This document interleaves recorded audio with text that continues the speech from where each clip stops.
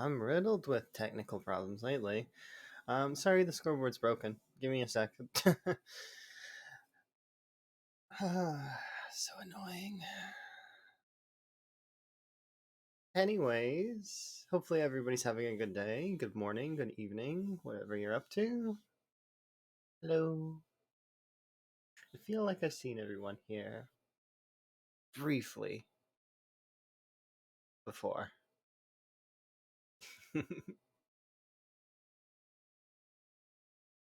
I'm waving. Hi, Tempest. Hi, Tom. Cyber Yikes. Sounds kind of cool. Makes me think of those old school signs that they hold up before they fall from gravity. Anyways.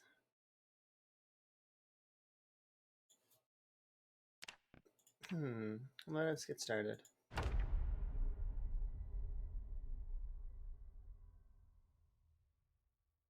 Okay. I'm probably going to say this a couple times during the stream today, but the 3 Portal games that remain are going to be done later today. I have Zomboid goals and D&D, and D&D doesn't start for several hours, so I'll be doing this first. So Zomboid, then D&D.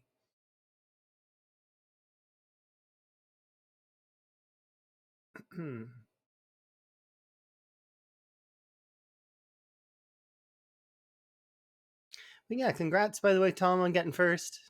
I don't know, you don't often pick up first, so it's kind of cool to see you grab it. You can get it.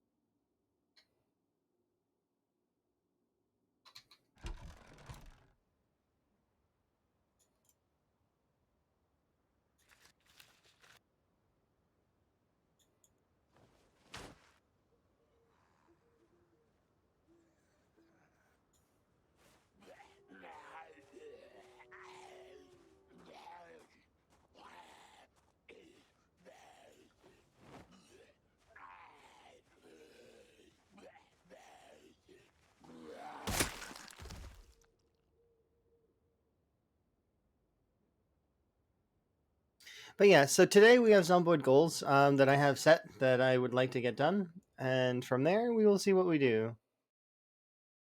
It's a 72 hours Zomboid stream marathon with no breaks for D&D or Portal.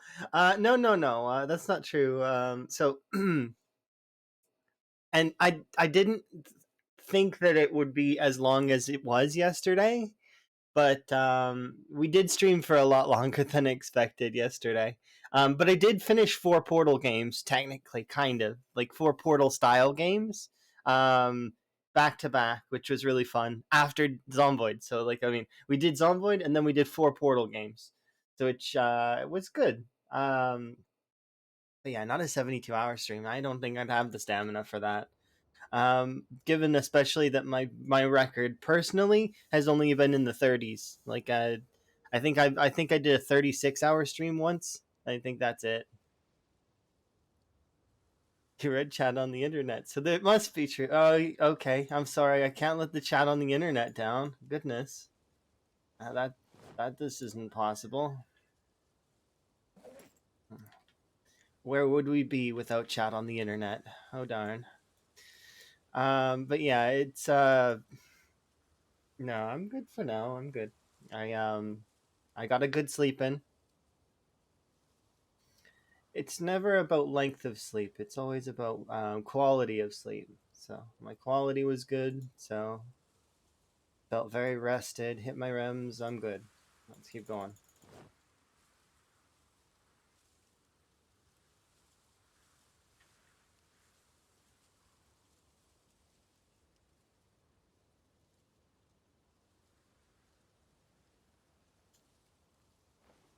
Okay. But yeah, I definitely want to do Zomboid, and then I want to go into. I've never played those other Portal games, so I don't know exactly how that's gonna go later today. Sorry.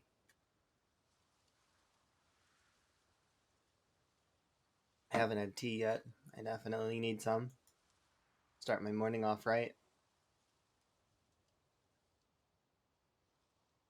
But yes, so but from what I've heard, from the folks that hang out and do the portal stuff, they said that they really like those games. So that gives me hope that they're really good quality. They said that I'll absolutely love Revolution and Reloaded, so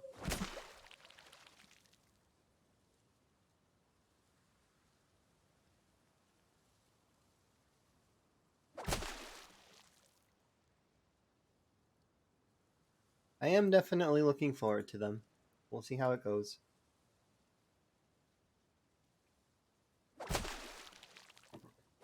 This may be I do have work coming up, so like these hours that I have that are free right now are not going to be as free in the future for the next like week or so, maybe two. So it always does depend. I'm going to try my best to, do at least, 5 to 7 if I can here and there. But we'll do the best we can with what we have. Okay, let's take these 2 pikes. Oops. Okay. Please don't make mistakes like that. Don't want to lose this run just because I...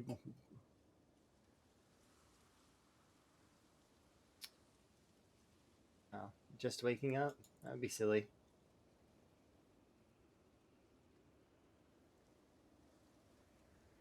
We'll wait to do some major combat for like another 20 minutes or so when I'm a little bit more awake. Maybe less.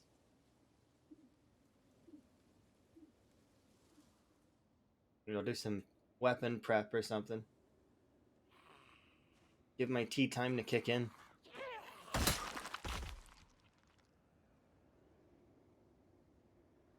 But yes, thank you again for the people that came and hung out with me during the portal stuff. It was wonderfully nostalgic, and I do really like the game series. It's why we're gonna be doing the other ones. We're gonna finish it. Gonna do them all.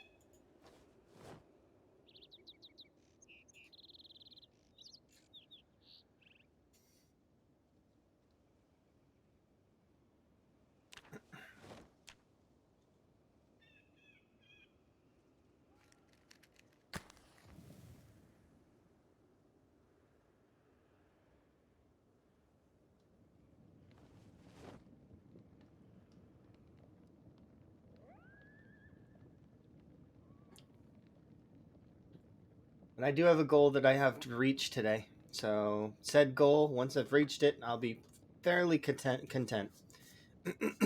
I have to reach it hopefully before I have to go for D&D. So, chill pre D&D stream indeed.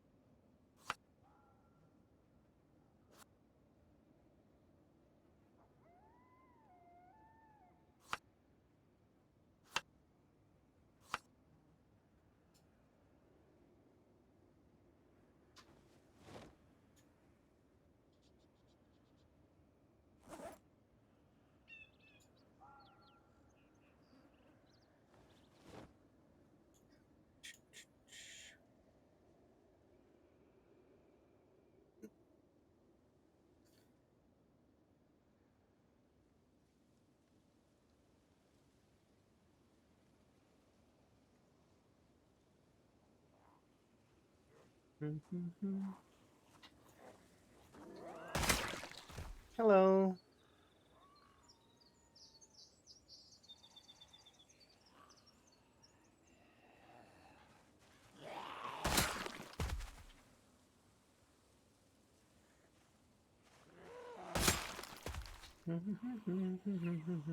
You're kind of sad. What do you mean?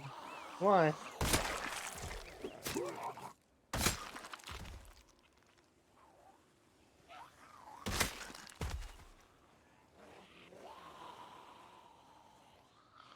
Okay, I don't want to be in combat right now.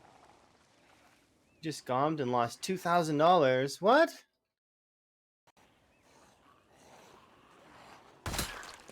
How is that? Oh, was it? Is it phone related? Did somebody take your phone, or did your phone break or something? I had something similar like that happen to me once. Crypto. Oh, okay. I'm sorry about your crypto loss. But so a long time ago, I had something happen involving a phone. This is why I don't. You bought something that was a scam. Oh, I'm so sorry to hear that. Um, Hopefully it doesn't hurt you too badly. Hopefully you can maybe do something about it. Maybe. It sounds rough though. But yeah, I've been in the case of having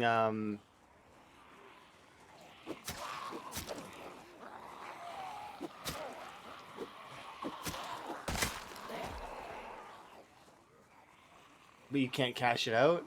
Can you cash out part of it,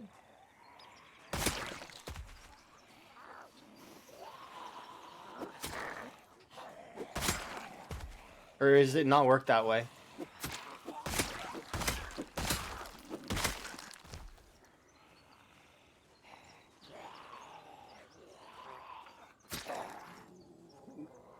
There's no liquidity. Are you sure there's no liquidity? Usually there's a time gate on liquidity. That's strange. Because usually, especially with cryptos, they want their stuff in circulation as best they can, but they also don't want people to be like spamming it a little bit. Buy, sell, buy, sell, buy, sell. Right?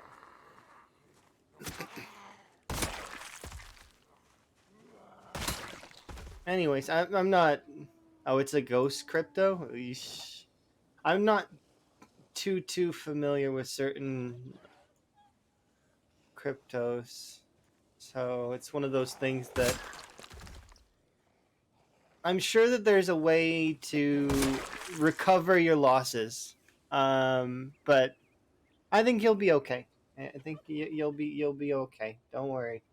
Perhaps you said that it's 10 times, right? That it's 10 times up. Perhaps there is a way to recover those losses at the very least. If not, probably make profit somehow. I'm not sure. It's not possible to recover. Well, that's unfortunate. At least you've written it off and that you're ready to move on. That does really suck though that you lost 2K. Um, Going back to what I said, why I don't do Apple products anymore because of they kind of screwed me out of $1,500 once. So I was like, I'm good. I don't need to do their products anymore. Not that I'm doing any better with Samsung, but it's one of those things that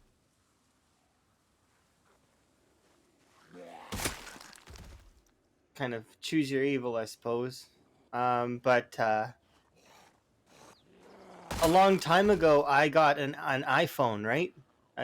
So I got an iPhone, and I was pleased with it, and it was good. However, I got one of the iPhones that had a defective charger port, right? So I went into the shop to get it fixed. I'm like, okay, can you fix this? And they were like, yeah, okay, we can fix this. It's easy to fix. I'm like, okay, that's great. I'd love to hear that. So fix it. They're gonna fix it, but we got to send it back to the company. I was like, okay, well that's terrible. Um, and then my choices were, at the time I needed a phone because I was receiving calls quite frequently, and I was receiving lots of texts, and needed to keep up with things on the go. So I was like, okay, well, is if you've got to send off the phone, what can you do? Like, is there something that they said that? Oh, well, we do lender phones. I'm like, okay, well, that sounds great. And thank you very much for the raid, Nerd Gamer Dave. Do appreciate you. But hopefully you're having fun. You're probably playing Zomboid, right? Yep, Roxy and friends. Hopefully you're having fun. But yes. So I asked, okay, well, fine. Can I get a lender phone? They're like, no. I was like, oh, okay. So if I can't get one of the things that you said, then what are my options? They're like, you can buy a new phone. That's your only option. I was like, at that point, I was done. I was like, I'm done with this. Yeah, okay, sign me up. They gave me a new phone. I paid full price, and then I promised that I wouldn't bother with Apple products ever again after that. I'm like, nope, no more Apple products.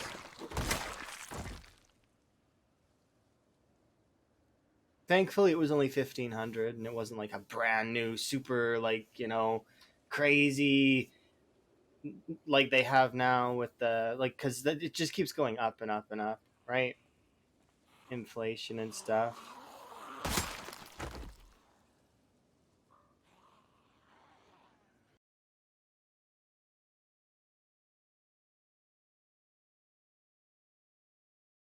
Yeah, I agree. It does really, really suck though that how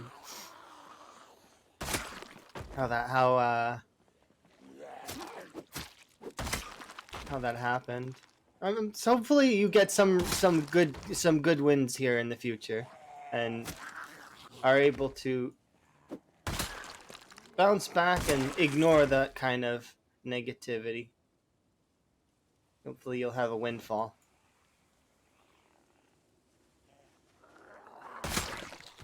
Lovely, lovely luck. But yeah, I feel like technology just keeps getting worse and worse. And I feel like games are no better. Got games trying to claim that they're quadruple A, and oh, well, you should definitely have to pay an extra 150 on your game right now. It's just like, there are times where where I agree with that. Where, yeah, okay, that makes sense. I get more of the game that I wanted. Yeah, that's awesome.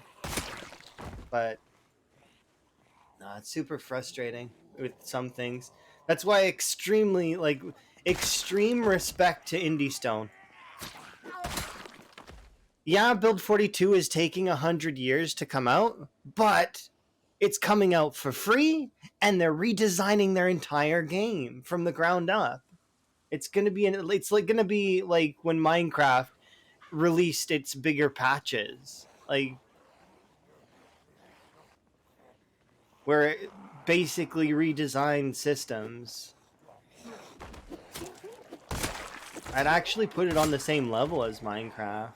But yeah, thank you again, by the way, Nerd Gamer Dave. I wasn't trying to glaze over your raid at all. I just it was in tangential thought, and I wanted to make sure that I got it out before I forgot, because it is kind of sucky sometimes when you have to deal with issues when they arise.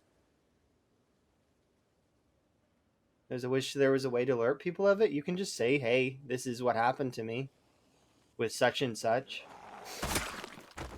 You can do like a post on it. You can do like a tagged post on it. Who knows? There's no way? Okay, well, I mean, you can let folks know about the cryptos, kind of, sort of, unless, like, they're. Yeah, okay, that's fair. Unless there's, like, some kind of disclosure.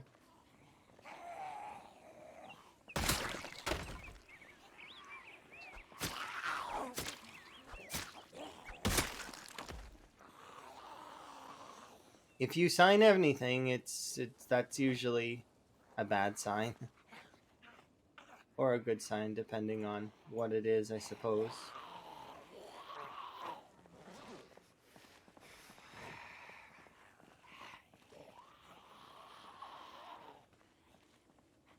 Oh, yeah, that's true, I guess. I mean, you could, there's a few places you could post about it to let people know, but they're just,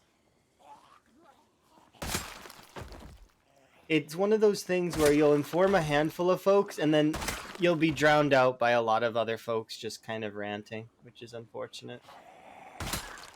That is how social media works. It is both really useful but also really terrible at the same time. I'm not really keen on social media for a lot of reasons. One of the reasons why my Twitter is very limited and that I don't really update a Facebook very often, and I just can't be. I don't have a TikTok or any of those kinds of things. Although I probably should as a content creator, it'd be a better idea to do it, and I know, but it's like it's.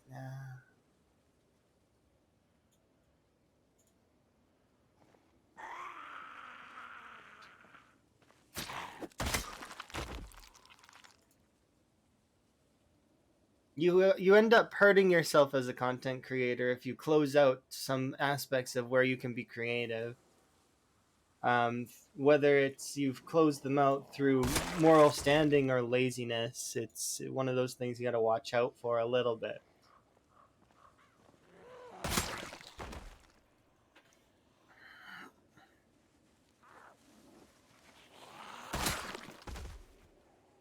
Unfortunately, I'm older, so that's another reason why TikTok and me, I'd like to, but it's like,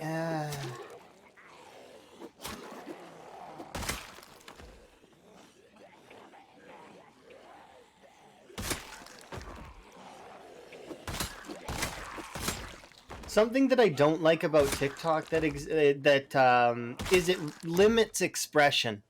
Think about it. It limits expression to a very shorter time frame, and then also it limits expression to the size of a phone.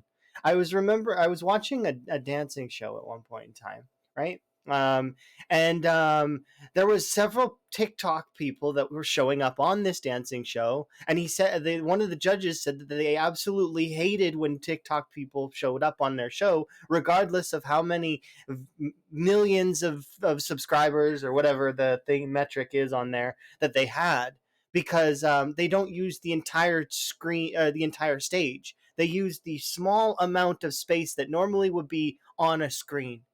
That they don't fully express. It's confined. So you see, and that confine is kind of the is one of the benefits, but also one of the worst parts of TikTok. It's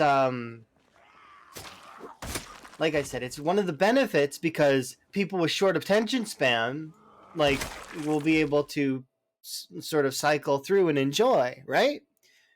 Which is great for like, I mean, if you just want to watch a bunch of quick shorts, it's really good. Thank you for the raid, by the way. Do very much appreciate. I'm not sure. Let me see. I don't know if we've met. You play Project Zomboid too. You're new to me. Greetings from Chile. Nice to meet you. I'm from Canada, so I'm having a good day. My morning's going fairly well. Hopefully your day is good, and that you had fun playing Zomboid. What kind of game did you play? Are you playing and what kind of character do you have? I am curious. Also, if you're you got to raid and you got to like eat or sleep or something like that, feel free. But if you want to stick around and tell us some stuff, you can feel free. I'm definitely interested in how other people's runs go.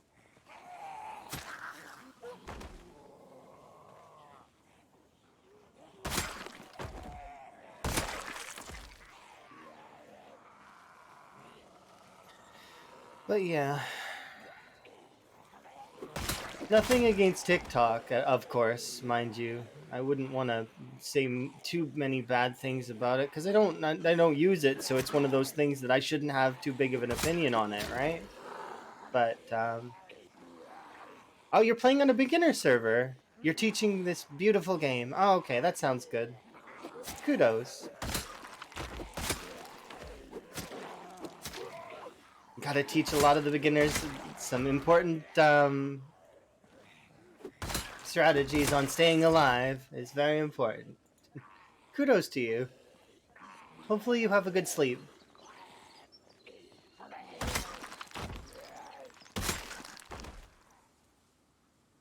Oh, I got to meet somebody who teaches Zomboid. That's nifty.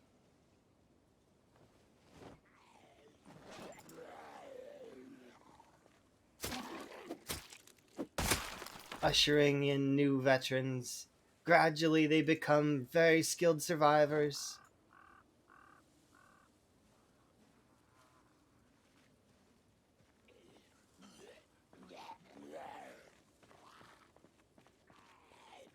How to use mods, etc. Oh, fair. Ways to play, strategies. Oh, nifty. That's really cool. Well, it's been my pleasure to meet you, and I'll probably see you around the community. I've been around the Zomboid community for a little bit, and it has been a wonderful experience. The Zomboid community is very wholesome and very sweet, and it's definitely been a community I like being a part of. So, yes, yes, yes, yes. Oh yeah, I think so too. I mean, we get our handful of folks that are a little bit toxic from time to time, but they're even the toxic folks in the zombie community are speaking from place of passion and place of heart usually, right? Like, think about it. The people that are actually that bad in the zombie community aren't really that bad. Like, I mean, they're probably fairly good folks. They have passion and they very much enjoy different aspects of the game. Yeah, they get a little up in arms sometimes, but I mean they are still good people, I'm sure, when you boil it right down.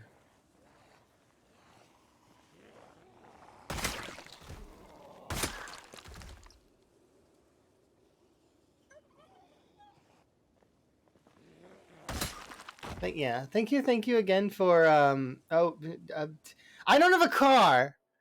Chili, I don't have a car and I don't have a generator. How am I supposed to do any of this?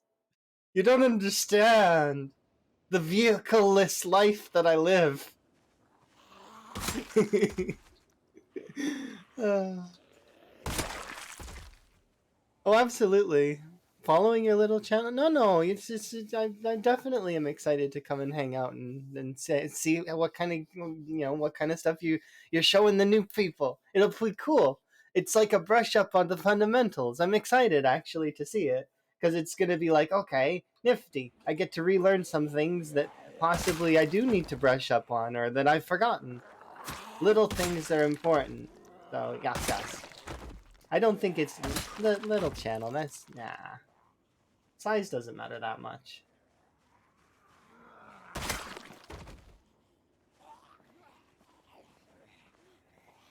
Oh yeah, players of all kind for sure. Hello, how are we doing? We're doing pretty good. I've got goals that I've got to reach in Zomboid, and then I've got D&D today.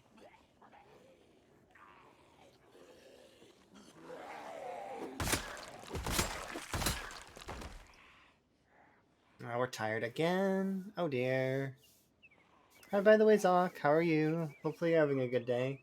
I didn't send you more frogs, but I have more frogs to send you later. Later. You should smile and be happy because there's more frogs coming your way. And I have to also send them to Emma too. But Emma's seen them. That's how it goes. Emma's seen all the frogs. There's not a frog video out there that I could send Emma that she hasn't seen. Emma will time travel to get those frog videos. You're addicted to Manor That's fair. I've seen that game and it looks interesting. It looks like kind of like a RimWorld meets old school Colony, which is neat. Less tech, more medieval. You see the one? Oh yeah, where the person builds a frog a house, or the ones. Yeah, there's I've seen a few of those, but you should still send it to me anyways, because I'll watch it again. Even if I've seen it, it's fine. You're sending me more frog videos, okay? Yeah. I do remember that it is that you can like raid other people and stuff. But you can kind of do that in RimWorld, sort of. You definitely can do it in Bannerlord, which is the Mount and Blade titles. I really like those games.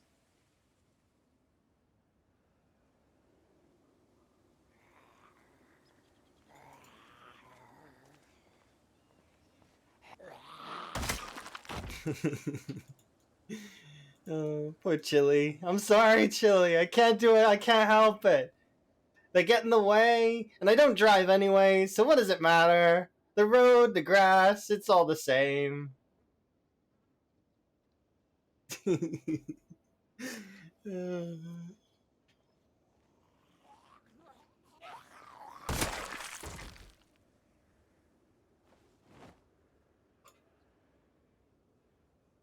But yeah, if you want to post other frog videos, feel free to blah.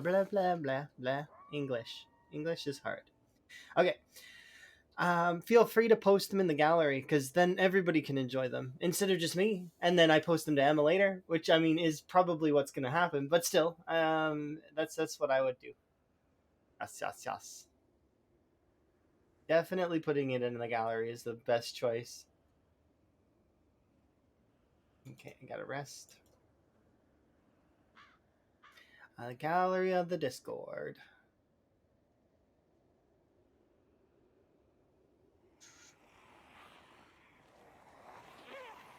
And like I mentioned before, I do understand that people have like 500 discords, and you know, joining another discord's always a pain. And like, it's like, why another one? So if you don't want to join, then that's fine. No, don't feel pressured to join. It's not one of those things that. It's good for notifications and messaging and stuff. That's about all. If you get your notifications other ways, then you don't need to join.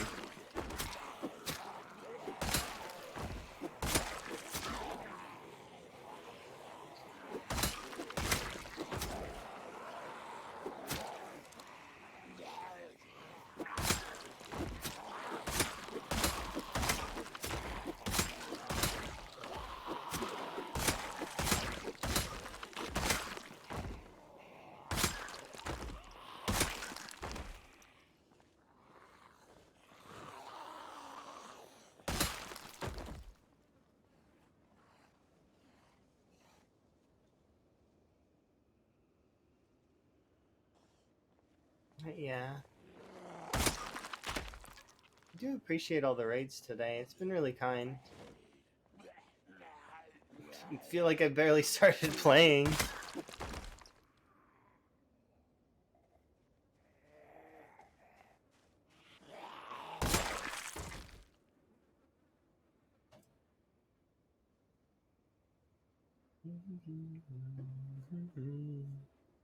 The tea is about to hit my bloodstream, hopefully. And then I'll actually be awake.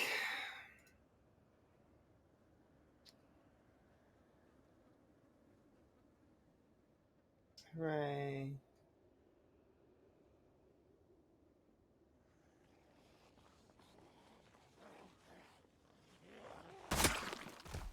But yeah, I'm super looking forward to D&D later today. We're going to be doing more carnival stuff, and then I think we'll probably be wrapping up the carnival stuff soon, which will be neat. Possums? Possums are those like they're like rodents, right? Kind of like big rodents that like pretend to be dead sometimes, I think. That's all I know about possums. That they're fuzzy and that they're like big rodents.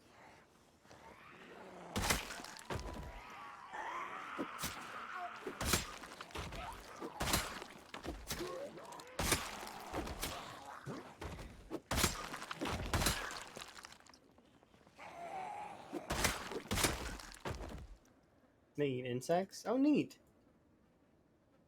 Super gentle like frogs.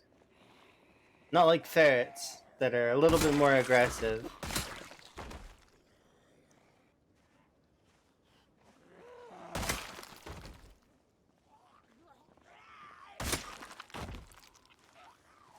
Hmm?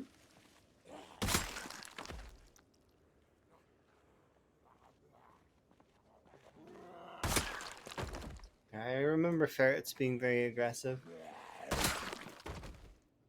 But yeah, if anybody needs to go and get some sleep or get some food or get some other stuff, such things, feel free.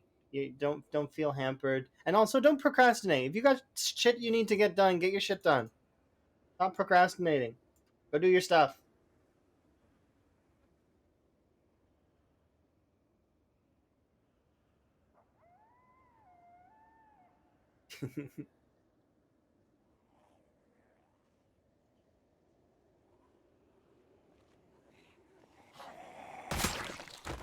Yeah, super chill. So are frogs. Frogs are like the chillest. They get worried sometimes, and when they get worried, they start acting up. But that said, they're also the chillest.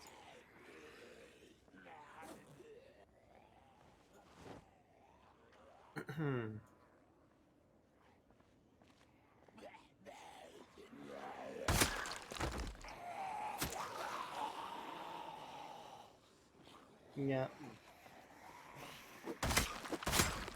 There is a reason that frogs have lasted so long in the evolutionary line. They are one of the longest and oldest living species in terms of like total time that the species has been alive.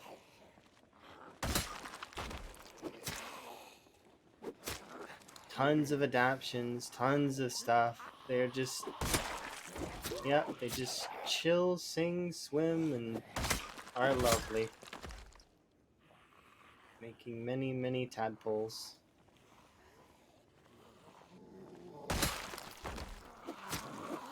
Hello, by the way.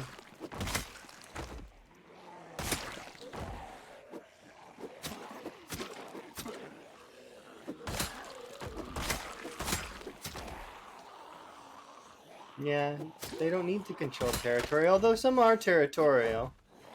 A handful of frogs out there that don't like when things enter their area. It's their area, belongs to them. But that said, it's like not very many. Hello. Hopefully you're having a good day, Jax. My day is pretty good. I'm surprised I actually made it through 4 Portal games yesterday.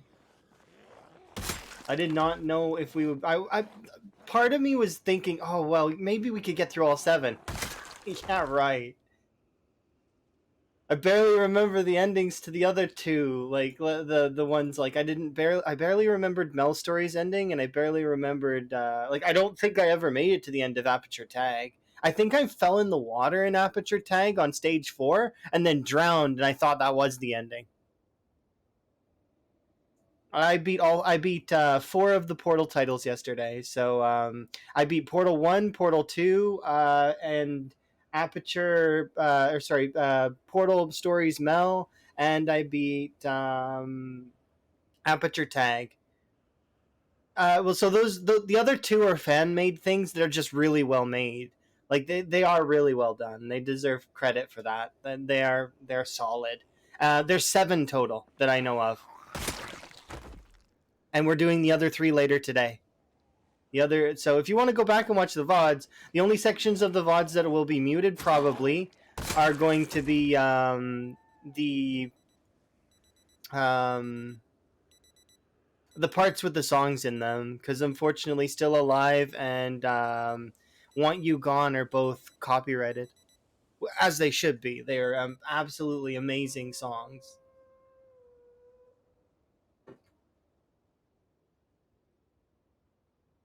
And I don't have permission of the artist to use them, but I wouldn't want to anyways in that way, because I would want to credit the artist for sure.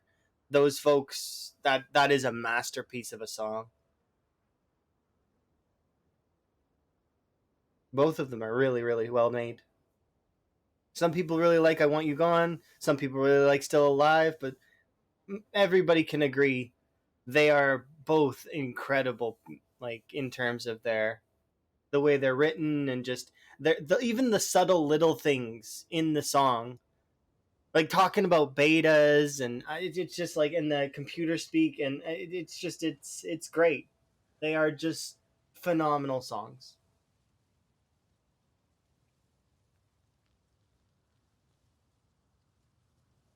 Yeah, it's the company that produces it partially, but the artists sometimes care too. You get a handful of artists that really, really love their music and love their songs, and I'm sure that the folks that created those two songs are probably not quite in the same boat. They probably wouldn't care one way or the other. They've moved on to other projects and other prospects, right? But still, like it's one of those things that I can fully respect them for the thing that they created, and I think that it's wonderful.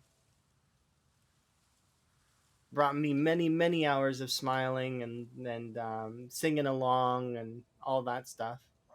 But anyways, yeah. So the four titles that we did yesterday, and so we did right after Zomboid, we did Portal 1 and Portal 2. Then Portal Mel Stories messed up my microphone, so if you want to hear a really like peaking and loud and version of myself, then feel free. I'm sorry. I do apologize. I don't know why it changed my sound settings, but it did. And we didn't fix it until we got into halfway through Mel's Portal Stories. Um, but that said, after we beat that, we did the Aperture Tag Initiative, which is like it's like Portal, but without portals, sort of. The portals are still part of the puzzles, but you don't have a portal gun in that one. You have a paint gun in that one. So it's kind of neat. So you have a gun that activates with blue and or orange gel, like the gels that yeah, those. So it's a really cool concept, and one of my favorite all time favorite parts of that whole one course is when you do. There's a time trial that you have to do in 50 seconds, and it gives you an example of what you should be do.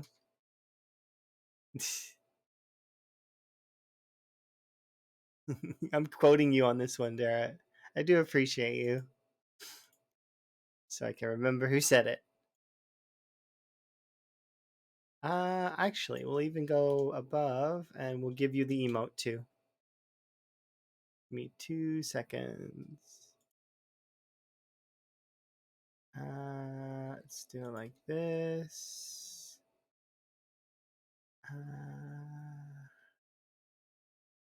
Like that. Okay, and add source, image file. Oh, you know what? I'm actually gonna go like this. I'm gonna give you the GIF one. No, not that one. I want the GIF one. Where are you, GIF? This one, that one.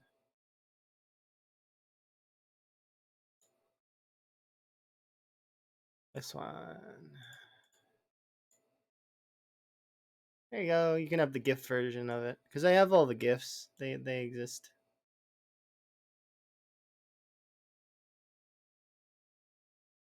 There you go.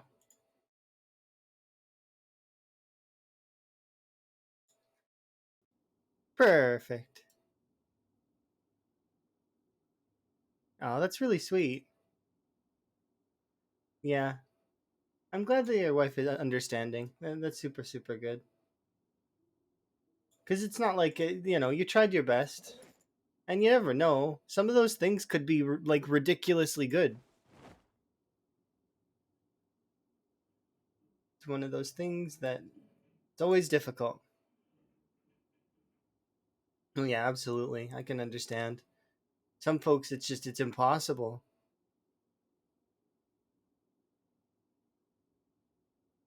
Yeah, tis tough indeed. Okay, can I harvest you yet? I don't think so. Oh yeah, I can. Heck yeah. Okay, so we'll harvest you now. Or I don't need to. But they're potatoes. I'll harvest at least one. Just in case we get overrun.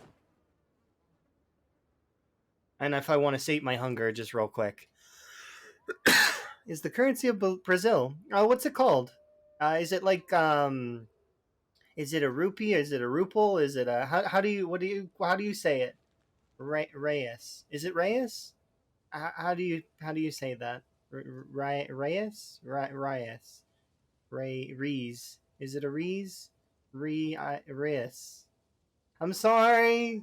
It's just like if you were to look at our currency and see that it's called the loonie, you would probably laugh.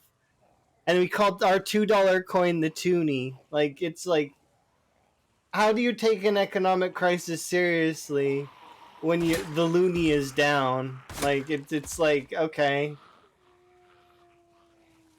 the loonie is down. Oh no.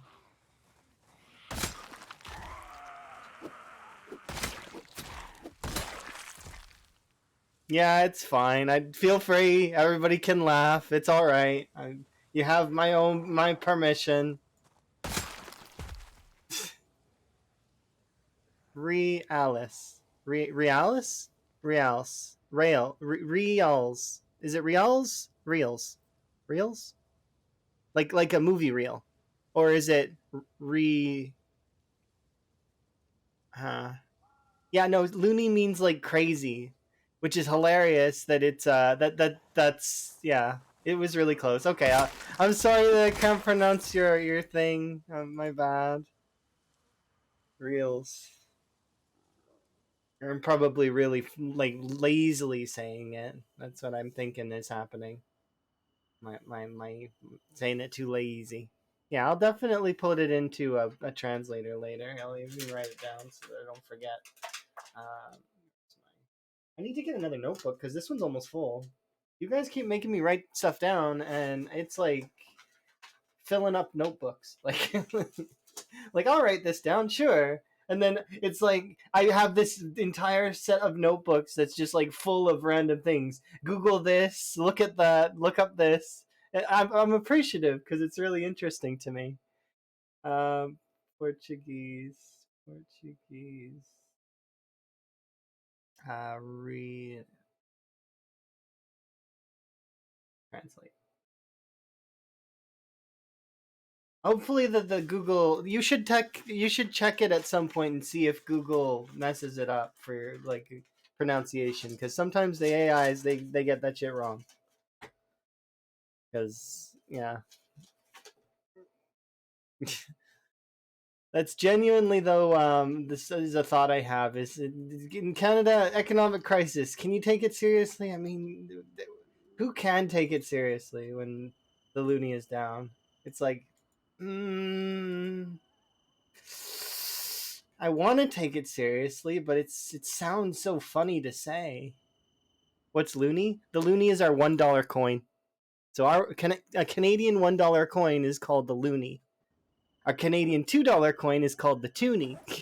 So it's like, yeah, it's one of those things. It's like, yeah,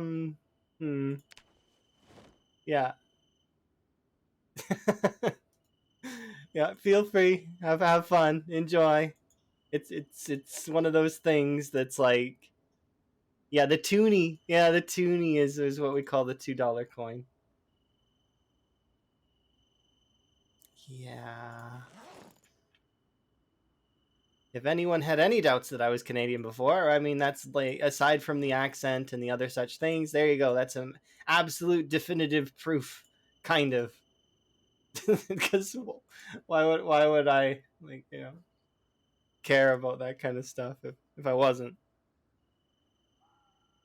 I don't really care about it, but it's just stuff that I know because passive stuff you know about your country, right?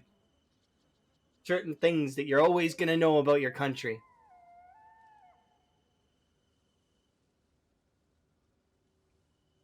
Now you have to learn about Canada. It's just weird. There's weird little things about Canada that are interesting. Like Canada is well known for being very nice and very kind, but at the same time, it depends. There's times when Canada isn't very nice. It's in history though.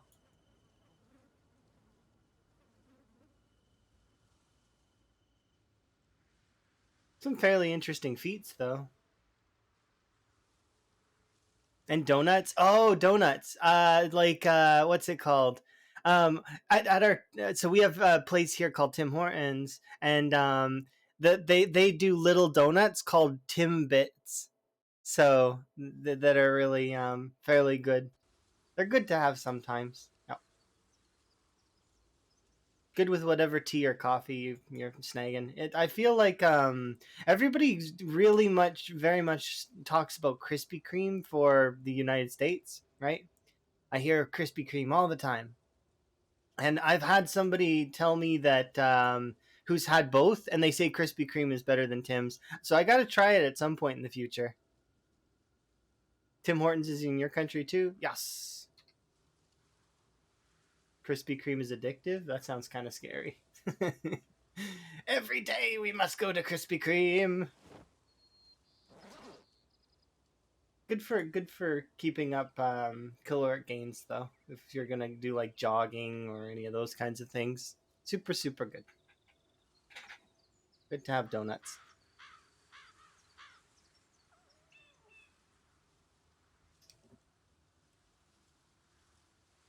It's literally addictive. I'm not surprised. Good things usually are. Donuts do reduce unhappiness. You got to get them early though. That's the trick. No, hello. I'm having my breakfast. Leave me alone. Here we go. Nom nom nom.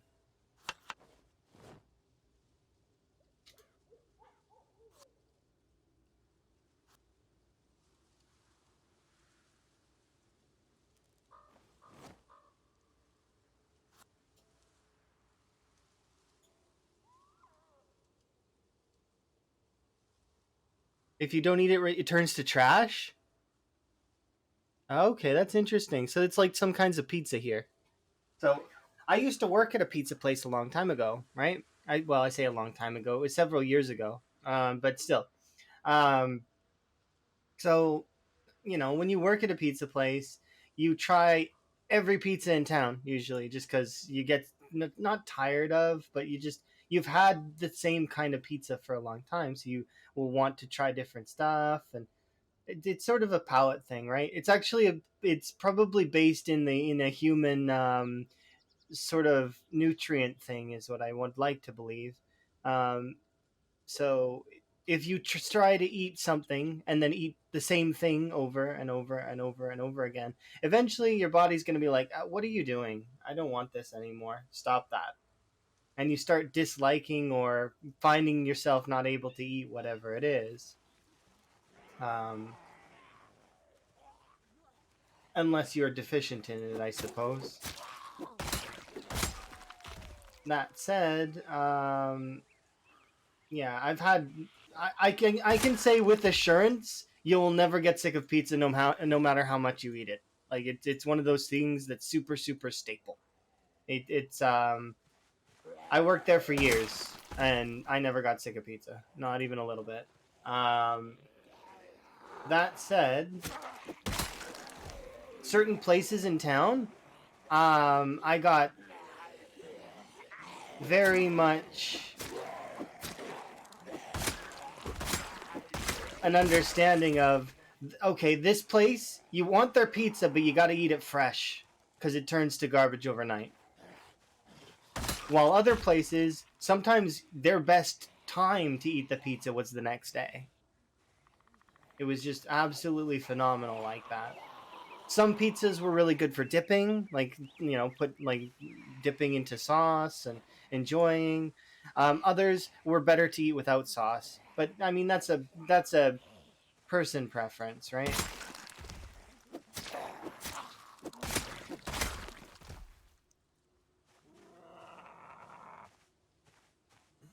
But yeah, that's the best example I have for that stuff, and it's from personal experience. I'm glad that I don't work at the pizza place anymore, but at the same time, there are parts of and aspects of it that I really did enjoy. I do like the like doing repetitive tasks, and I do like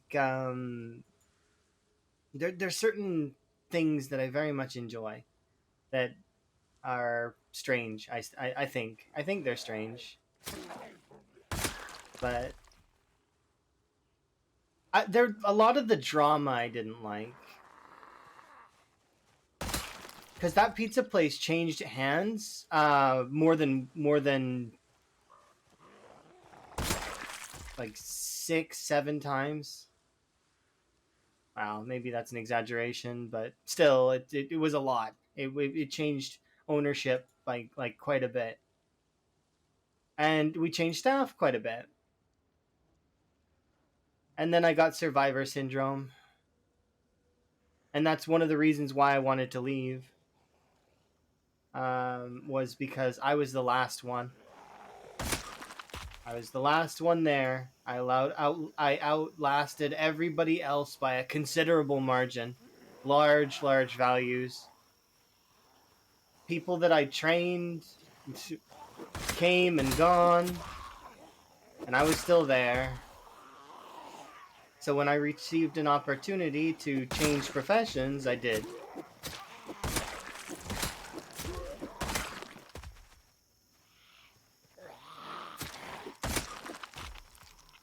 Oh, you can make whatever you want.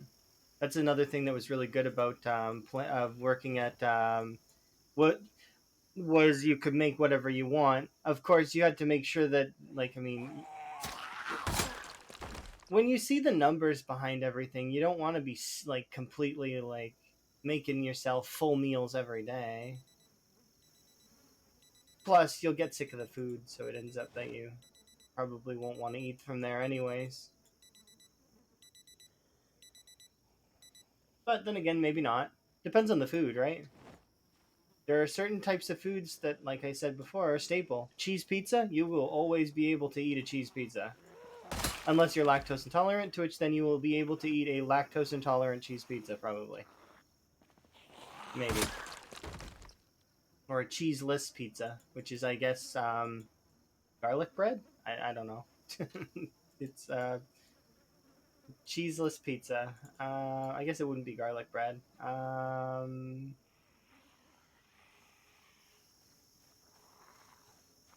Just bread in general? Anyways, everybody has different opinions on food and different appreciations for certain kinds of foods, right? I did very much appreciate my time at the restaurants and my time at the pizza place. It was nice, and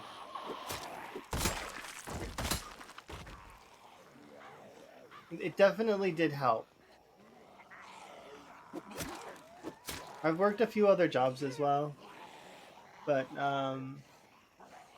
like customer service. I used to work for Blockbuster a long time ago. To this day, I still remember how the barcode system works, which is not something that I need in my head, but it's still there. It's residual information left from Blockbuster. That and graph training, which was a form of upselling customer service training that is very interesting. It's just like a bunch of videos with a dude in a turtleneck telling you how you should talk to people. Don't say this, say this.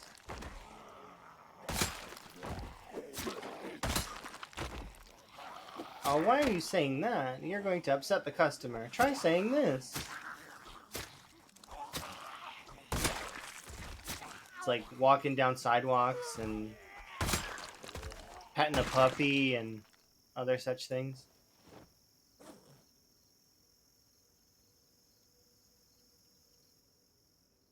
That kind of stuff is always interesting. But yeah, work experience is really good.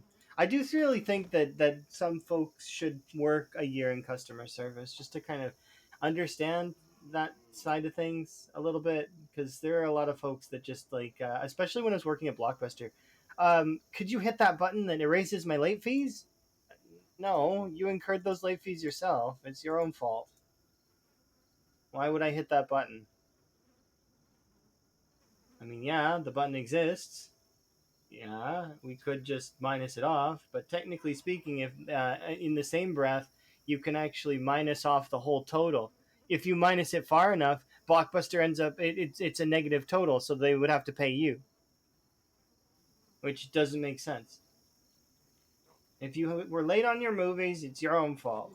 And there were so many times people would get the shorter option, but now I'd be like, you're gonna get late fees, and you know it. You're not returning that on time. It ain't happening.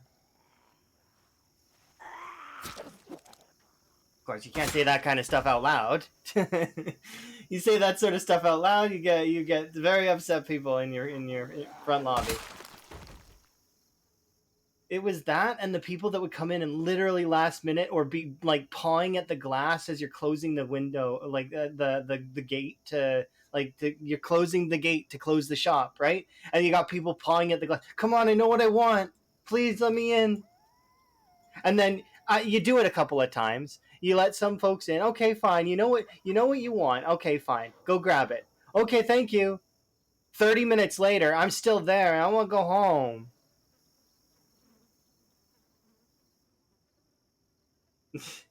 Frustrating. Why did I let these people in?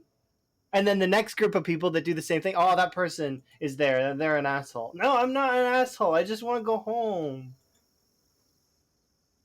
You don't see somebody who works in like a mine, or hey, can you just stay in mine for a little bit longer, please?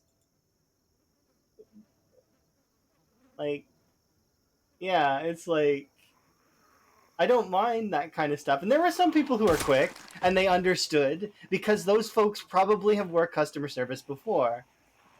But then there's the other folks that are like, just were very much egotistical and selfish, and they would be like very much for themselves and not thinking about anyone else.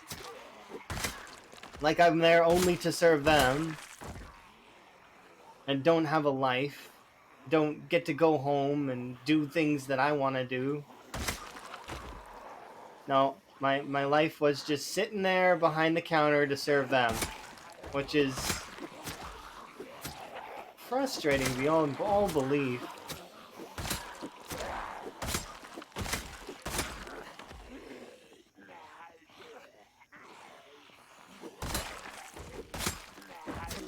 Well, thank you very much for the raid, unknown. Unknown. There we go. Hello. Nice to see ya. I'm playing Zomboid today, right now. Until D&D, to which then, well, actually until breakfast. I want to hit my goal, and then I wanna go eat breakfast. Thank you for the raid, by the way. I do very much appreciate it. Fellow raiders and other such folks. This is the time where I should record one of those intro videos, because I totally am. I would be able to do it now. It's one of those things, ebbs and flows. Sometimes I'm able to do it, sometimes I'm not. I don't know why that is, but sometimes you just feel like you're able to do something, and sometimes there's like a mental block. I think you get in your own way. It's something internal blocks you. How many of these zombies have I killed? You mean total, or like in general, or today? Like, because today we've killed like 600 or 500, 400. Does anyone know? I don't know. You're tired and need a break? All right. Well, hopefully you have some food, or get a nap in, or something. You know. Yeah, I'm gonna wait until I'm in one of these moods again, or if I feel like this later, I'm gonna record one of those intro videos to put on a button on my soundboard, so I can introduce myself to people a little bit easier. Because it's you're here too. Oh, nice to see you. Nice to see you. To see you, as unknown host would say. Um, but 230. Okay, yeah, it's something low. I figured it was low. I just was spitting out low numbers. What was I at? 285 to start? Oh, a few hundred. My goal is to hopefully get into the 20,000s a little ways, and then go to breakfast, enjoy breakfast, and then, you know, I got D&D. So yeah, I've only been live for an hour. It's almost no kills. I might as well said we just started. But saying that I just started and that I got a few hundred kills is not really fair. It's like it's not nice. I mean, kind of. It's true, but I don't want to like say that it's like not a, there. Does that make sense? I don't want to be mean and be like, oh yeah, I don't feel 100. It's nothing. It's nothing to me because I've been playing the game for a long time. I'm not trying to undervalue other people who get less kills or less survival time or anything like that. Never am. Doing self-comparison.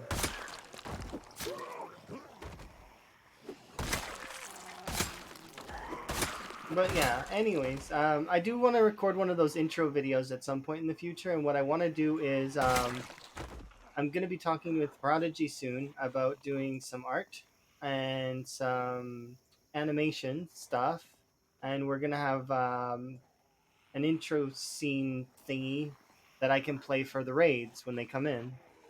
It's going to be short. The goal is for it to be short, and it just to kind of give a brief summary of the channel. And damn right, there's going to be frogs.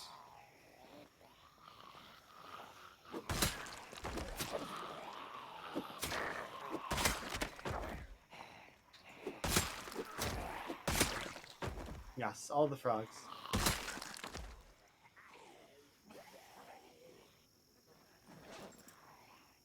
But yeah, it's been on my list to ask Prodigy about that for ages now, and I've talked with him about it briefly, but it's one of those things, you know, that I don't want to like overburden, and also like, uh, I want to make sure the timing is good. So like it's good both for me in terms of I want to keep reaching my own goals that are towards moving and all of that such stuff, because that's not going to be easy. But still be able to make advancements on the channel and make the channel prettier, because it's my hobby and I like it. If somebody buys a bunch of 40k figures and paints them, I want to upgrade my channel bit by bit, gradually over time, to the point where eventually one day my channel is gonna have like, you know, a lot more frogs, maybe even a frog cam. Yeah, I understand where they are, like, and what kind of stream it is. Because I do have my octane moments where I get hyped, I get excited, or I get scared, and you know, there are moments like that that exist in my streams, but most of the time it's very chill. It just depends. It's like I feel like my stream is like a heart monitor that's like, it's not flatlining, but it's like bumpy.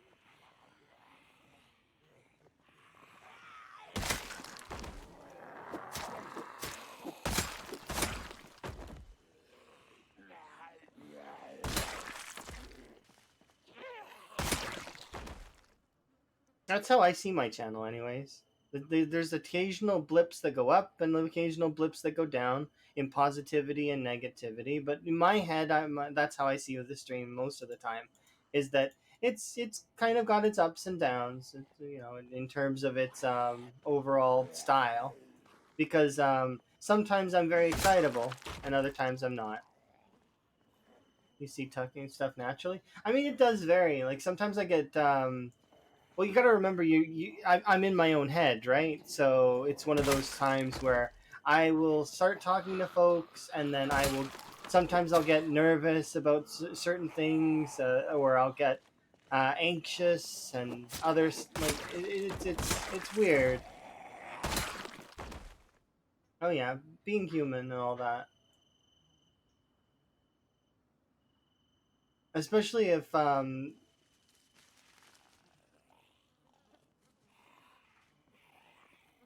if it's someone I'm meeting for the first time, is another thing as well. It's one of those things, right? You first time you're meeting somebody, that's when usually impressions start. And you can change impressions over time, but impressions are very much at the start, right? I mean, I'm not thinking about just my own impression, but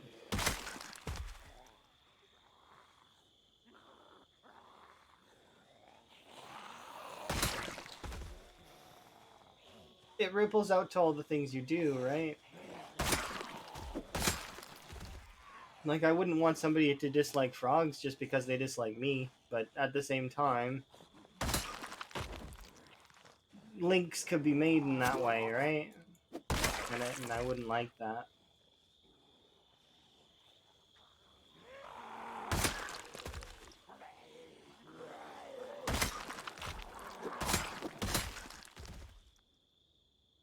Do I need to rest? I do need to rest. I need to take off another layer. Yeah, today's been a good day so far. Like, I mean, I got some fairly good sleep. Woke up, checked. Emma sent me a bunch of pings about a new game that she's playing.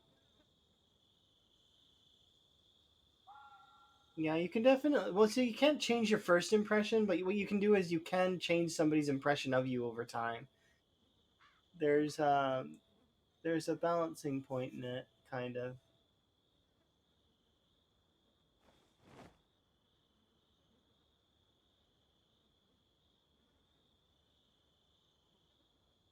There we go. That works both ways too, positively and negatively. So it can work positively for you. Like, somebody could go into it being like, I'm not gonna like this person, and then they change their mind absolutely and completely. I know I did that for sure. I thought going into the Yakuza series, I've mentioned this a couple of times, but I thought I wasn't gonna like Saejima. Saejima is a character that is a bit of a meathead, or so I thought. But as you go on with him, he is a gentle giant, and it is incredible to see him just feel. Not to spoil the Yakuza series at all, because that series, I would never want to spoil that for anyone. I would want people to play that series and just enjoy every moment of it. But that's an example. I didn't think I was gonna like him because he just seemed so rough and so pointlessly aggressive, is what I thought upon being introduced to him.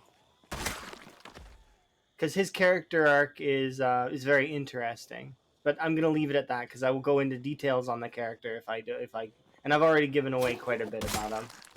So it's like, yeah, I don't wanna no spoilers, no spoilers. I'm not gonna spoil. Definitely play the Yakuza series if you haven't. It is amazing. He doesn't come in until later though, until like what is it, 4 or I think it's yeah. Yeah, some people put a lot of weight on the introduction, which is that's one of the reasons why as a streamer I've been sort of like I've tried I've tried a few different ways of of introducing myself, and it's been one of those things that's on my mind. Also, partly because I keep getting that stupid thing every time I open up my own channel. It recommends that I put an intro video, so I get that same clip every time, and it's like I just part of me just wants to do an intro video just to get rid of that clip so that it leaves me alone.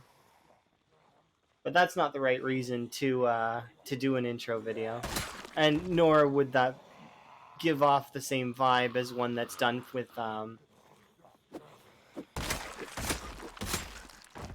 the same effort, right?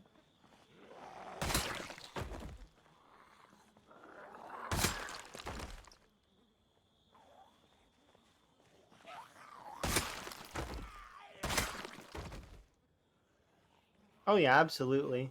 Some people will value that.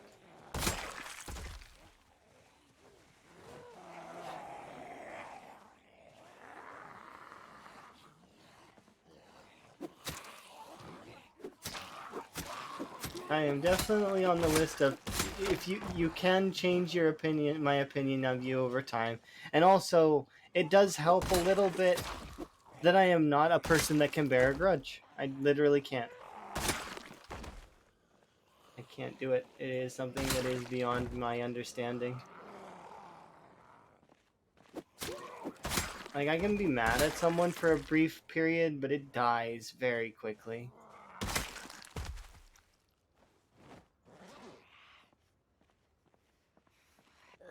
Because it's just not worth my energy to maintain in most cases.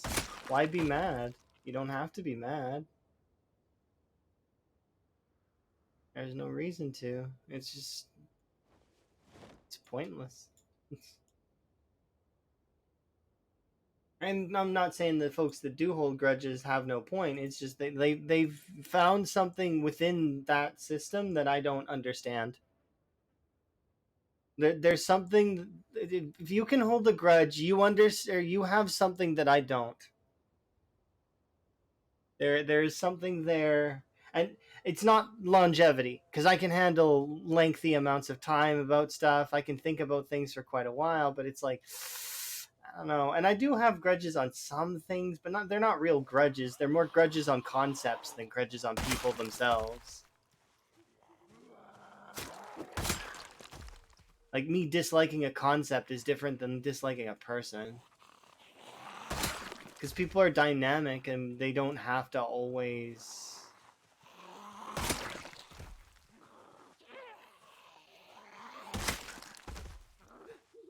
stay the same. People can change.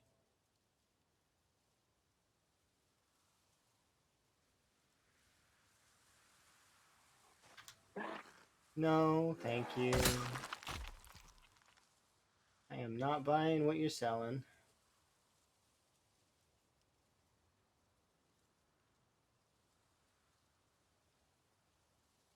Alright.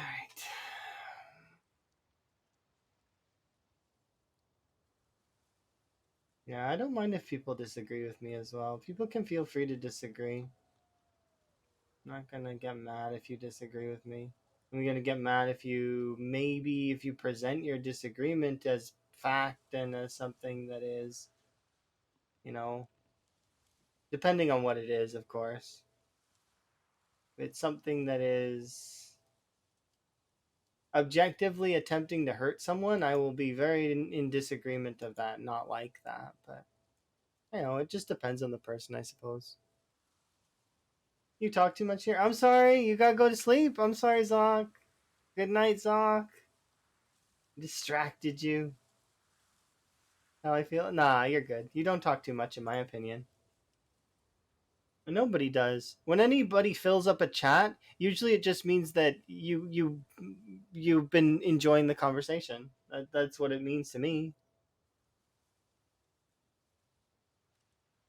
If you're enjoying the conversation, then that's a good thing. If other people want to chime in, they'll chime in when they can. If they want, they'll just lurk. Some people do this, watch while they're working, or they're doing work, like schoolwork or chores, or maybe they're at work. Like, it all depends, right? I do paperwork, or maybe not work at all. Maybe they're just doing some leisure activity. And they're just like sitting on the couch, knitting, or doing cross stitch. Maybe they're watching a movie with a friend, and they just have you on, like, on the side. Yeah, I don't know. People live their lives.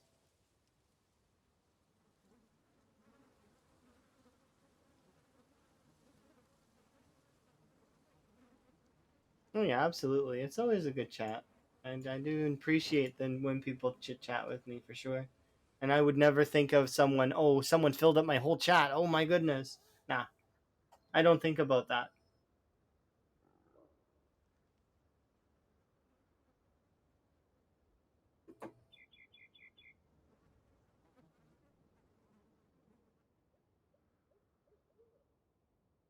Hello.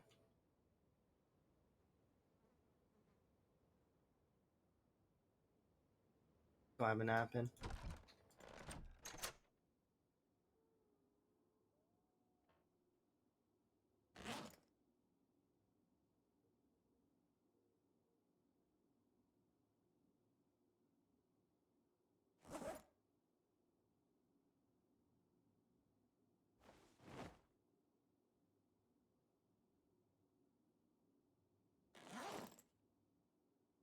Mm,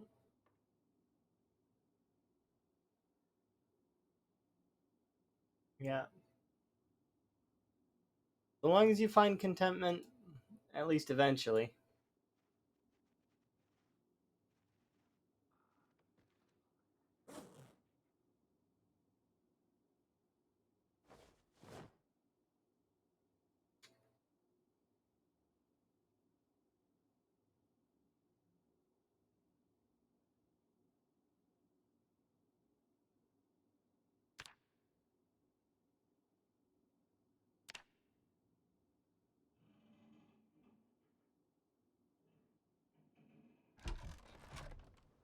I'm not quite ready yet for a while.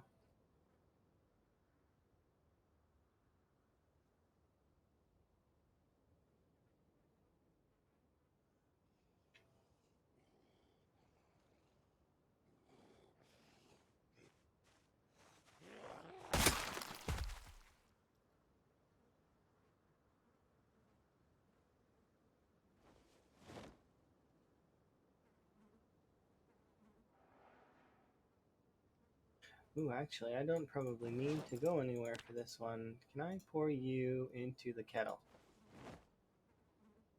What happens then? How much water is in the kettle? Oh, plenty. Okay, we'll just leave that on the ground then.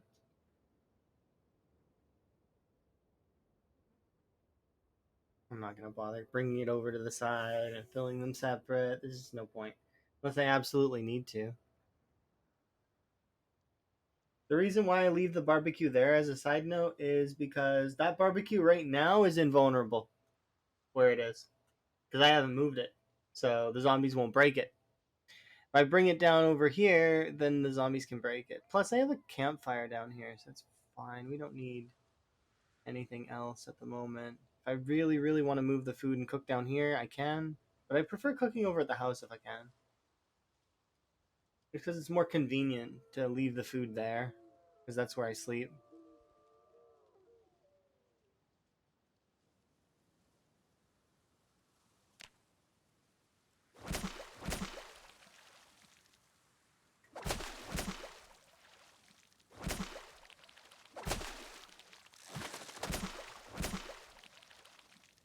Yeah, people grow in different ways. Sometimes it's big change, sometimes it's small change.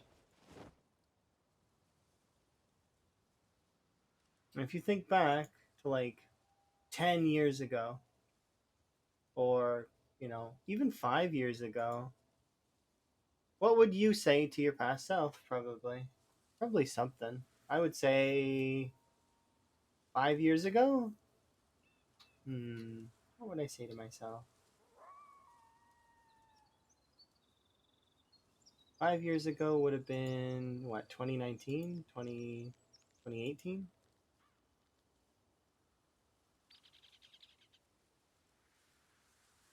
Probably 2019.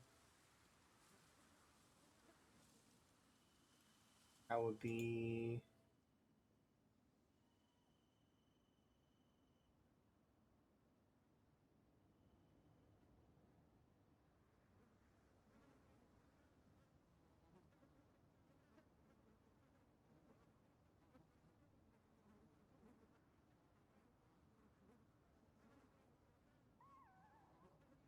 That was, for me, an interesting time of Overwatch and friends, and it's interesting. Got to know a lot of cool people back then.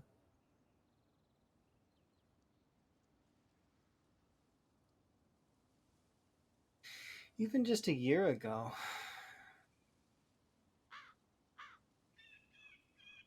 Because a year ago I was doing my PB run and, just getting to know everyone. Are you emotionally prepared to lose everything you have? The answer for that is usually maybe. Definitely depends on the person.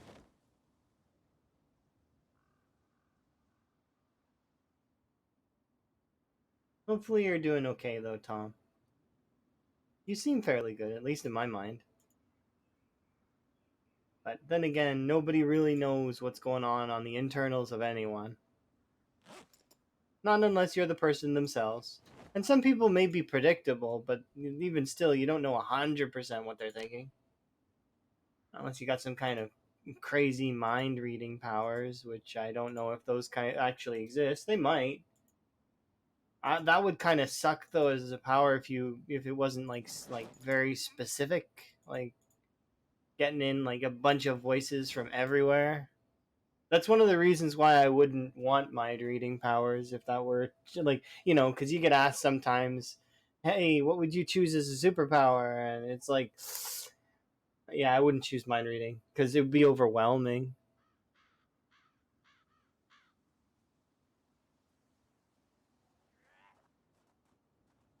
Yeah, I'm sorry that you lost stuff in a fire.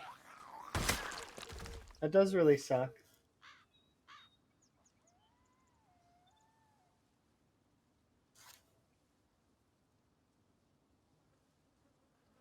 Well, hopefully those health issues alleviate and you can feel a little bit more at peace.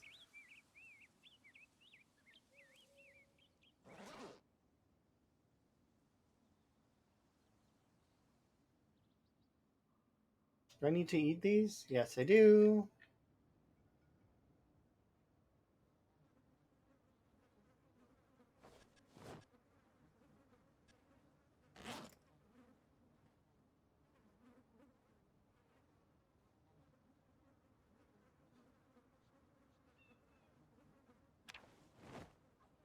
It's funny that this song is on right now.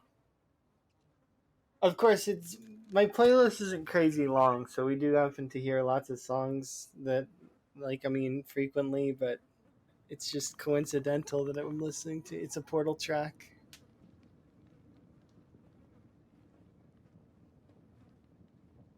Yeah, and you only read the one person. I don't think I still wouldn't want mind reading powers because then you would then read minds of people and then you get to hear their inner thoughts. First, it's an invasion of privacy, and then the second part is that, well, you'll learn that some people that you have a positive relationship with, maybe it's not really positive on their side of things, and then it won't be that as functional.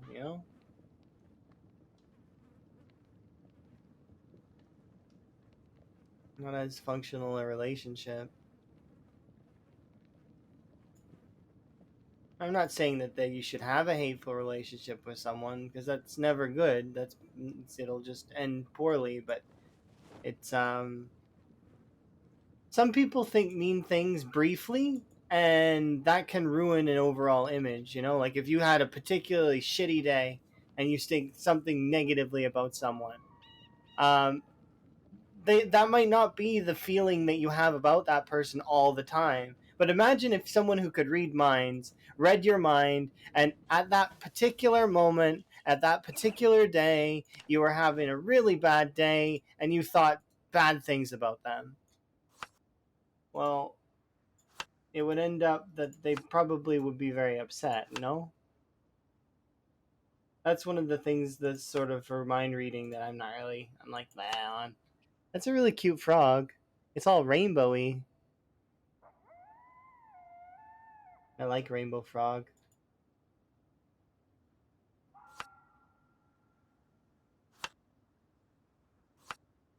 It looks like Beaver's other frog, but it's not. Who's Fatal Fear Gaming? Oh, nifty. They have similar frog emotes that I have, except they're different. That's kind of cool. Another frog appreciator in Twitch. You can always appreciate another frog appreciator, right? That means there's more frogs on Twitch. Kudos. It looks like they either created those emotes themselves or they maybe got a batch set on it off Etsy, which is fair. Whatever makes them happy. And spreads the words of frog everywhere. The more frogs, the merrier.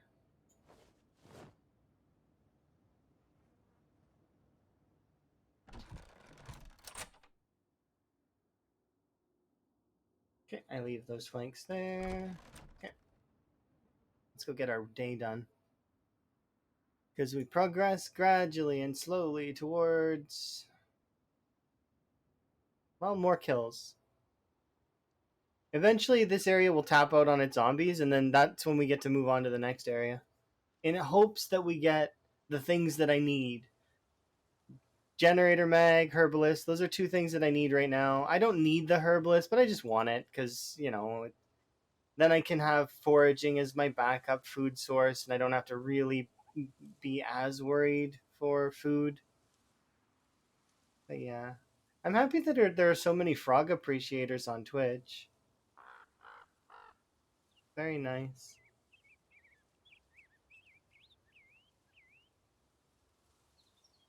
Makes Emma happy too, because, you know, Emma gets to see more frogs.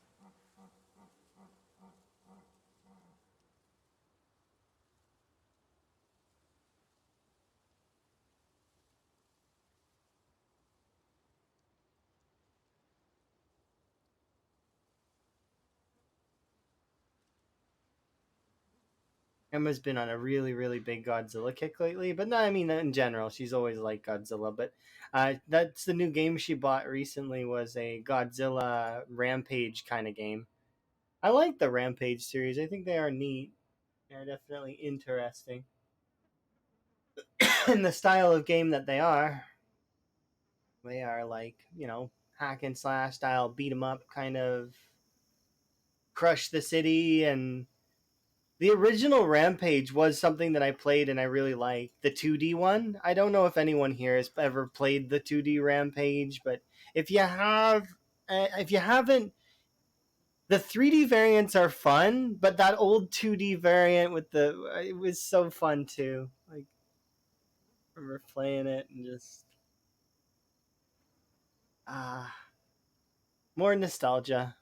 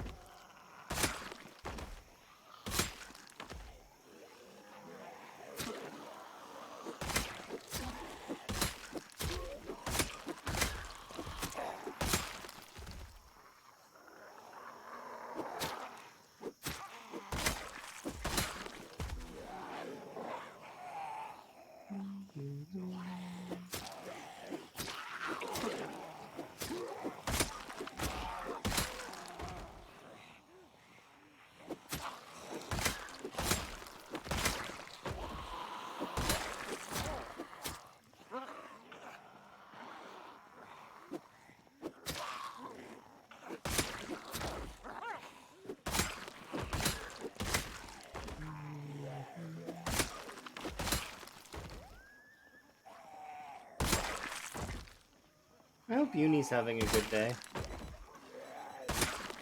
I got to see a post that was kind of cool. I think Uni's going to a wedding.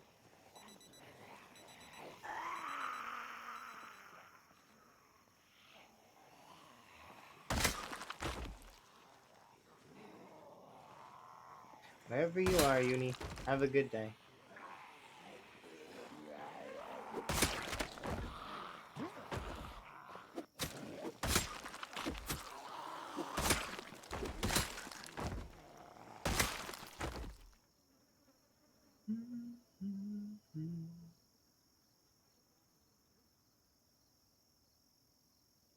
Arrestin. Get rid of you. let's get rid of some of these. We'll reclaim you, and we will put you on my back. Put you away. Put you away. I should take apart more watches, but it's not inconvenient or anything. It does take up time, though. I'm gonna get more kills in. Somewhat the priority right now, because the more kills I get, the easier it is going to be to push back to the town. We can reestablish a little bit, and then we can decide what we're doing next. I'm thinking I'm gonna leave it up to you guys. You guys will be able to pick.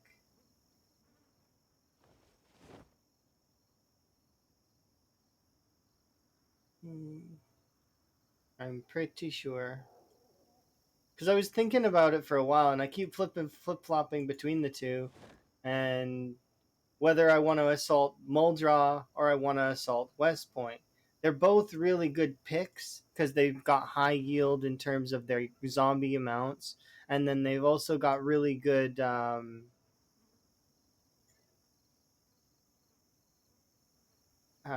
loot. So later, when we finally do break them, which will happen eventually, because that they will break eventually, we can loot them and we'll get probably everything we could ever want after that. Of course, it's going to take a while to break them, but they do take they do have a lot of loot. I don't want to include Riverside or Rosewood because I'm scared that folks would actually pick that stuff. And no offense to Riverside and Rosewood, but I don't want to go there like first. I'm already doing this area first, and this is sort of a lighter area, right? So it's like we're already doing a light area. I don't want to do another light area afterwards. I kind of want to do a heavier area. Because it'll be more fun.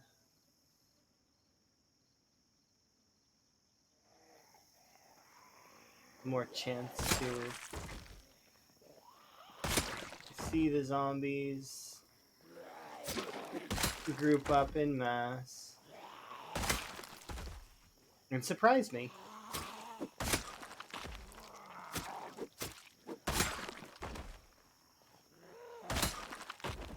Not that Riverside wouldn't be able to do that. I mean, it's really close to no man's land, so it could do that in theory.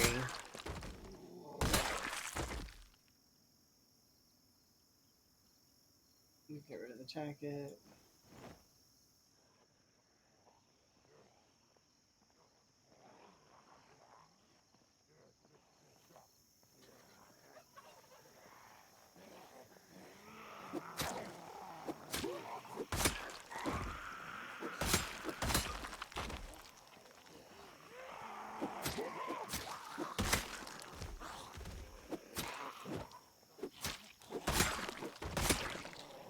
Hopefully by then, though, we'll be training something else for a little while.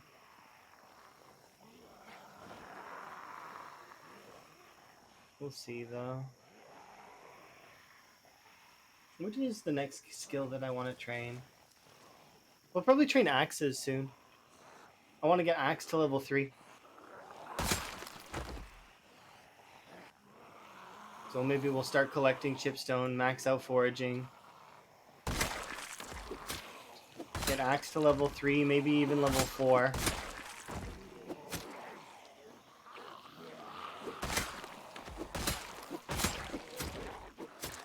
By then I'll probably be sick of axes for a bit and we'll switch to something else. Maybe we'll do them in order after that. Long blunt to level 4. Short blade, short blunt. Oh, short blade's already... I don't ever really need to worry about leveling short blade. That goes on its own. I don't even really think about that, and it sort of just starts leveling. Because, like for instance right now, we're teetering on the edge of exertion, like you can see right there. Pops up for a second. What I should do actually is I should move over here. We should rest, let the zombies catch up, and then. But.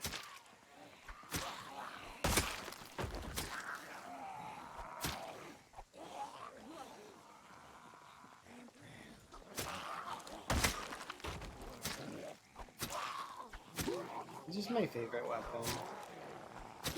When something's your favorite, it's a lot easier.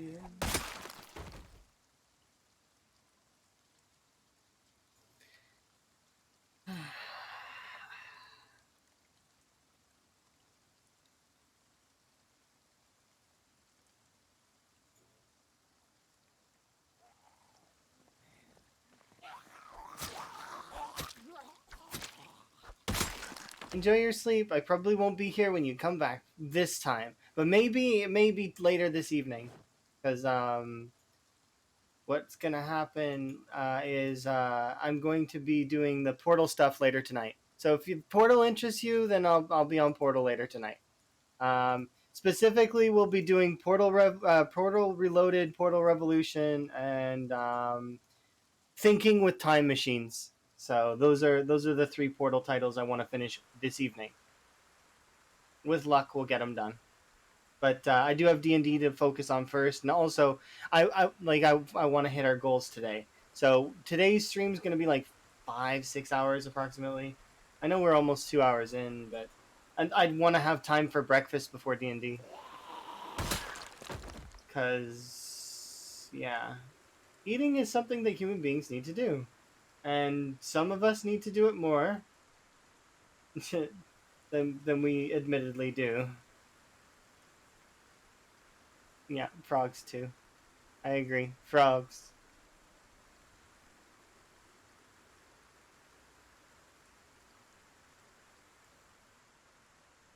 I do want to catch frogs if I can, but I don't think we're gonna be level 7 herbal or foraging yet because we just don't have the. Like, I'd have to constantly be foraging to get level 7 right now. I mean, we could do it maybe.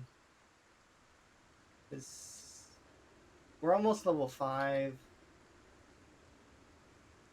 If I start foraging now, and we just focused on foraging, we would be able to do it.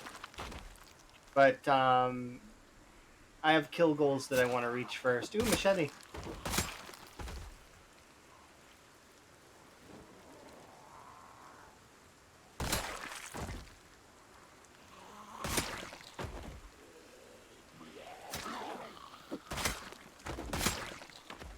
If we could catch my kill goals today, that would be nice.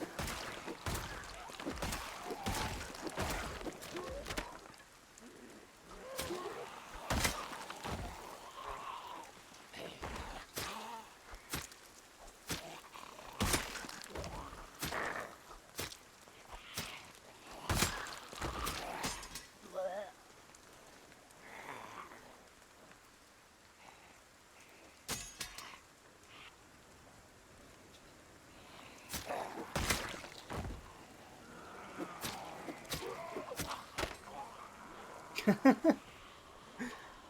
broke the scissors. I broke the hunting knife. I broke the spear.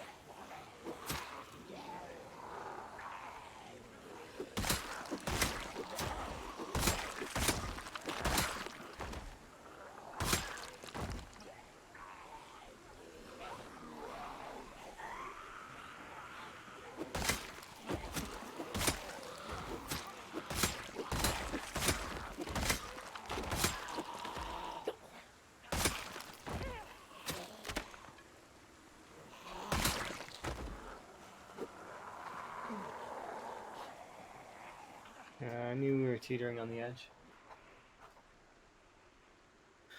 Alright, we go like this. Shot once there.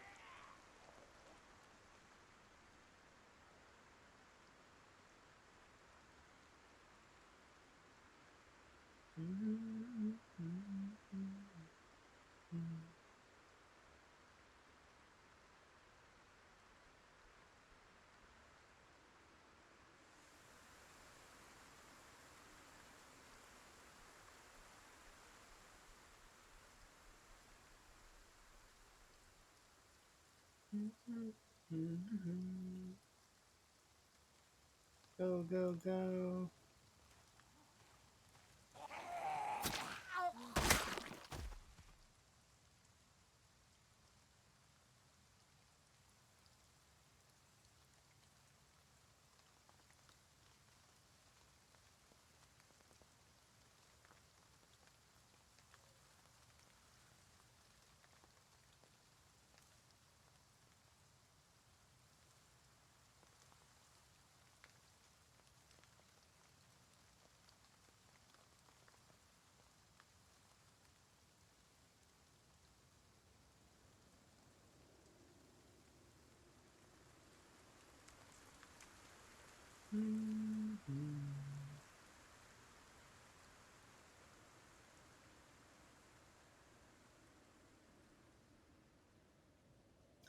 Walking in a winter wonderland.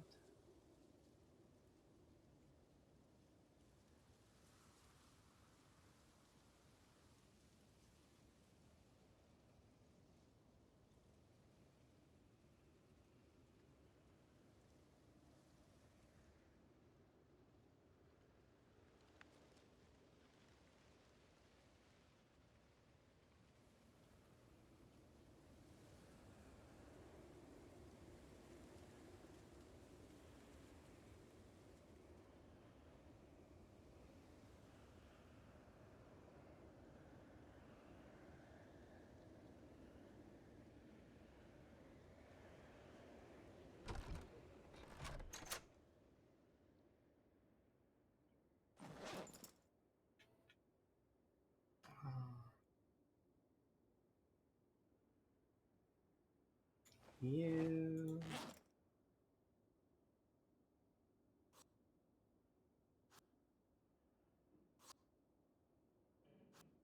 How's our weight gain going? Oh, we're not gaining. We need to be gaining. Oh, I can't eat this. My super salad. Can't eat it yet. Gotta have a nap.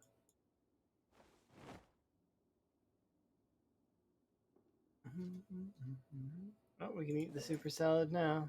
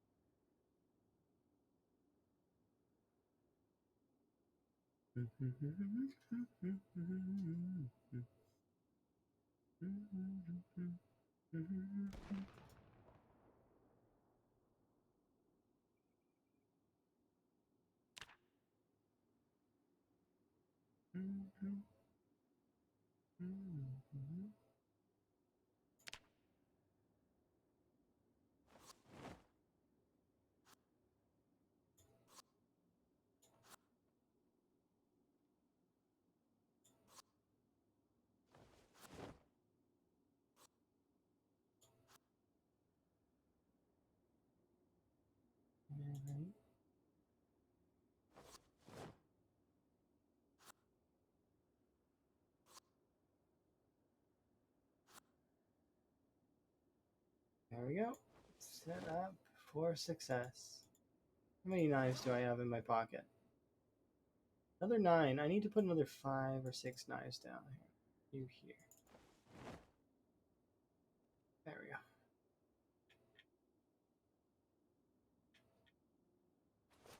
go. Oops. I opened the window.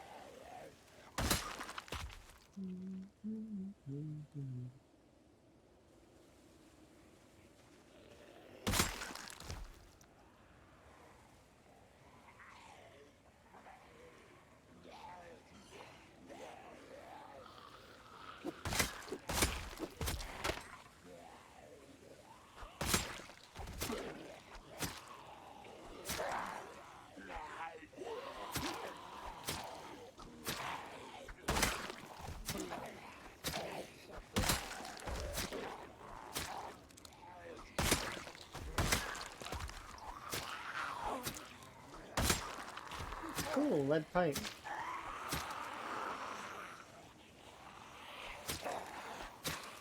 It was in the field with the lead pipe done by Colonel Mustard.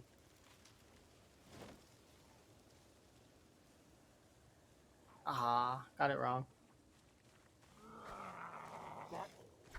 It was Professor Plum the whole time. We just didn't know it. Darn it, Professor Plum. How could you do it?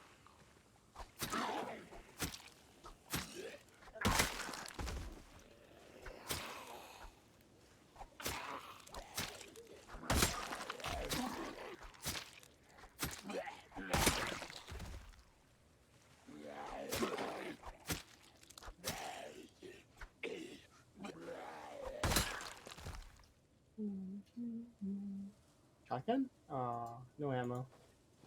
Disappointment.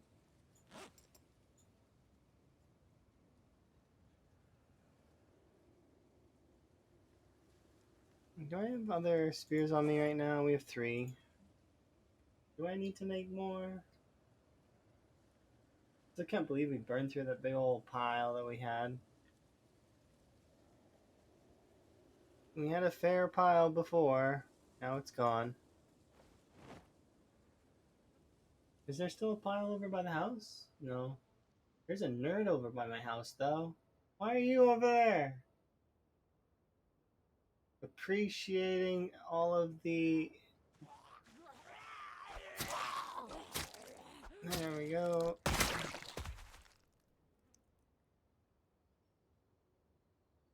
Appreciating all of the ground in that area.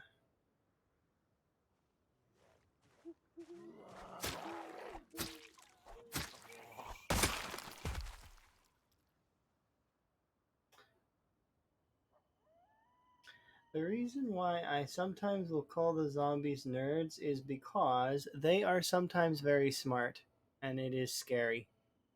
They will like rope around, and they appear in places that I don't expect, and that's why I think that they're nerds.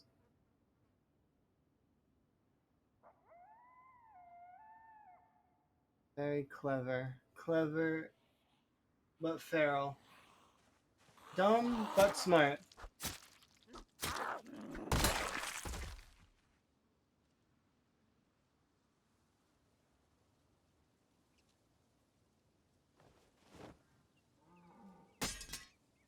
I don't really want to do this, but we will do it just for now. Just so that I can go out and we can go out and kill today as opposed to going out and killing later.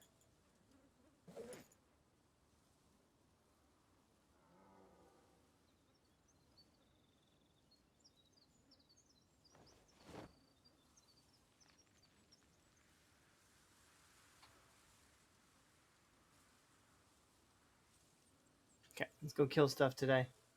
Oh, is it going to be a foggy day? Oh.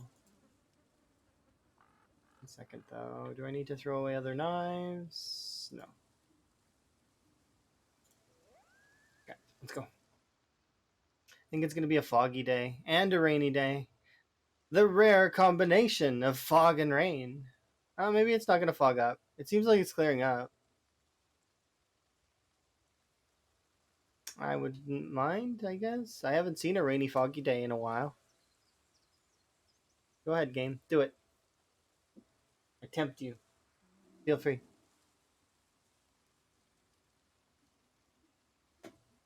I won't be mad.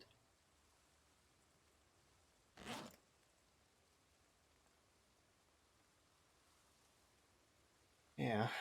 Unequip you.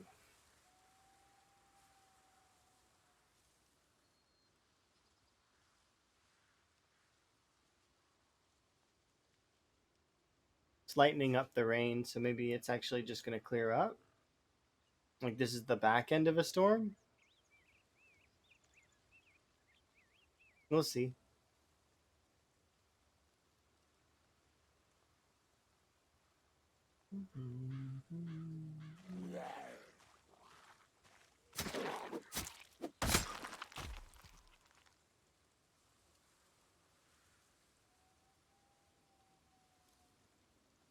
I am going to look forward to breakfast today. What am I going to make? I think I want to make something different. We'll do special breakfast of some kind.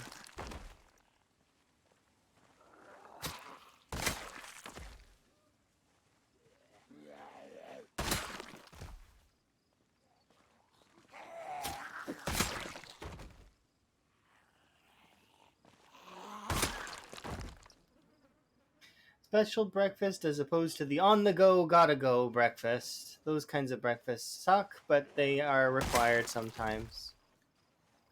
You gotta go, you know, grab a slice of toast. You're carrying two things. You're carrying the toast in your mouth as you walk out the door. Those kinds of days are always tough.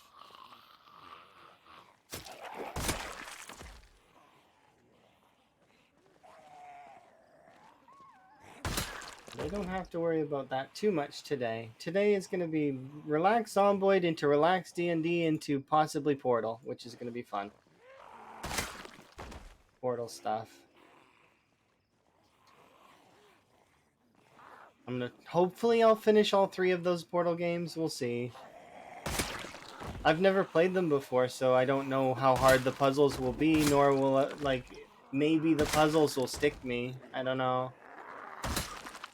Because it's easy looking back on a puzzle to solve a puzzle, but if you look forward on it, like you've never seen it before, it's a lot more difficult. Because you don't know where to start.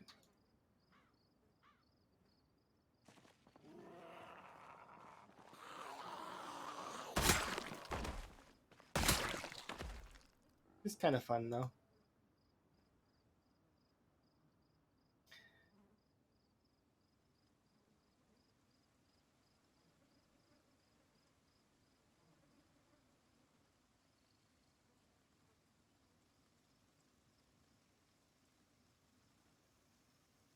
Hopefully none of the other Portal games mess up my audio. Like Portal Stories Mel somehow managed to do. I wonder why it did that. Maybe something got unplugged on my PC and it was just coincidence, but still, weird coincidence. But it probably is that. It's probably just a coincidence. I probably bumped something and it unplugged and replugged and switched my sound settings as a result. That's more likely the outcome.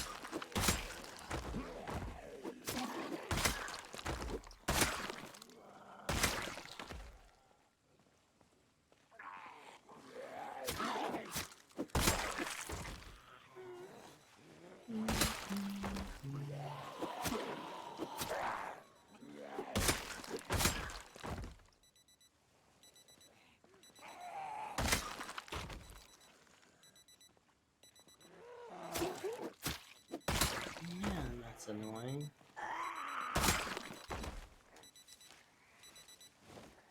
Thank you.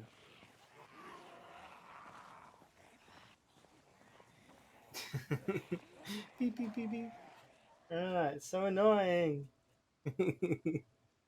Gotta shut it off just because it's annoying. That's all. I don't even care about the XP. XP was a bonus. Making the sound stop.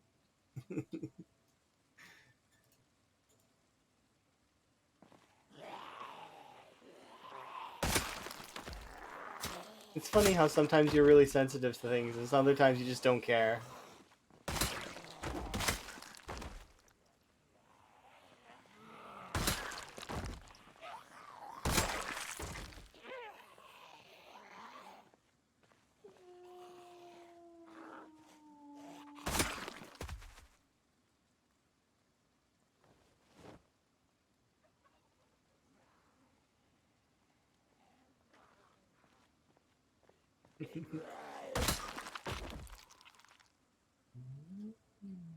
I gotta rest all the way. And then we can head back down.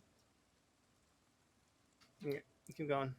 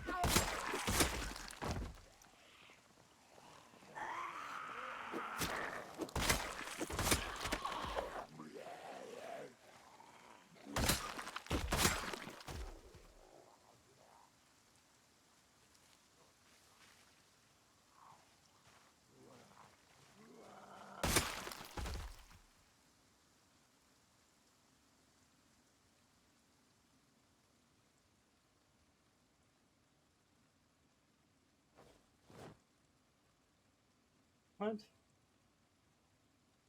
I don't like all those extra options. I'm gonna need to shoot this gun off just to get rid of it, because I don't like having this unload reload nonsense attached to when I accidentally click it.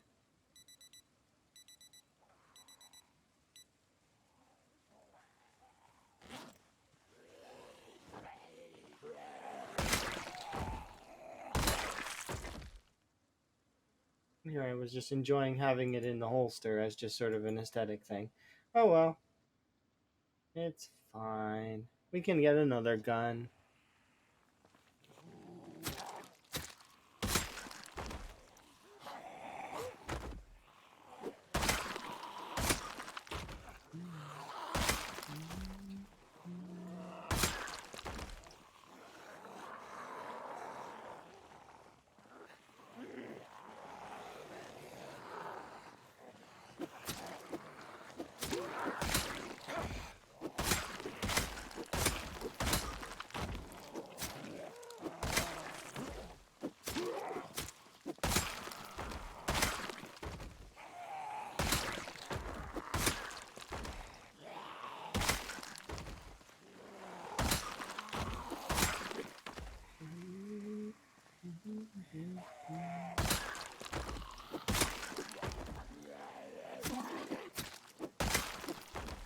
Okay, let's go get a rest.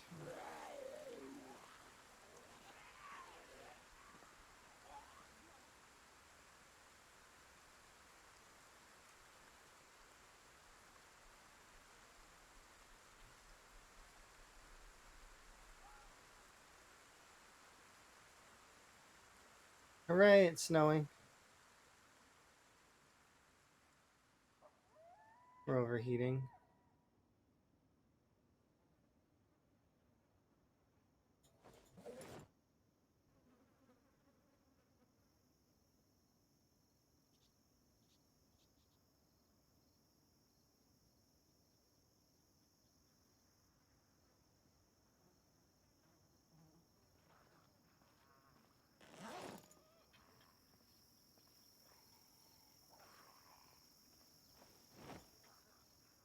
Oh, I gotta go check the rabbits soon, because I forgot to. Oops. Fail. We'll check it on my way back. About 1700. Yeah, it seems like the best call.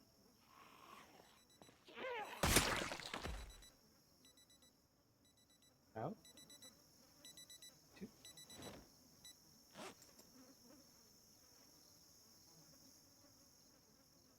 Yeah.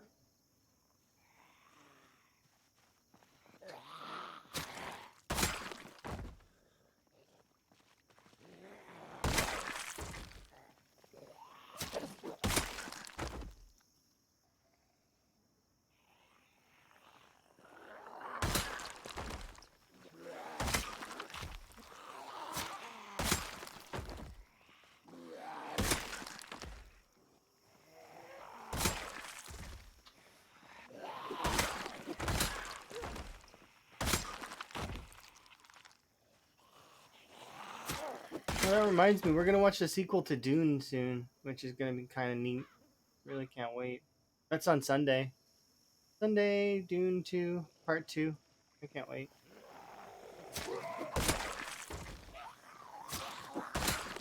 We watched the first one, and there's been discussion of starting a book club as well. I could do with reading a little bit more in a structured way, as opposed to reading like a few pages or a few chapters every once in a while when I'm sort of bored. Oh,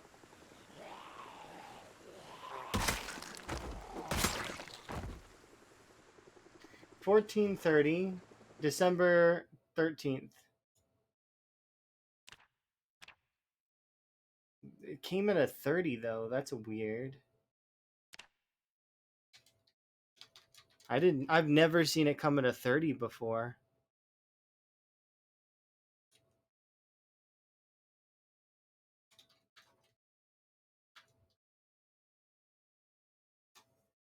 Weird. Look at how often he comes on the hour, every hour. Why is he coming at like on the 13th day of the 12th month? Why is he coming at 30? He never comes at 30. Dude, what's he up to?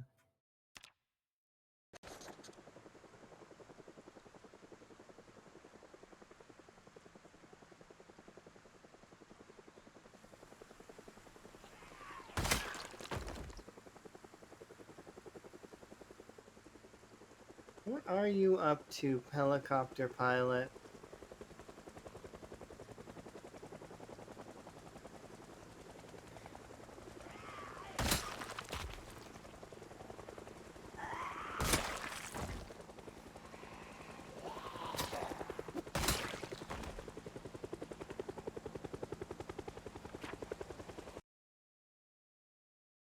Also, while we're at it, um,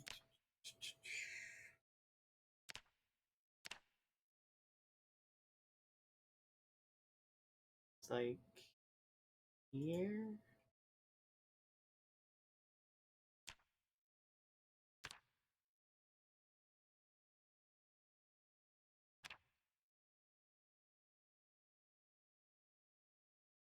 Nice. 5 more helicopters and we break our helicopter record, by the way, for this playthrough specifically.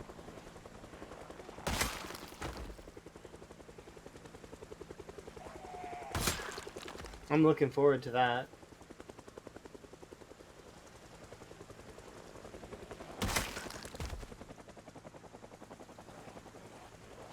Still a ways off the kill score, though.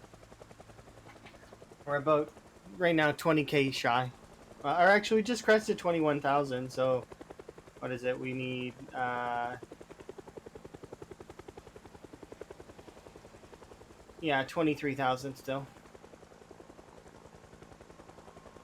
And then we can start working on, by that point, we'll be almost done, well, partly done. We'll have to wait and see.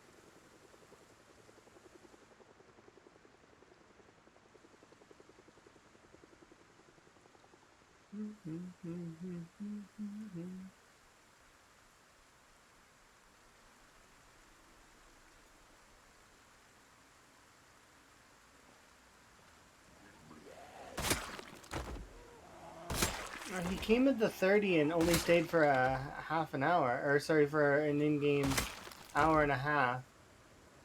So weird. Why did he only stay for that long? He's never done that before. And a meta right after shots meta.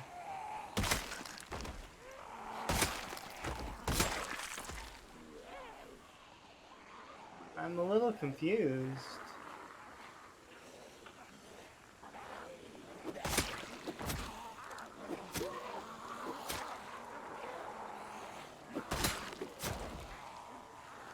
It's making me question if I've ever misread when his helicopter has arrived. I mean, maybe I have. Maybe I've rounded it down. But no, I'm pretty sure he's arrived on the hour every hour. It's the first time he's ever not arrived on the hour. And it's strange.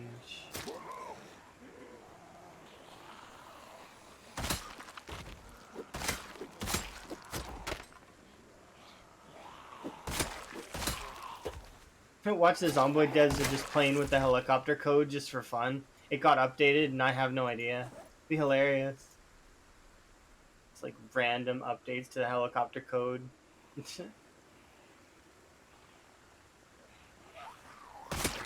Or maybe it's just a low chance that he can come on the half hour?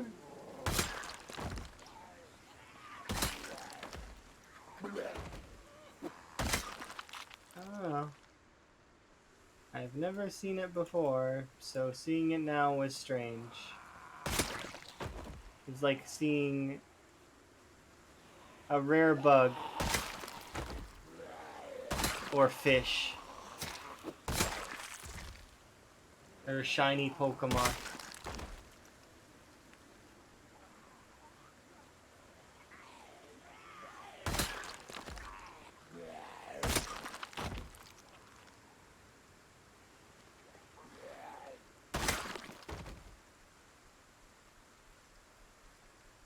We were able to get a full rest in, and I need to go and check on that. So I need to go now. It sucks, but I do. I need to go check on the rabbits, refill them with potatoes, and then haul the rabbits over. Plus, I kind of want to check this area out up here because a few helicopters have brought some zombies up in that direction. So this area might be a little bit bad. We'll see.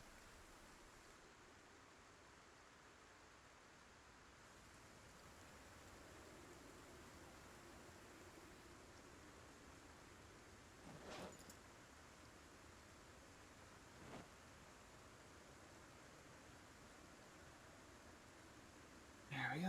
Get my temp back down.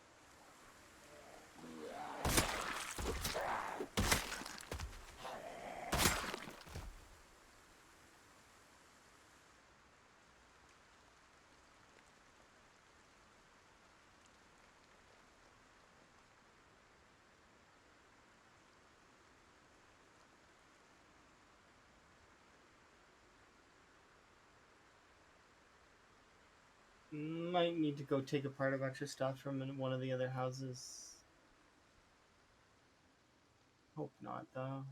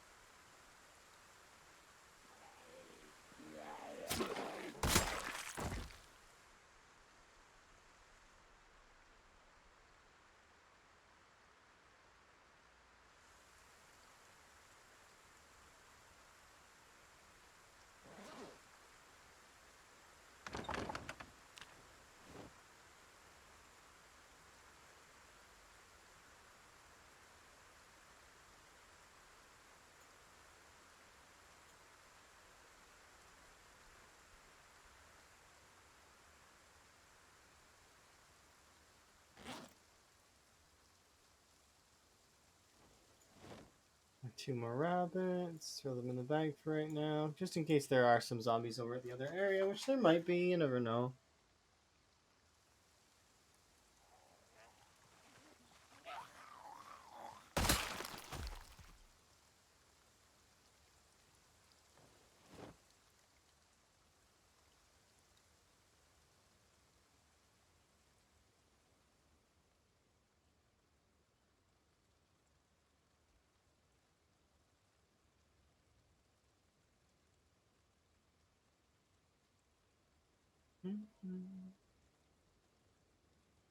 Oh, there's a few. There's another axe. Wow. Tell you what, game, if you want me to, I will get axe to level 1. How's that sound?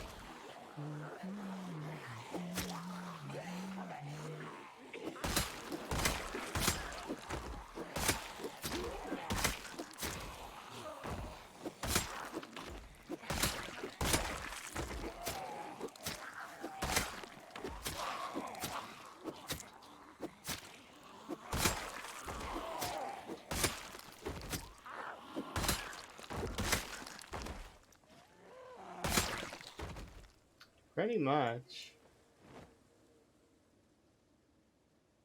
I gotta get that axe back that I seen. Did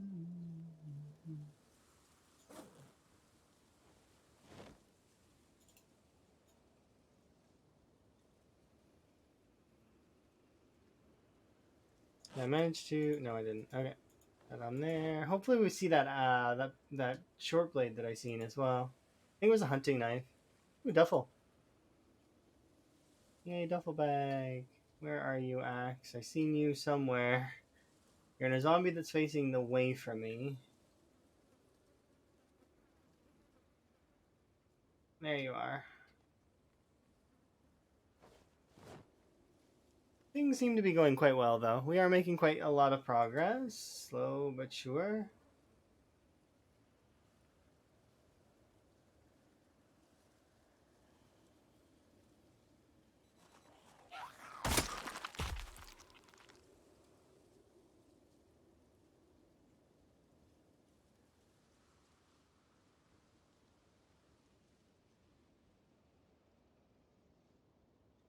We might not have been far enough away to let the rabbits do their thing. Oh well, that's fine.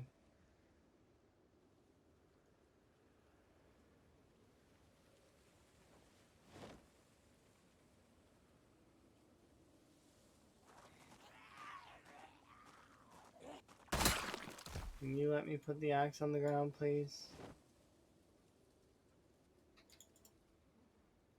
Have a sit, relax. My goal right now is going to be to clear out zombies that are over here.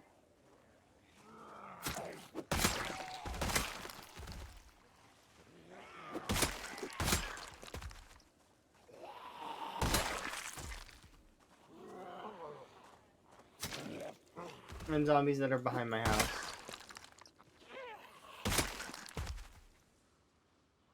There's you two plus you several.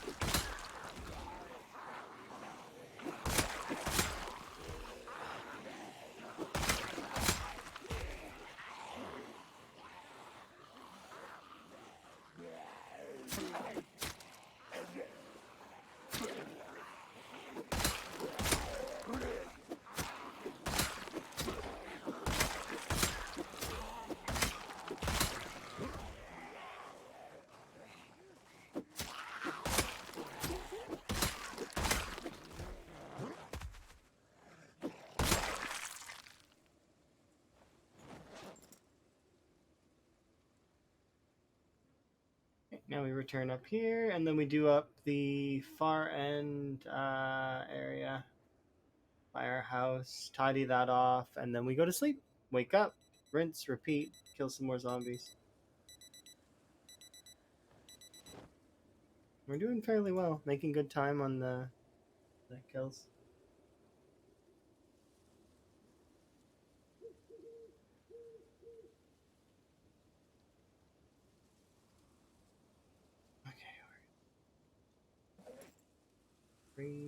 We can pick up some more spears in the morning.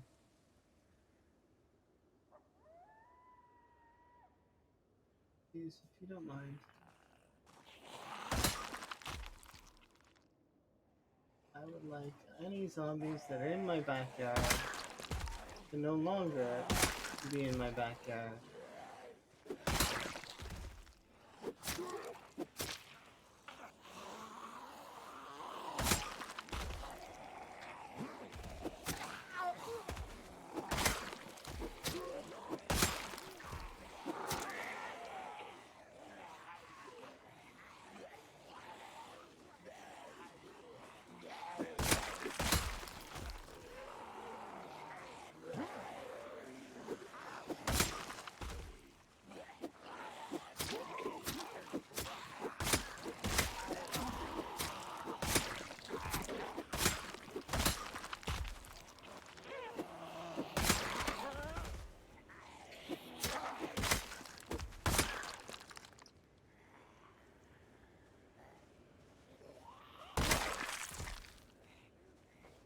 I can't see anything. It's so dark.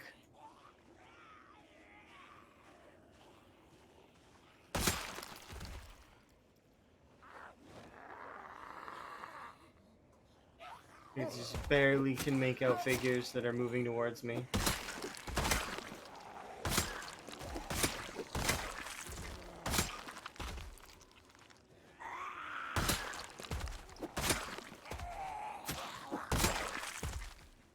Can I go to bed now? Did I earn the right to sleep? Is that allowed? You can barely see, but you can see. I can vaguely make out shapes moving. When they add critters in, I'm screwed. When they add little bunnies and stuff that can move around in the darkness, I will not be able to do it anymore. That they're gonna screw me over with that a little bit, because like the bunnies and stuff. Although I'm for it, give her like I'm gonna see a bunny and it's gonna freak me out. I'm gonna be like, oh my god, it's a zombie. It's not a zombie. It's a bunny. That's what's gonna happen. At least it kills being bored. Yeah, being bored sucks.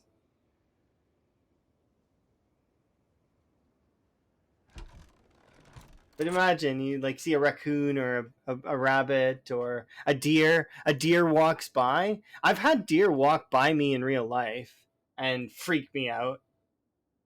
So I was walking home in the evening, and I'm just just walking home, and because I worked late and it was late night, and it's like 3 in the morning or something. Because I had to stay late for inventory or probably something along those lines, anyways. Um, Maybe doing counts or maybe there was paperwork or something. I'm not sure. I don't remember the reason why I stayed late. I just knew that I had to stay late, and that on my way home, I wasn't wearing my glasses, and I thought they were people. They weren't people. There was 3 deer within like maybe a couple meters of me. Spooked me. I was like, "What the heck? Why are there deer here?" And then you realize that there are no borders for the animals. They don't see borders. They don't see like, oh, this is a town. No, they'll just walk around. Same for bears up here. Bears will just walk around. They get sighted, and you get warned about them.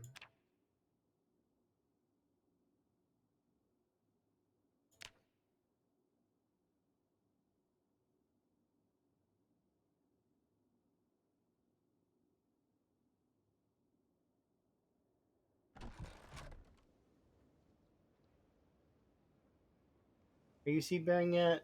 No. Should plant more though. Dig furrow. I probably should have did it last night, but it's fine. Whatever. Who cares? Dead rabbits that I'm not gonna cook yet. They can go here.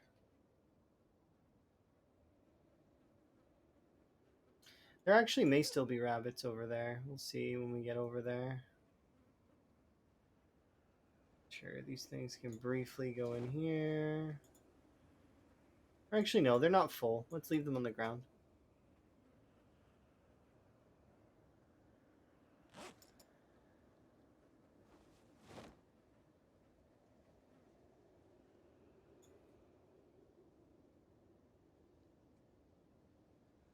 Hopefully you're having a good day, Kurumi. And you too, sheep.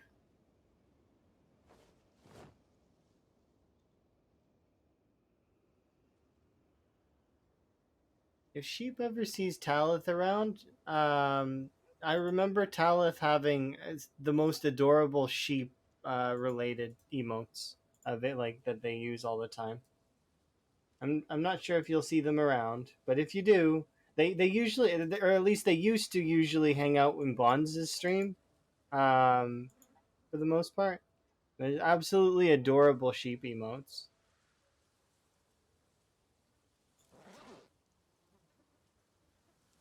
Well, I need to grab spears. What am I doing? What am I doing, random zombie? You'll keep an arrow to the ground? Their name was Talith, like Talath. I think it was like Talith underscore, but I don't know, like that. If you'll see, you might see them in Bonds' chat, maybe. Or I've not seen them for a little while, but you see them around the community sometimes. I mostly just mention it because if you see their the sheep emotes, you can see where they got them. Or you could make your own, I guess. But they were really cute. They were like the most one that I seen was like a sheep that like looked indifferent. It was like a flat face sheep. That was like the mesh sheep. It was interesting. But yeah, I don't know if they changed their name or I just haven't seen them in a while. Or maybe they moved on, did or are doing other things. I'm not sure. I don't keep tabs on everyone because that would be ridiculous. It's way too hard to do. Well, I do manage to check in with some folks sometimes and be like, hey, what you doing? What you up to? Hopefully you're having a good day. My day is okay.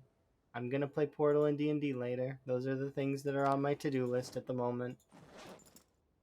Like immediate to-do list. I have a to-do list that's fairly lengthy, but my immediate to-do list is a lot less lengthy. It's like really like I'm gonna do this and that. That's all right now. Like I want to hit a fairly adequate goal in PZ today. We'll see how it goes though. It's one of those things that you can never really predict.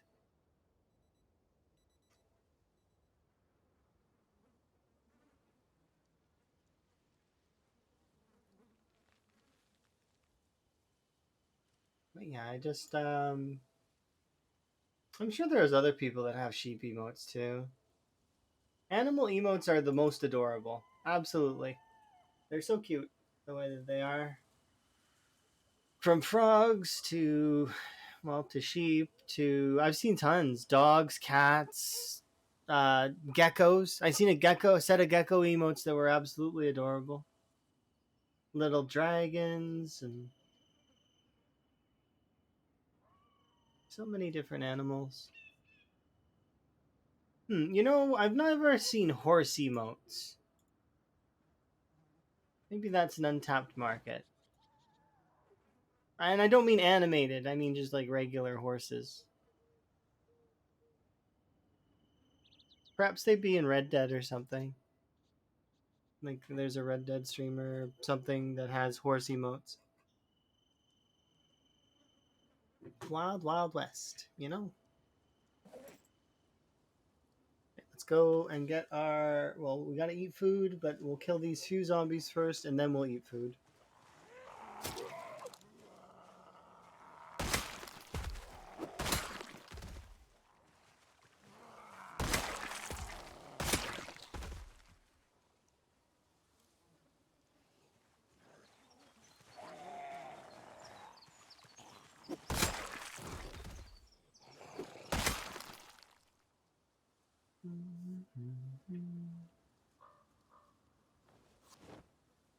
You can definitely appreciate folks' emotes.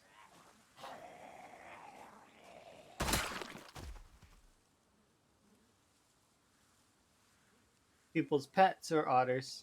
That's fair. You're talking about FG squared, I think, yeah? For otters. I don't think does Beaver have a beaver pet? I don't think Beaver does. But maybe he does. Does he actually have a pet beaver? I know he's Canadian, right? He's Canadian, I think. Does Beaver have a pet beaver? Can you have a pet beaver? I'm sure you can.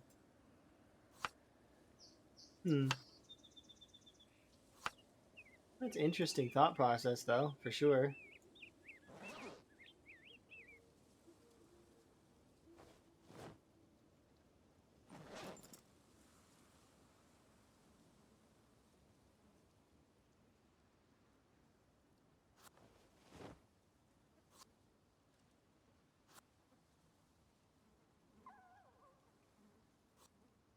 Oh, wow. Is that it? We finally hit it? We're not gaining, though. Dang it. We hit the food cap, but we're not gaining right now. So we're slacking. I haven't been catching fish to eat. I've been being lazy and not catching fish.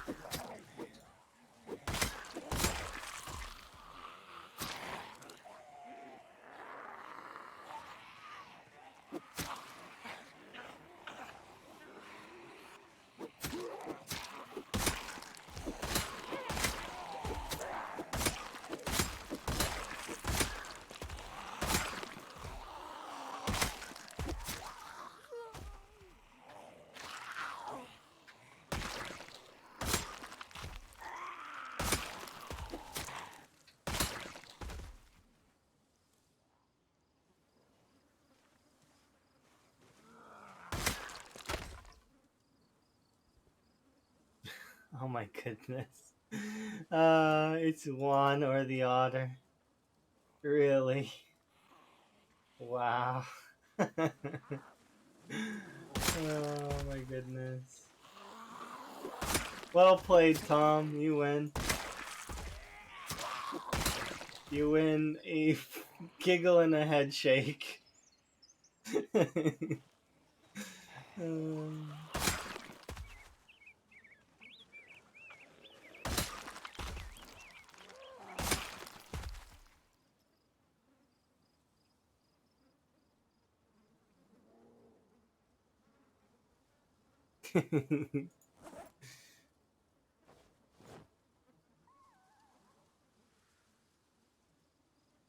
I think I've only known one person named Juan.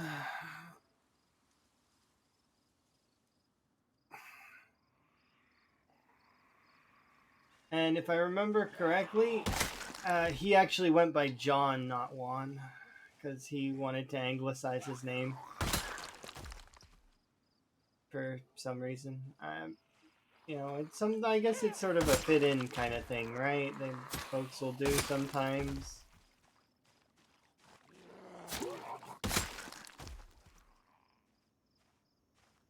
Or they get frustrated with people trying to pronounce their name.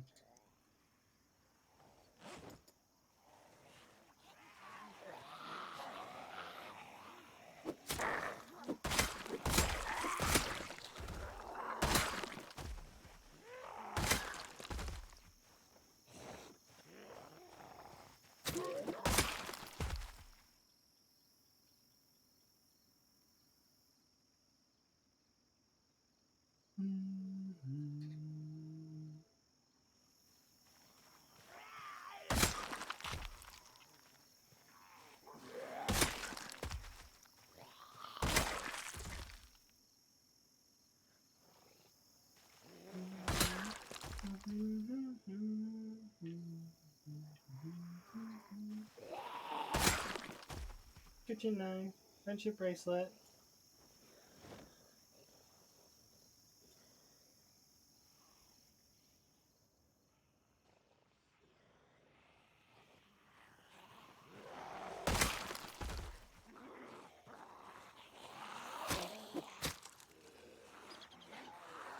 Mildly frustrating.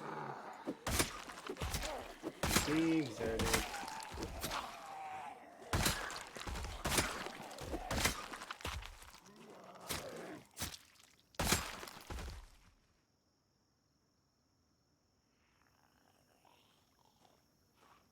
That's good though.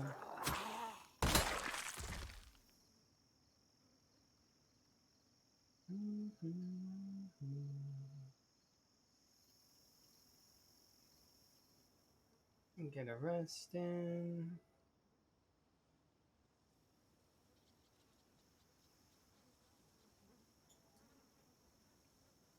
Perfect.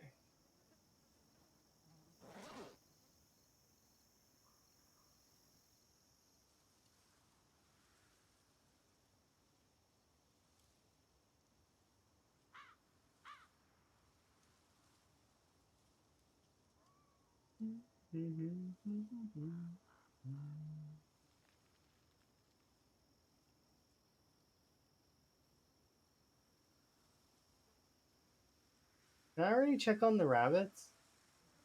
George, did I check on the rabbits?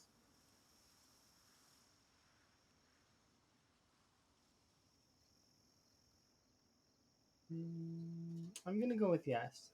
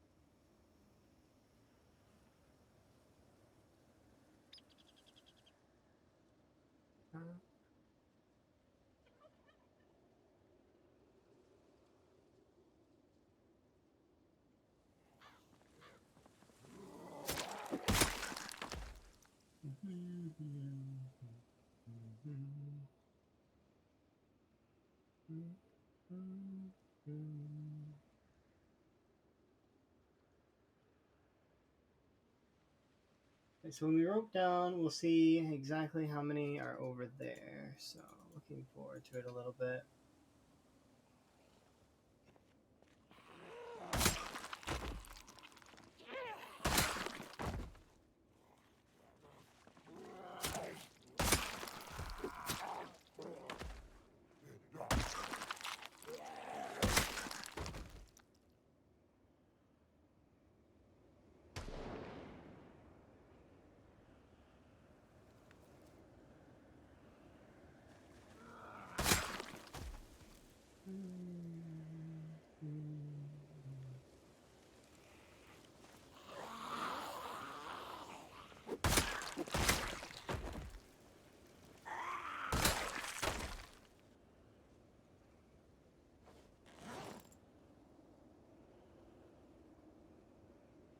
Thanks, appreciate the wellness check. Hopefully you're having a good day.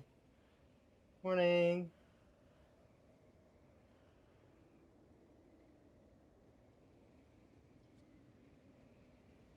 My day's been pretty good so far. Don't worry, we're just doing a smaller, like, ish stream today. Right now, anyways. Because I do have D&D to get to eventually, and also I want to make breakfast. So, probably going to do at least another couple hours, but, you know. Yeah, I know you know, but I'm just reiterating it a few times just so that folks will be aware, just so they know. Like, I mean, we will be on for a little bit longer for sure, but I do want to eat because eating is important, and then also, well, D&D is important because I get to spend time with Emma as well as the D&D crew, which is always nice.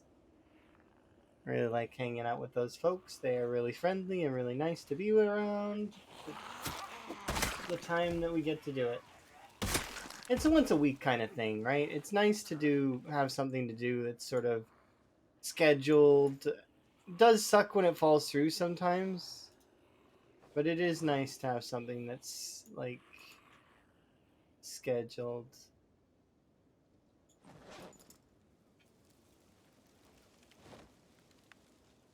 Wait, what?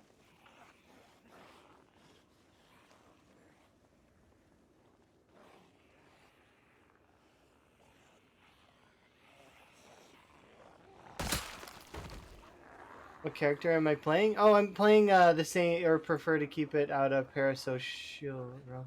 No, I don't mind. People can know. I'm playing a rogue. It's a pure rogue gnome. Her name is Teresa, and she is strange, to be sure. Got like merchant parents and such, and I'm trying to think of other things about her that are. She's really shit in combat. I'll say that. She's terrible in combat, but she does do good sometimes. But most of the time, she's just the worst when it comes to combat. She's okay in outside of combat, though. I'd even go as far as to say she's good most of the time outside of combat. We did when we did because we did a carnival obstacle course, um, and she fell flat on her face. It was really hilarious.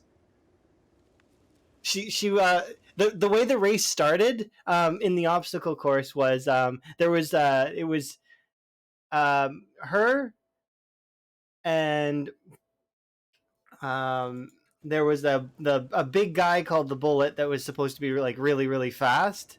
There was Malcolm, who's another one of our party members, who's new-ish to the group, and we don't know much about him yet. Clover didn't participate. Clover's a little fairy, and um, she was um, she was actually gambling. She gambles a lot. It's like all the time. She spends all of her time gambling, is what it feels like. Gambling or intimidating people. Those are her things. Sometimes she heals people, but you know, It's either she's gambling folks or she's intimidating people, which is kind of hilarious. Um,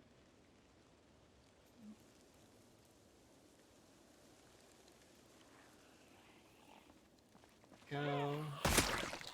Then so there was my character, and then there's Emma's character, who is a dragonborn druid. And so we all raced. We're in this obstacle course. And it seemed to be going well for the beginning of it. Because, well, Teresa's small, so she climbed on the back of the bullet and was riding him. But she was stealthily riding him for the first duration of the of the race. And Malcolm used Misty Step boots and sort of cheated a little bit in the race to get ahead. It's not really cheating, but it's just like he used Misty Step boots to like skip some of the course. But because of, well, Teresa's a rogue, so she's very athletic. She was able to catch up a little bit. But right at the end, it was really, really funny. Right at the end, as she's going to go and overtake Malcolm, we had a versus roll. So like it was Teresa versus Malcolm on the roll, and she fell flat on her face because Malcolm stepped out the way instead of hopping onto the finish line. So it was just, it made me laugh. I was just like, it's so funny. Rogue that loses in an acrobatic slash it's like something you'd expect a rogue to be able to win. It's like not. She lost. Well, she got second, but second there was no prize. I can't wait. We're gonna do more carnival stuff today. We did like a weird darts mini game last time that was really interesting. But yeah, our DM Pepper is really, really good, and it's solid. And when we do get to meet, it is really fun. We've had a lot of people in and out of the group, but when we do have days, it can be really, really good. Super, super fun. But yeah, we've had a lot of strange sort of things. Our group got attacked by a kraken at one point in time. There was a haunting that we investigated. We've seen some necromancers destroy a wedding. It was a necromancer, and we were forced to go and investigate. There's like water spirits and stuff. It's been really interesting for sure. Oh, we invested in a tavern as well. Oh, thank you very much for the subscription. Do very much appreciate it.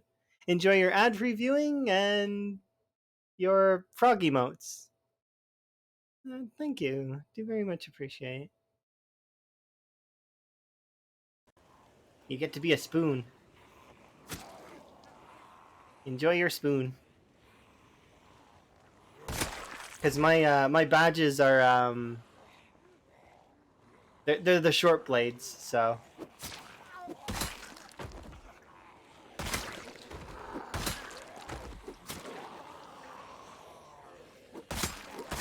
Unless you had a sub before, to which then you get to enjoy an upgraded short blade, all the way up to hunting knives the highest.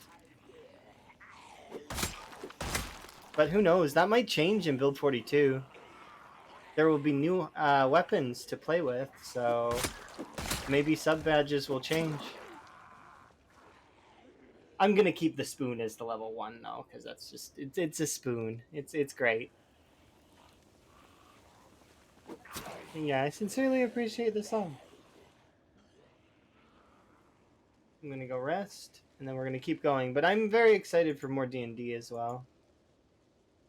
We've had a lot of interesting things happen in our campaign, and our campaign is not super new. It's like we've been doing this on Saturdays for over, like, I think we're on 2 years now. It's been quite a while.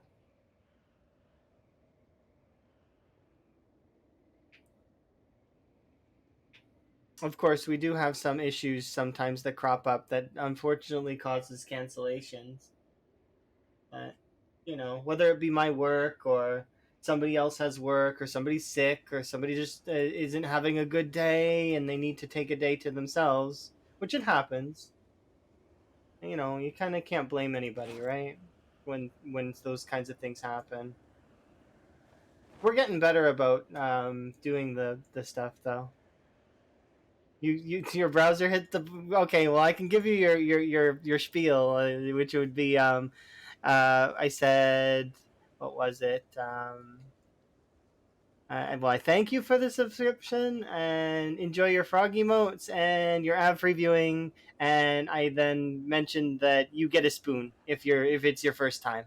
So because my sub emotes are sub badges, I mean, are short blades. So you get a spoon all the way up to the hunting knife if you keep going, which is interesting. And I was like thinking about um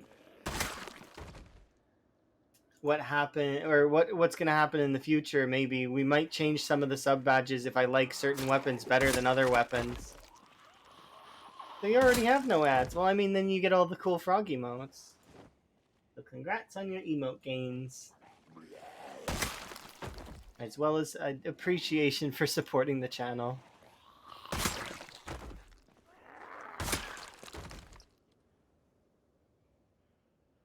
It's always been a dream to consider the prospects of streaming as a profession, but it's one of those things that it's never seemed 100% viable. It's always felt unstable to me. It's one of those things that I've never wanted to, or no, not wanted, but never put all the eggs in that basket before, sort of thing, and I'd be worried too. Yeah, frog emotes. Because it is a bit unstable and unpredictable, and although I can put in the time, I need to, I need to be patient, and it needs to be it needs to keep its core. The values that's one of the reasons why I stopped streaming after Mixer's demise, was because I'd lost the core of why I wanted to stream, why I played games. And I've rediscovered that. It took a while to rediscover it, but it was one of those things that I needed to rediscover in order to, it's not just because of Zomboid. Zomboid is part of the reason, because it's a game I could find passion in, and it's cool. It's got a bunch of neat story elements, as well as neat mechanics. The sound design's amazing. Like, I could gush about Zomboid for ages, but the core of why I play games and why, why to do it in the first place. Where was the enjoyment? Just to play to play? Nah, you gotta have enjoyment. There has to be passion there. Otherwise, there's not much point. You'll just end up treating it like a job, and it'll just kind of drain you after a while, which is not worth. That's not worth. There has to be passion.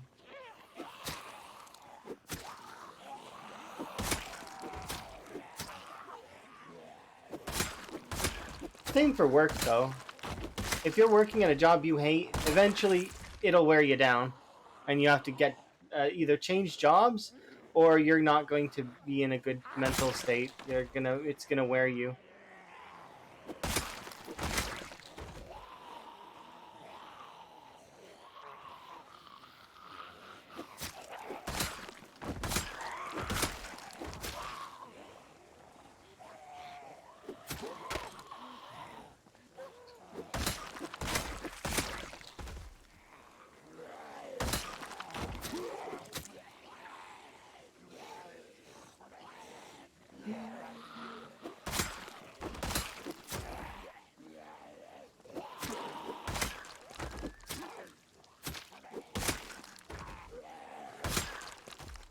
Okay. So we'll go over here. Shot twice. But yeah, I am super, super stoked. I'm still thinking about breakfast of exactly what I want to make, but I think I have an idea.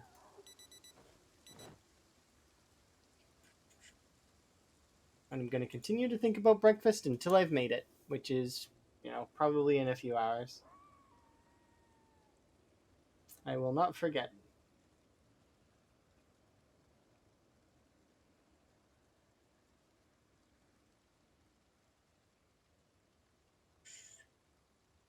Yeah, I really do like the frog emotes. I think they're cute. We may get some other emotes too, though, as well. But that's later. I'm still like I'm thinking about right now doing an intro video and or intro thingy that I can use for raids and stuff,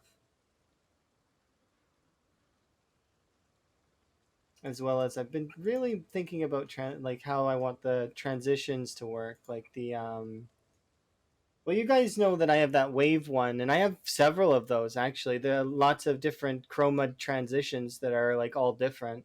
Some are like puzzle pieces and other such things. They're very interesting. Though some of them can cause motion sickness. Even the wave one could cause motion sickness, I bet. But it's I try to make sure that it's over quick so that if you are someone who gets motion sick, that it goes away fast. But I think that having one with frogs would be kind of cool, like frogs running across the screen.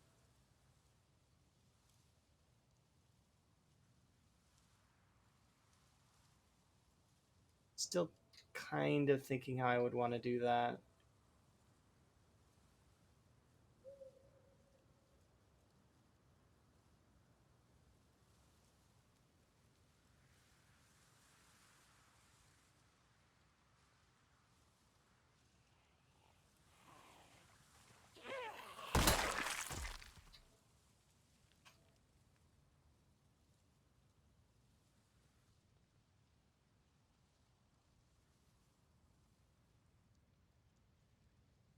Either way, I can think about it a little bit later.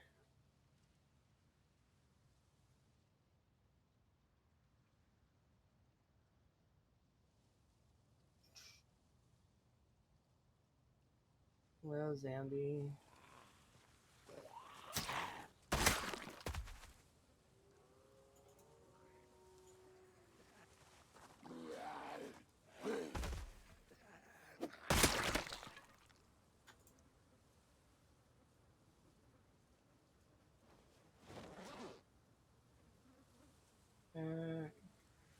Front.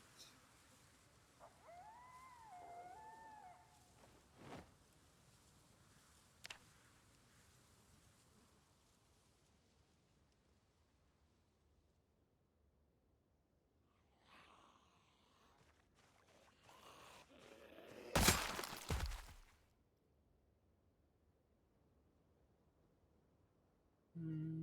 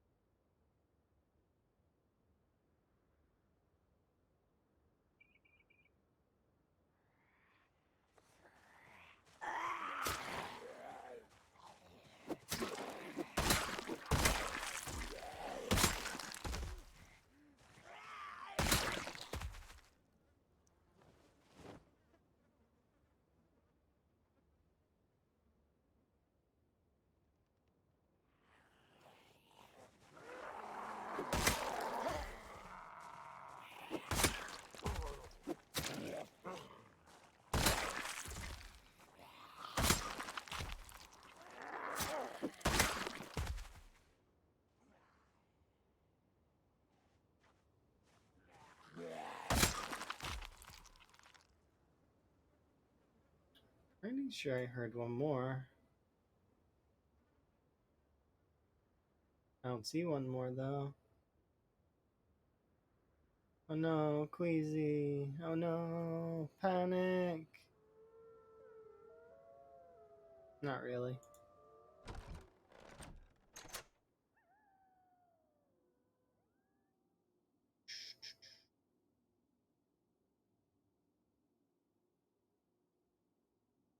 Okay, tomorrow, I think we will. How's our weight doing? Do I need to cook? I need to cook. I don't wanna. It's so much work.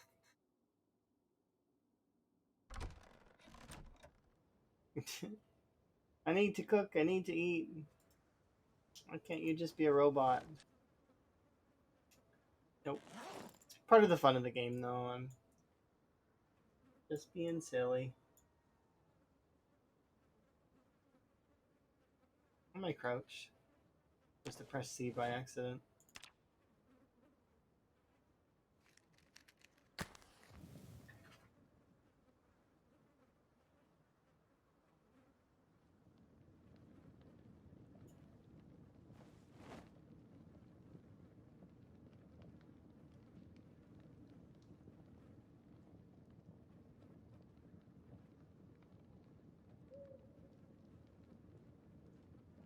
Can I not pour into the kettle? I sure can.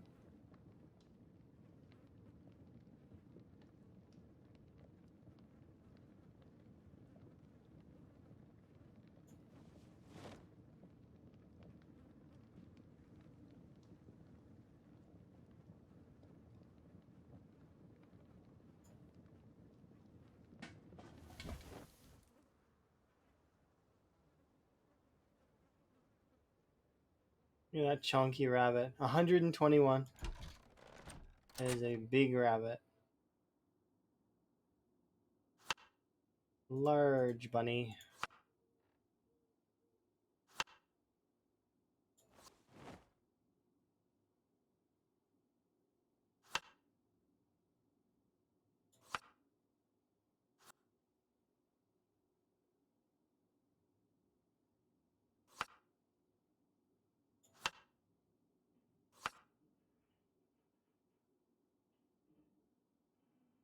Cutting pieces off of it.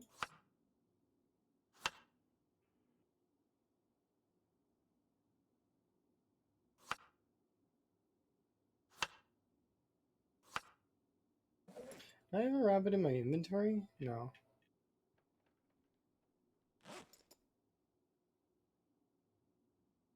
That's my weight now. Okay, it's coming back up. Nice.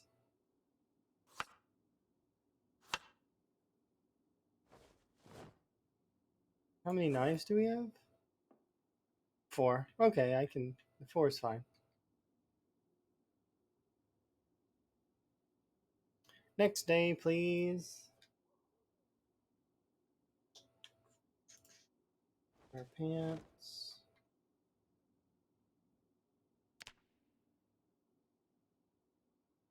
$175.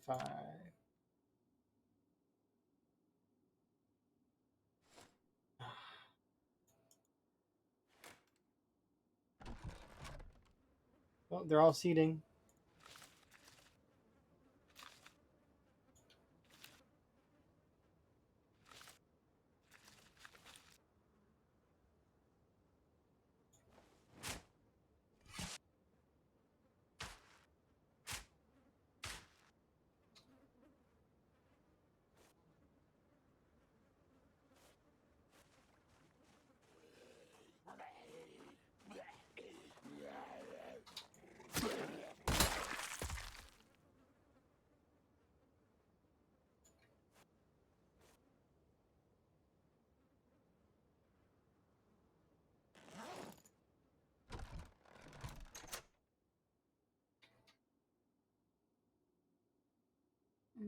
Okay. How many potatoes? We got 29 and a pack.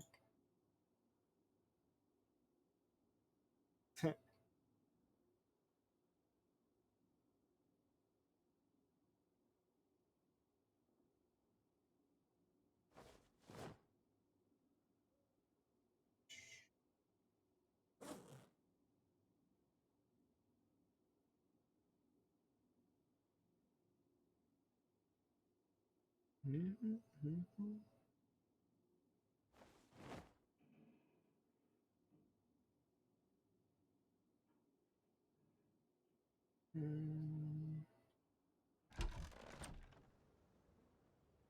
right, time to go. Wait, how many potatoes do I have in my bag?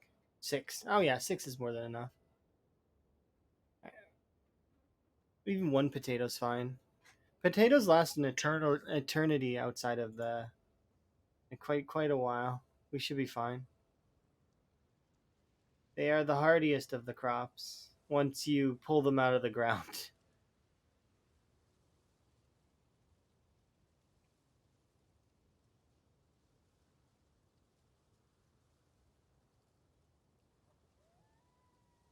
Go, go, go.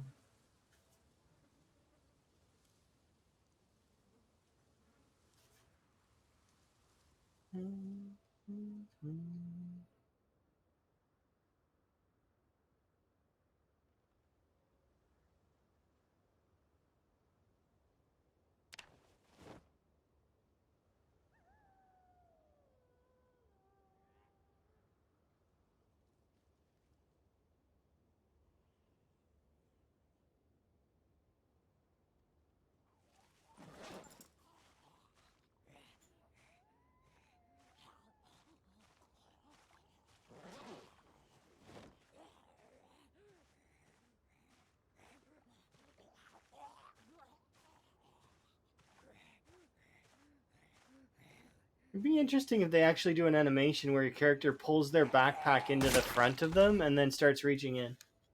You could do an animation like that.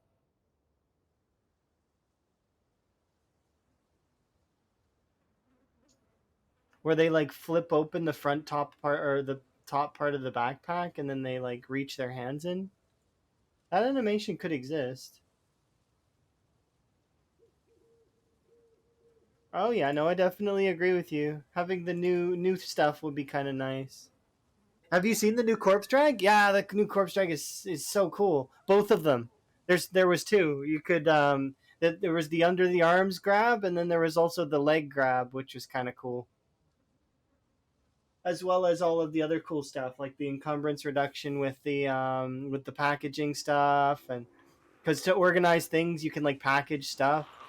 Imagine you could like bundle stuff better. I could have like a package of weapons instead of having like you know just a bunch of weapons strewn about, or a package of electrical scrap for like next to the generators. Also, did we all see the multiple different kinds of generators there's going to be?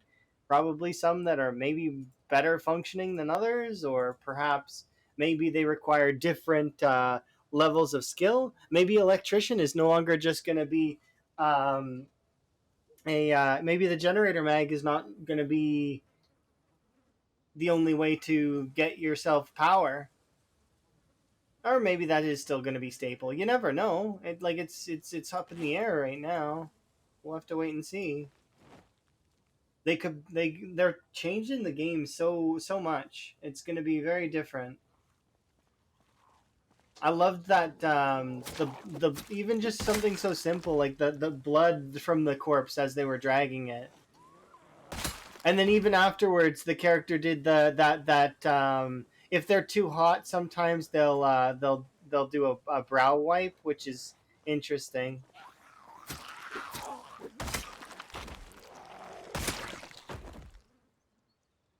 That animation already exists in the game though, like as I've seen it before, but even the corpses out the window, like that becoming part of the game, like you can throw corpses out the window. Like there is a mod that exists for it, but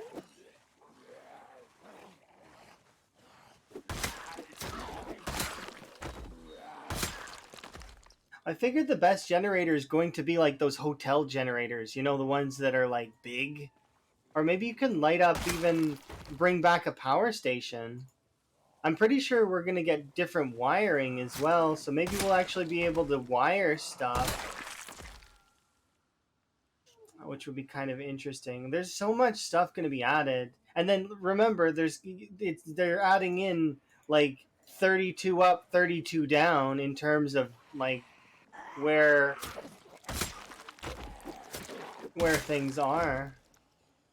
Full optimizations, layering. Oh, it's just it's gonna be a new game.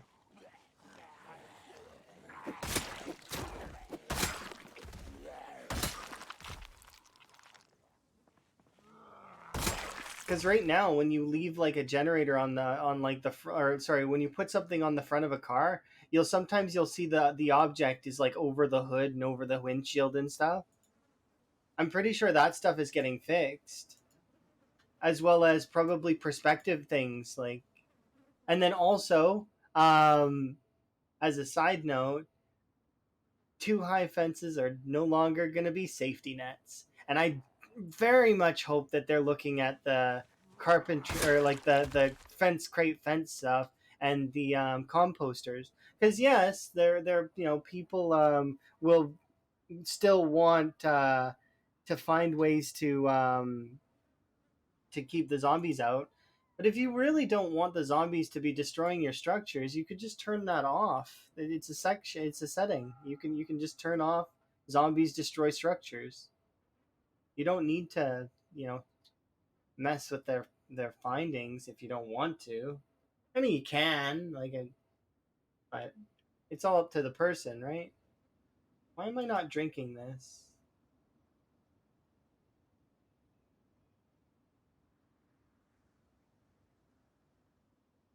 Did I disable auto drink on that?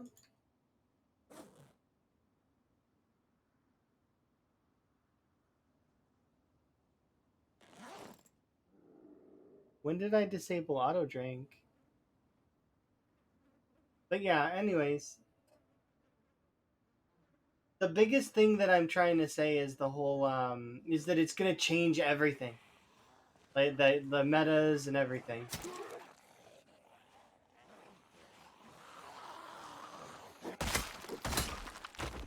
All of the different strats, all of the different people. I'm not surprised, Elm.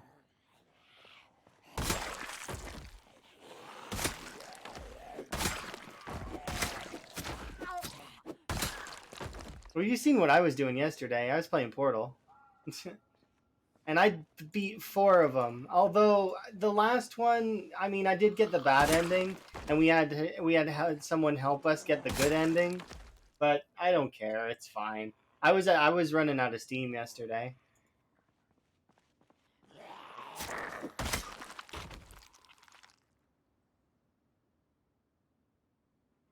Which is fair. I haven't done a 20+ hour stream in a very, very long time, so I think when was my last 20+ hour stream?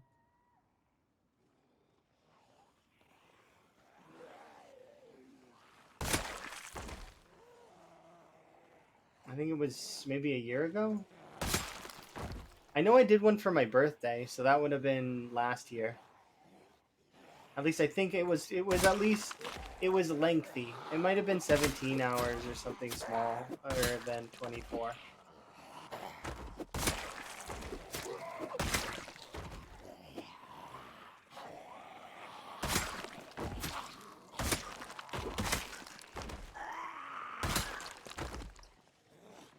Not sure. I know I did have one of the days on my PB run though become like a 20+ hour day. I think I was doing that happened on the wall run too, because I was doing mechanics and I just kept doing it because I wanted to finish it, and then I ended up finishing it or getting close. I know I did.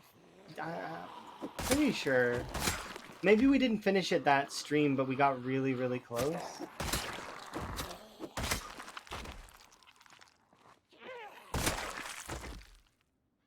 Mechanics is one that can kind of drag on a little bit, but yeah, I'm definitely looking forward to all of the new stuff. It'll be neat. There'll be tons of stuff that we can learn and do, and new weapons to explore, new trees to sort of poke down. Like seeing all the different bone weapons and like different durability and what's good, what's not good, what tires your character out, what doesn't tire your character out. Are weapons gonna be able to do everything, or like are you gonna be able to make like a spear that's very durable, or like an axe that's very durable and also doesn't cost you much stamina and swings really fast, like, or like anything, a heavier knife that maybe is a bit more durable. Oh, I keep trying to sit down to sit over here.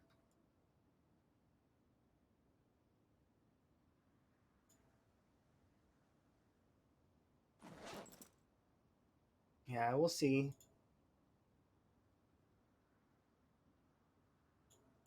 Let's take you off and rest.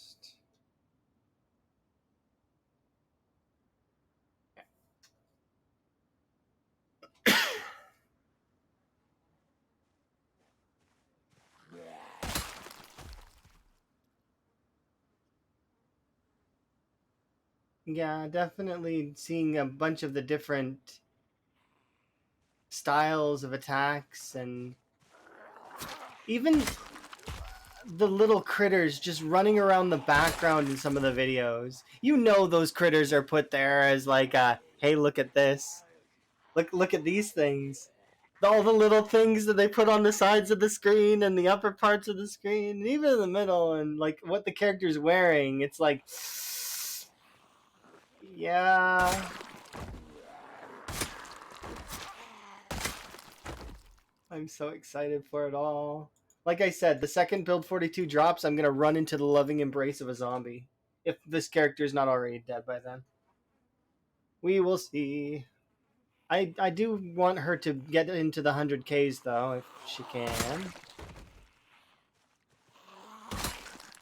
But we will see. It's one of those things that I can't guarantee. I can only hope that I don't mess up and that she carries us forward. Unfortunately, the last one did not. Last one had a severe case of skill issue. But, you know, that's okay. It happens sometimes. She made a fair amount of marks on the map. She did wipe out all of Phallus. And then died to Moldraw zombies. Those Moldraw zombies. They are cursed to everyone except Vanishing Tower. Vanishing Tower is the only one immune to Moldraw's curse.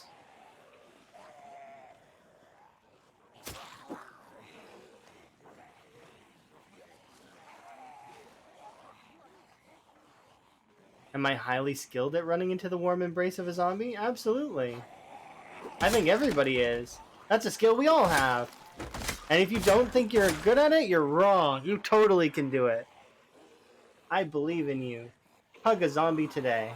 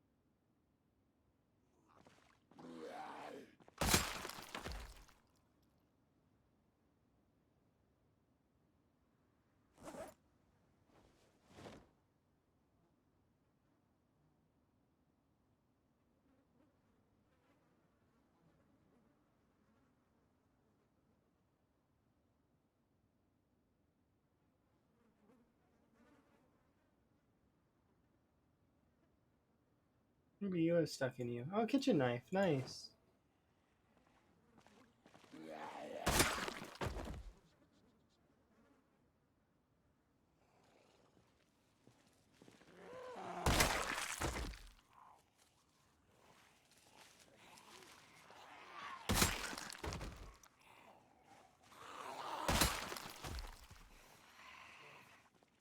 What killed Ultra? Ultra's run ended? Like the you're talking about the West Point one? I missed that. What ended her run? No, I didn't see. I missed that. I thought that she was just playing Manor Lord in other games right now. I seen that was playing briefly on Zomboid, but I thought she swapped over. She stepped in the campfire. Oh. This is why I use the walk to every time in front of a campfire. So there's a walk to feature, so you don't walk on the same tile as the campfire. Also, that's also why I put my campfires in the water. You'll see a lot of my campfires just in the water. Yeah, playing it. Yeah, she just walks forward ever so slightly, and it was just that ever so slight touch of the tile. And she was doing so good on that run too. She was actually getting close to the point where you get to start pushing forward against West Point. Because so the way that time 16 works, for those that are unfamiliar with it, is time 16 is a slog to deal with. However, what you need to do is, let's say I start in West Point, right? And West Point's the hardest out of all of the starting towns technically, because it's for vanilla, anyways, vanilla sandbox. But anyways, you spawn in West Point. Your first goal is to leave town, get out of town. Then you want to go to a safe place. The mansions are fairly safe. If you only have one helicopter, this is probably a good area to be. You take your helicopter out here, and then you go over here, and then you just relax and build up your character. And then what happens is metas will go off here constantly, right? And especially if the zombies have pinpoint hearing, the zombies that did get pulled out this way from here, and the zombies that are in the surrounding area over here, especially for pinpoint hearing, they'll start coming in and bothering you at the West Point mansions. Once you get past the first like few batches of thousands, you're going to be able to do the push, the West Point push, which is you get to go into West Point about like into this area here or along the beach there, or but you get to go into this area here, and you can start establishing whether you choose to go on the south route, which is a little bit more daunting, especially because of these woods here. The zombies love these woods. I don't know what's with this. It's probably because it's a cell, right? Maybe, or something. I'd have to trace out the cells exactly, but I figured that this has to be a cell, and that's why they love these woods so much. Anyways, when you start your West Point push, you which is what Ultra was about to be able to do. Um,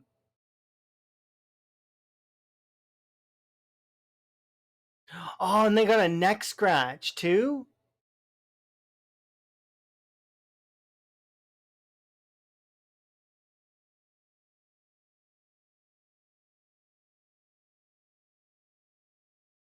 Okay, wait. So did she manage to bandage herself all up and got eaten by a zombie after the burn too? Got a neck scratch. Was it from? Oh, okay. So she got so so for Ultra's playthrough, the helicopter that was over here, because I'm pretty sure Ultra's helicopter happened around mansions. Would have pulled some of West Point out over here, and then Metas would have been pulling some of West Point out here. But had she made it past those first like few thousand, and she was getting into the 10K range, 12K range, 20K range, right? She was actually getting to the point where she was going to start the push. Once you get to start the push, you get to be trapped in this area over here, and then you also have a fallback zone where you can kind of go back, right? Yep, exactly. She's in the 8K range. So that's relative. It's like to the 10K, so on and so forth. I once you've killed like up to that point, it's killing the zombies is not nearly as bad as managing where they are. So and Ultra is really good at that sort of stuff, like the management of it's not a colony, but I mean it's kind of. But yeah, once you start the West Point push, you get to be about here, and if you have like constant helicopters or integration, or even just the metas alone will pull a large portion of West Point over to this area, you'll be killing most of West Point along this stretch here, or this stretch here, and it'll flank you sometimes, but you just keep at it, and eventually you will kill majority of West Point. It's around the 40 to 50k mark that I felt like most of West Point was starting to wane, and it started to lighten up, and it didn't feel like a slog anymore because I was 1 to 2 tapping almost all of the zombies. So it just was like quick clear for a day or two, and then I would go and rest, quick clear, do my other stuff, level my other things, and then eventually it just became you take it over, and then you get to go and have fun looting. And then you get the other opportunities of dying, which is, when you go into a house that you didn't quite look all the way around. Or, for example, where was it? It was up here. So in my PB run, this house right here, I ran inside thinking that because I'd killed West Point for ages by that point, so I thought, and I was just sort of loose end looting, but I'd never went near this house. And when I never went near this house, it activated when I went near it. The zombies spawned inside. There was like 4 or 5, maybe 6 zombies inside there. I ran inside, right? They were in there, and they surrounded me and they were gonna eat me. And then I managed to 180 and run out of there. I think I maybe even stumbled out, but it was like whoa kind of scenario, right?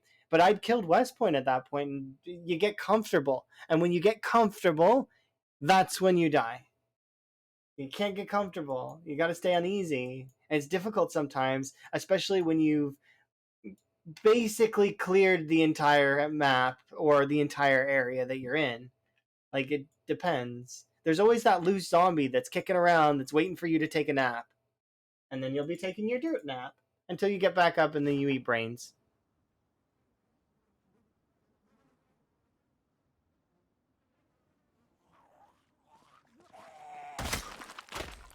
But yeah, that does suck to hear that Ultra's run ended. But in saying that, that she had an incredible run. That is a amazing run.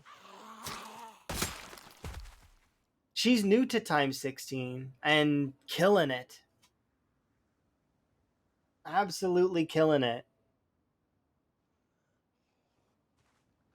Her and Quiet are just so good at adapting to games.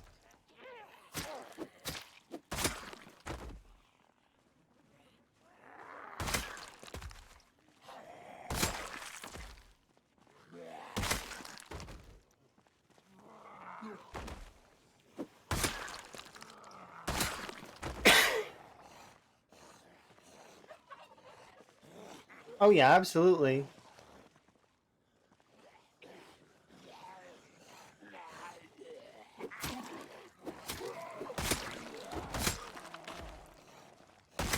Normally people will get into Time 16 because they think it's going to be extra challenging, but the thing is it is, but not in the ways they would expect.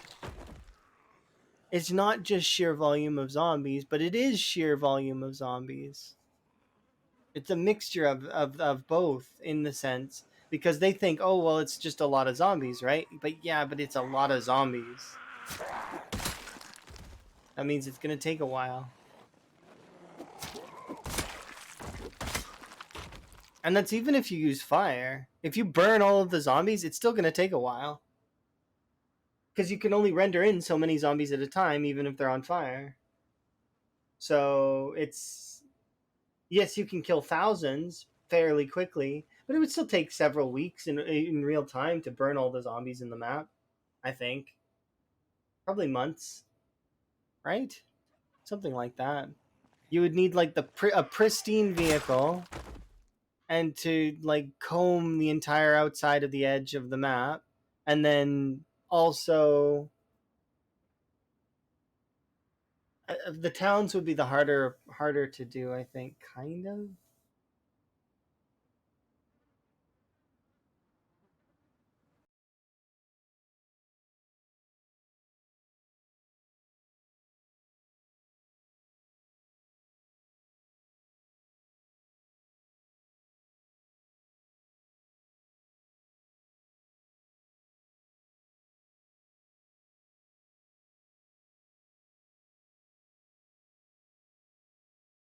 Yeah, I understand exactly what you mean. Because I'm trying my, when I'm there, I don't want to, like, I don't want to spoil anything. That's why it's best to instead don't, when Ultra asks a question, usually it's actually and this goes for a lot of folks actually, unless they're actually it's they're asking it to themselves first before they like, if they're gonna ask chat, they'll ask chat directly.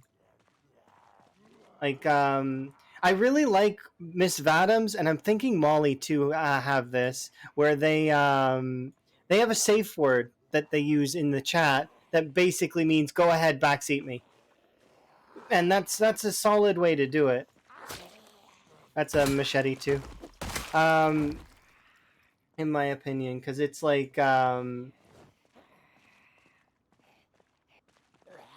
that way you know when to cross the line, or when, yeah, because you are right that some mechanics in the game, you think they work one way but they don't, and there's some mechanics that you may even be 100% sure on that are not quite that don't quite work that way, you know, because then you'll find out later that's like, for example, the water in the water system in the game has seen many changes over time.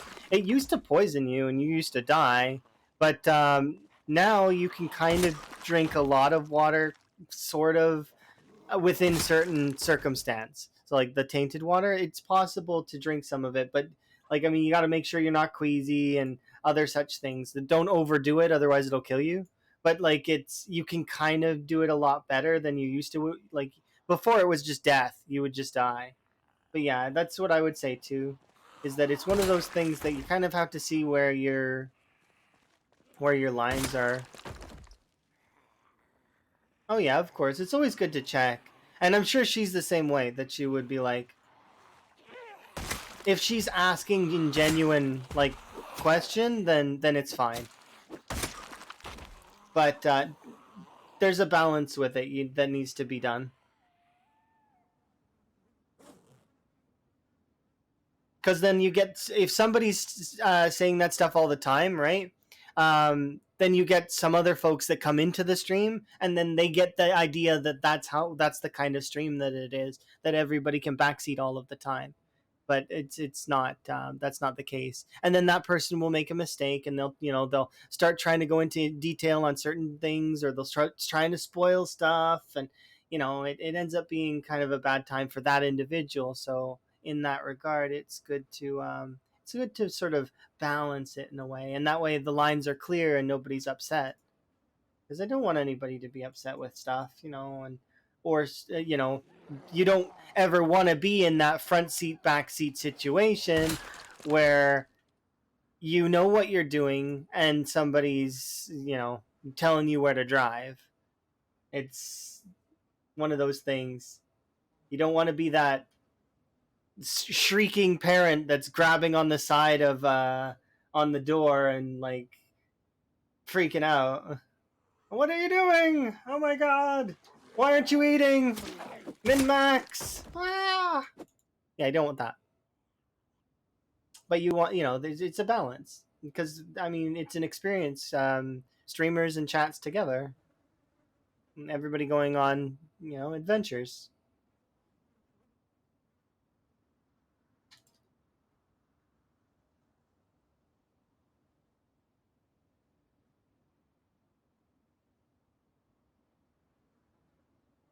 It's a fun trip to go on for sure. Oh yeah, and that's the thing too. But sometimes people will ask things to themselves, and then they'll receive an answer. It's like they're trying to be rhetorical. They're trying to just think out loud about it, and then somebody will come with an answer. Yeah, it's definitely a hard one to gauge for sure. Yeah, because especially when you're a streamer, streamers very frequently will do something called flow of consciousness, where they'll start just talking and their inner thoughts will come outward, so that they'll kind of, so they always have a topic, and so they can always talk, right? um, that said, when your thoughts get, like, when you get into that habit, sometimes you'll ask a question, but you didn't mean to ask that question. You know what I mean? It's one of those where it's I I asked the question, but it was for me, and it's hard to specify sometimes that when that's the case.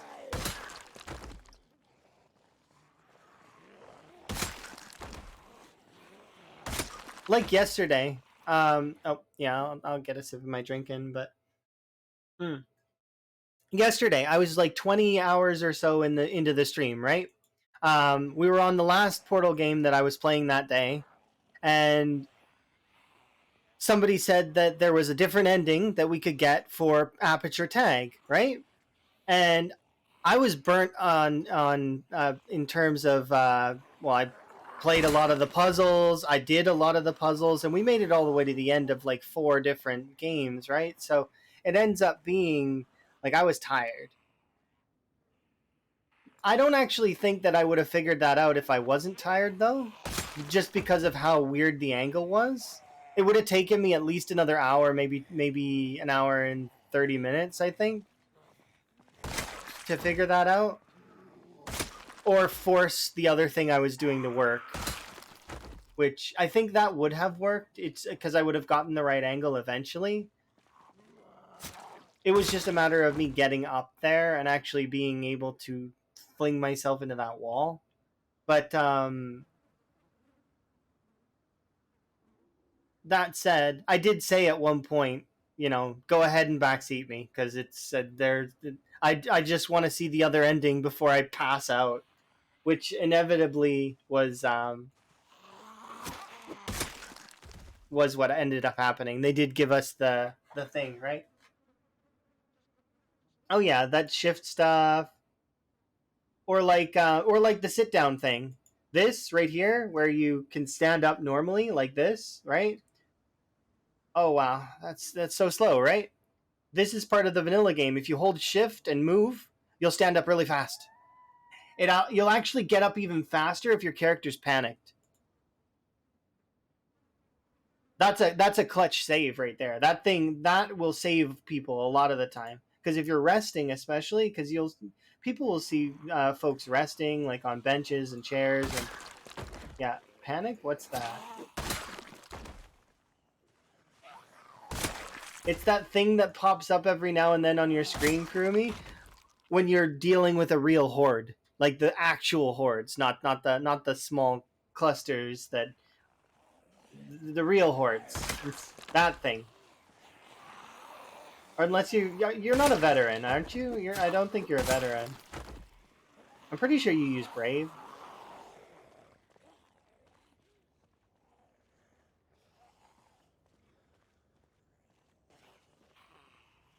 Game mechanics that are a throne of lies. I'm trying to think of a game mechanic that would qualify as a throne of lies, but I can't think of any offhand. Oh yeah, Ultra's mentioned that before. See, that kind of thing, yeah.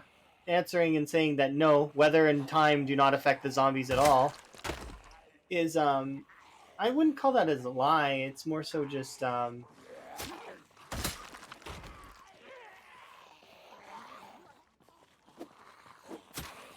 don't know. It's one of those weird things. I don't think it's a lie though. I think it's just people think it makes sense that it would, and then it doesn't. I'm not sure if I would use lie as it, because it's weird. Trying to think of other stuff like that though. Is there anything else you can think of that's a throne of lies directly? I can't really think of too many things that are like super lies in PZ. Aside from stealth. Stealth is the biggest lie. Stealth is a reduction of sound, not visuals. So like when they tell you to hide behind a fence in the tutorial, that's a lie. Straight up. You can't hide behind a fence. If you crouch behind a fence and there's a zombie in the distance, they will see you if they're within tile range to see you. But that said, that's the biggest lie I can think of. That and the tutorial in general. but the tutorial's not meant to. It's meant to give you a familiarity with the interfaces. It's not meant to tell you the truth. And hell, they even ended on a lie, like a good lie too. Like it's the whole the tutorial is definitely what Uni said was it was rude, um, which is true, and that's fine. Oh, you're being hyperbolic. Okay, I get you. Sorry, to take you literally. My bad. But yeah, it's one of those things.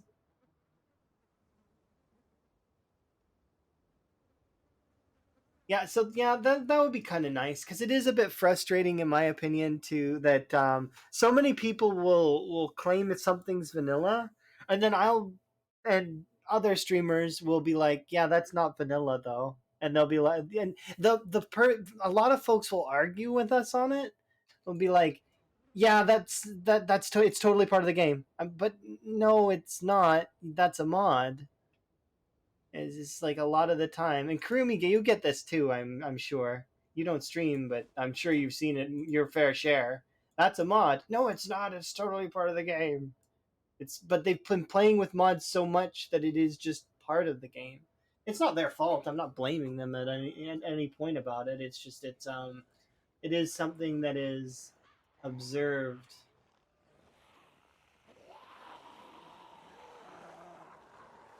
Sends the link to the mod. Yeah, exactly.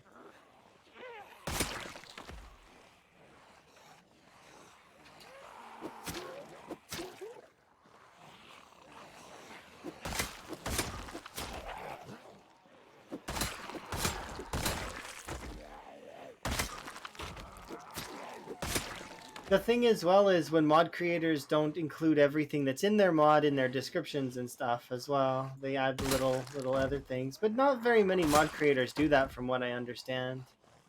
It's like only a few.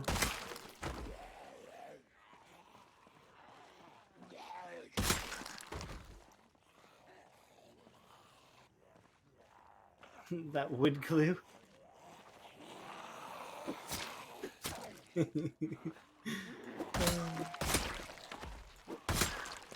That's from a mod.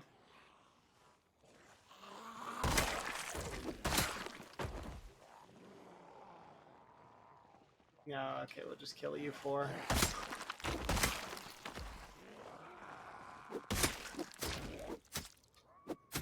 But yeah.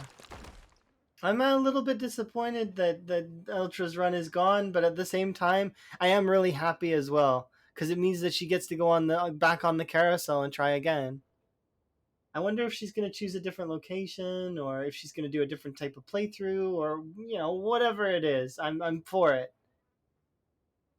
Oh no, I know she's not done with the game. Ultra's not that kind of player. Ultra goes in and is like crazy, like focused, competitive, and wants to win. And let's be fair, Zomboid slights everyone when it starts by saying, "By the way, this is how you died," and then they hold it over you. Ultrasaurus, Kurumi, you've seen Ultrasaurus before. Yeah, Ultrasaurus. She just died recently on her run, which is very unfortunate, but at the same time, rip, and hopefully she gets back on the next game soon.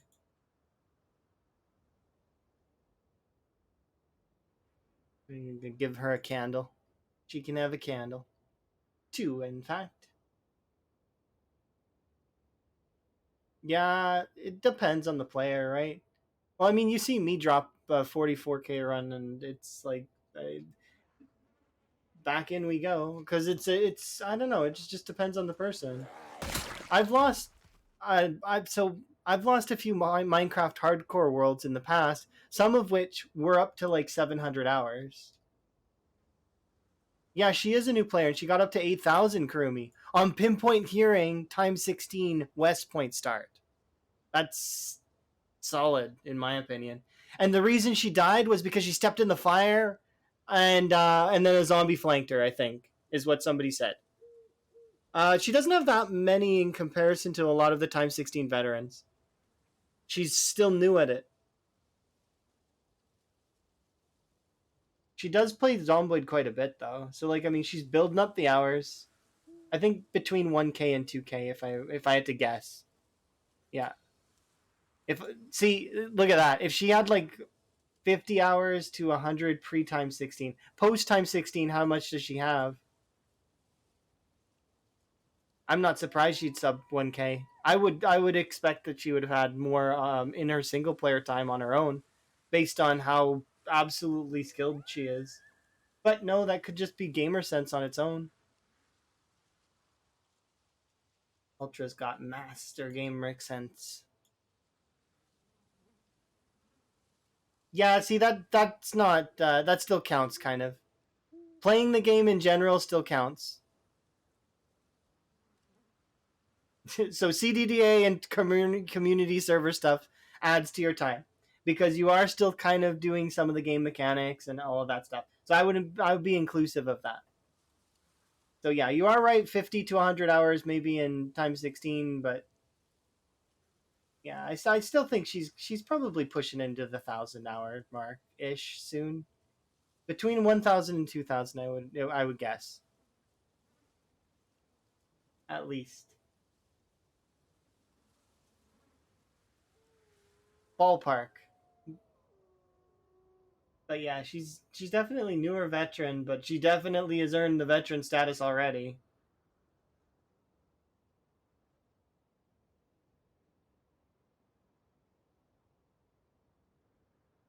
Yeah, that is it's so not just CDDA, but she was doing CDDA where she was somebody came into her chat and ruined part of the pathing to CDDA. So she refused to go to the farmhouse as a result and was trying to stay in the town, which is doable but increases the difficulty.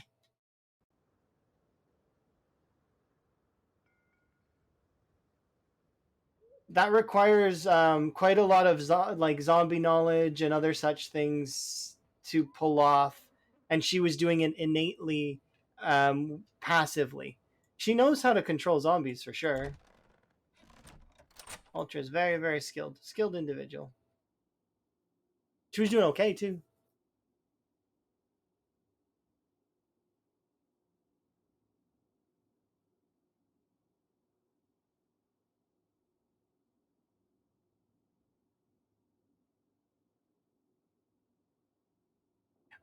Isn't rewarding with the respawns is like part of it, but it's like it's the other part of it is that the respawns actually can benefit you in the end because you can get more and more stuff, more and more kills, more and more. So it ends up being a positive later.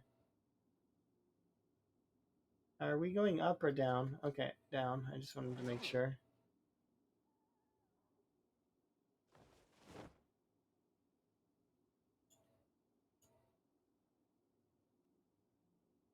But yeah, I'm definitely glad she jumped on to the time 16, and then she's been killing it. Like her time 16 run is like what her I can't remember if it's her like ninth or 10th attempt, but it is like she's figuring out stuff, and she found the West Point mansions on her own with no one telling her where they were.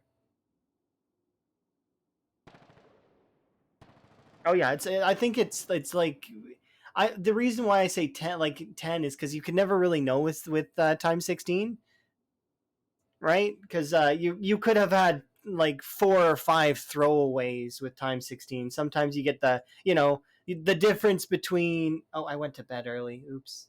Um, the difference between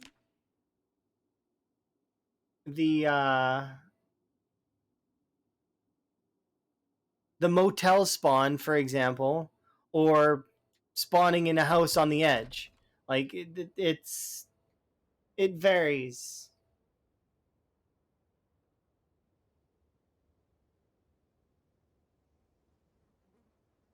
Oh yeah, exactly. And she's casually doing it like once every so often, which is amazing and awesome. I do enjoy the variety though, and I will watch a lot of folks play a lot of other games because it's interesting to watch other games and other gameplay and just enjoy it. I like variety. It's the spice of life.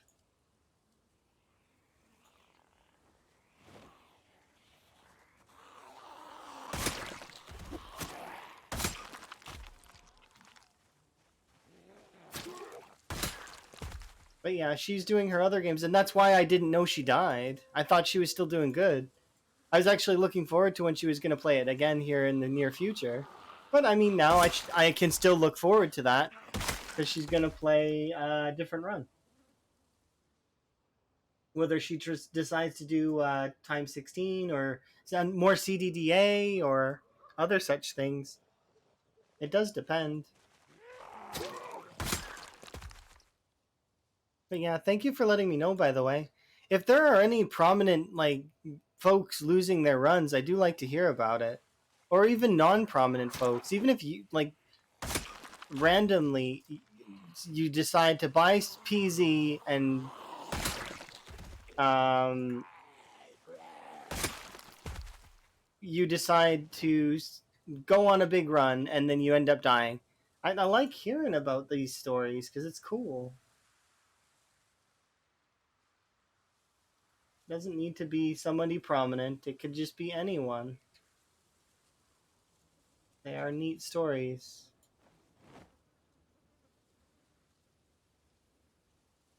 I need to clean up my mess one of these days.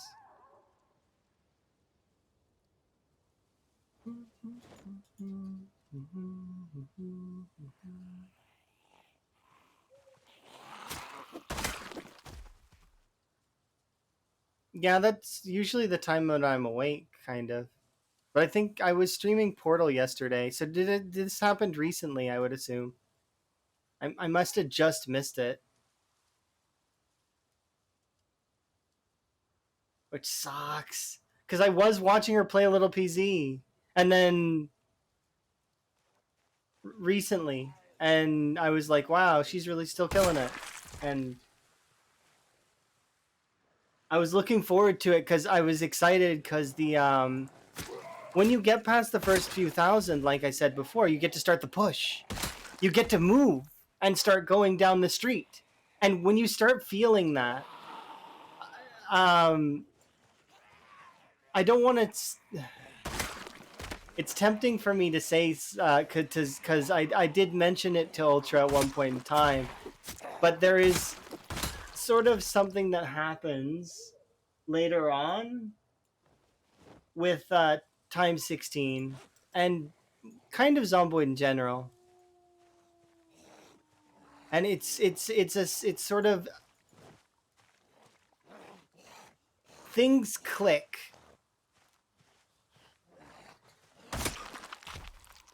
and the zombies get cheeky and interesting,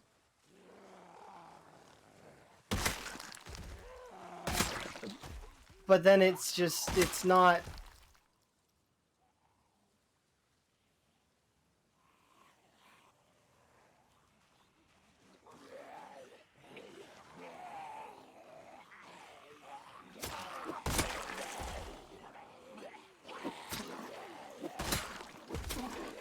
It's not that it's not hard anymore, it's just that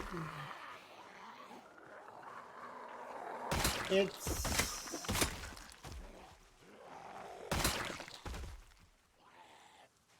I don't know. Things just click together and it doesn't really.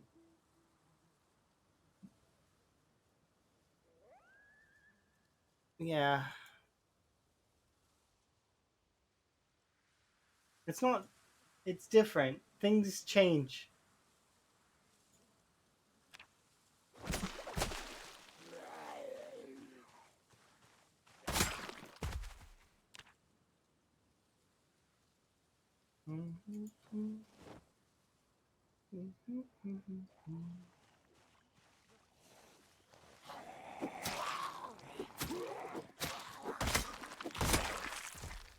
In case anybody's curious, this is a Yakuza song from the game series.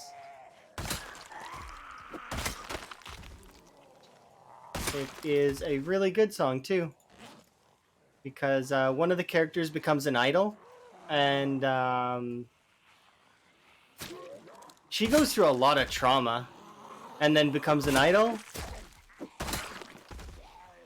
And I don't want to spoil the game, so I'm not going to say anymore.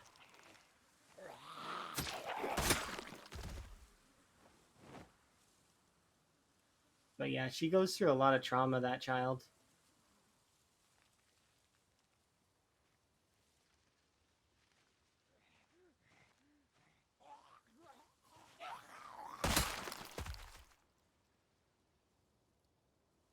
That game series is just such a good series.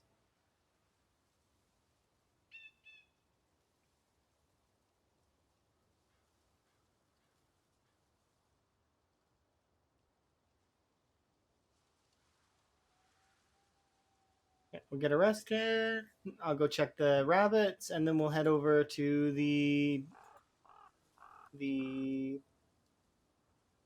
same road we've been killing on for quite some time, which is fine. We're still killing on it, but it's gonna lighten up soon. We're already 2/3 through, so and we're pushing towards the end of it. And then that's it. No more zombies in this area for a little while, anyways. Not unless I pull them over somehow. Or they come down from Riverside, or they come up from Rosewood, or. There are ways for zombies to refill in this area, but it's unlikely.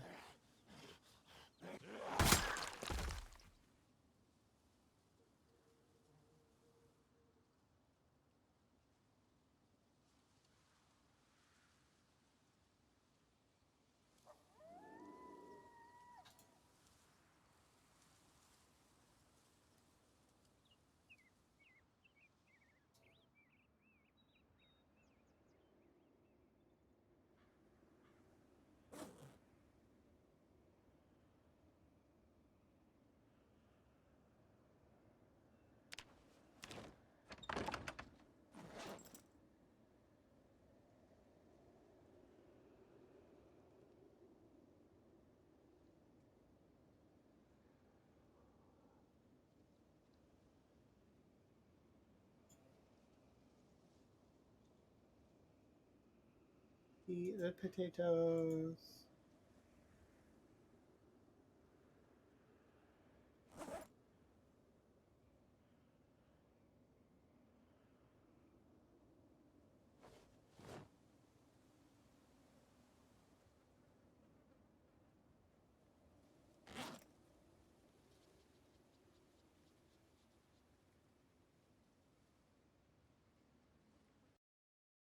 Yeah, I'm gonna shout out Ultra because we were talking about her a bunch.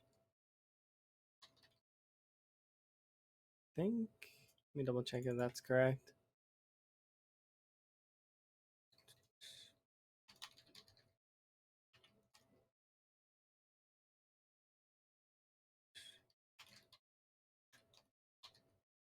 Oh, come on.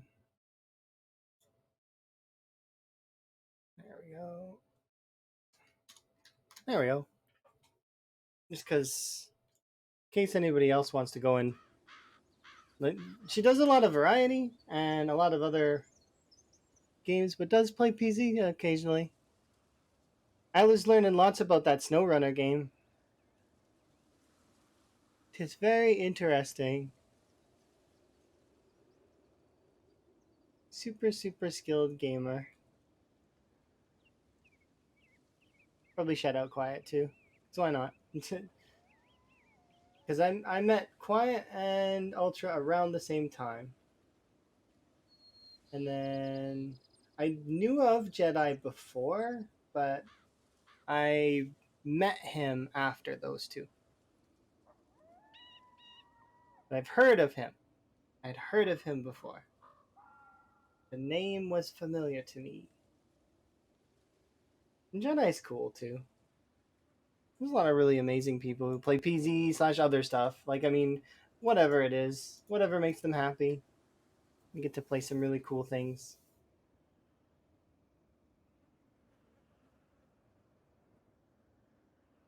I'll do a pull and then I'll do that shout out because I can. Because it's my channel and I can do whatever I want. Whatever I want, forever. Sort of. Kind of.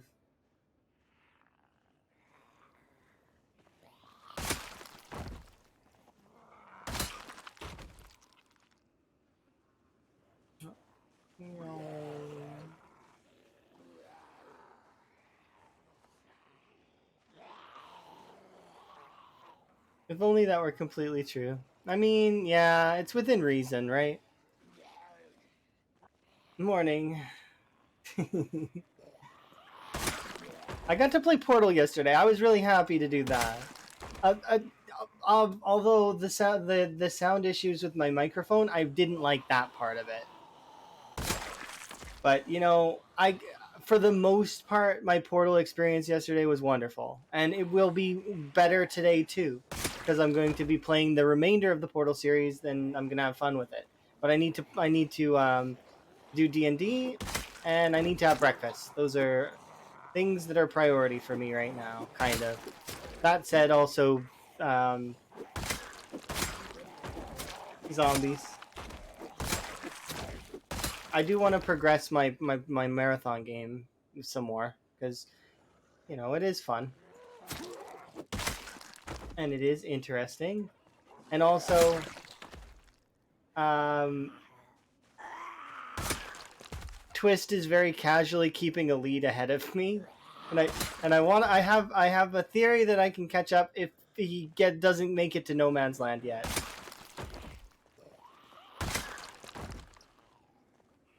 Because last I checked, he was at 28,000. So we'll see. I don't expect I can catch him though. He kills way too fast. And I have intentions of leveling everything, not just spear. So once I'm done with spear, I'll start leveling other stuff, and or if I feel like leveling other stuff, I'll start leveling other stuff.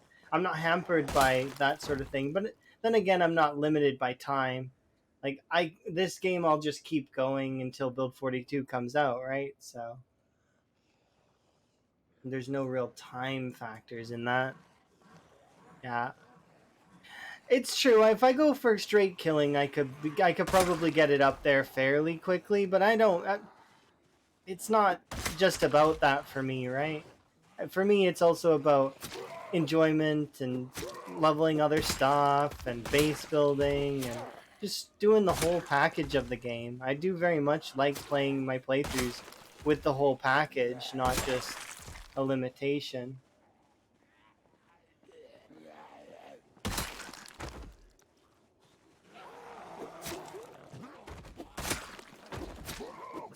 So I fully intend to level axes here and level up all of the weapon skills up. And remember, I didn't take a bonus in any of them. So it's no bonuses. And I have pacifist and slow learner. So it's going to take like between 40 and 60k kills per weapon class, which means that by the time we're done, and that's assuming that I don't use some of the level 10 weapons, we would be sitting around 200k kills. Something like that. Which is ludicrous to think about. If Build 42 isn't out by then, I'd be surprised. Because in order to get 200k kills from now, it would require me to, well, first, not have any more work that's major to do, or that doesn't take up major time, and then try and maintain at least several K a day for a couple of months at least in order to get there, which is possible. It is possible. It's just not likely. I expect build 42 before then. I kind of expect it before I exterminate a town. We'll have to wait and see. Cats. He's telling on you.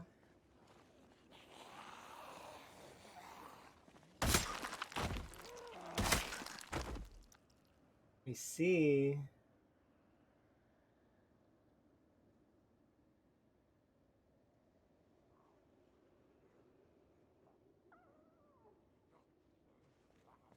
Or you're no wait, he's telling on her for sleeping in. Okay. That's a strange thing for a cat to do. Judge someone else's sleep pattern. Given that cats sleep like ridiculously long hours. Sorry, that's crazy to me. So did she end up getting up? Probably, right?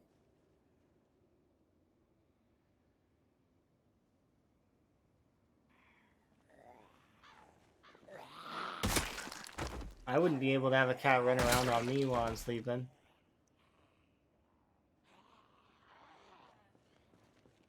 Although I don't know if a cat will bother me while I'm sleeping.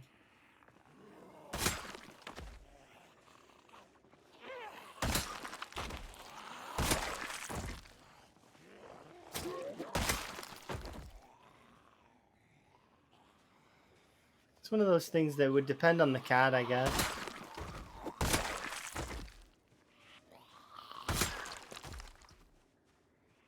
I'm very still when I sleep most of the time. But if a cat were to do that, I think I would grab it and hug it, probably. Which is not what the cat would want. So it probably wouldn't want to come anywhere near me while I'm asleep.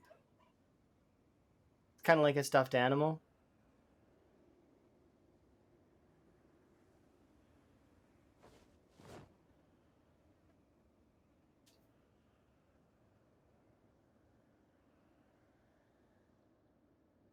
Not really sure though.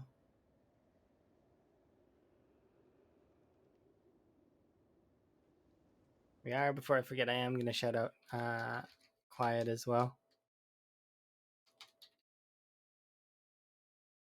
I think that's it. Let me double check. Yeah, that's Quiet. Okay, good. I'm going to shout them both out because I did mention them both earlier and I think it's fair. Fair to shout them out. They're both really, really skilled, and haven't been playing Zomboid for nearly as long as a lot of the veterans have. They just pick up on games so quickly. They've been playing a lot of variety, though, and that's generally how it goes. They're variety casters, after all. They do like to play their variety. They try everything, and that way they know, what's good, what they like, what they, prefer, in terms of sim games, etc.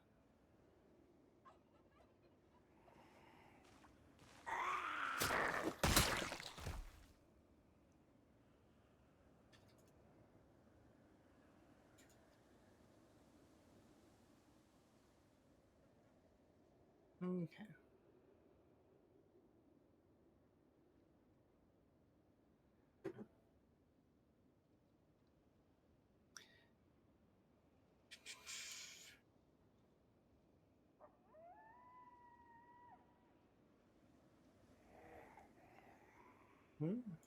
Above.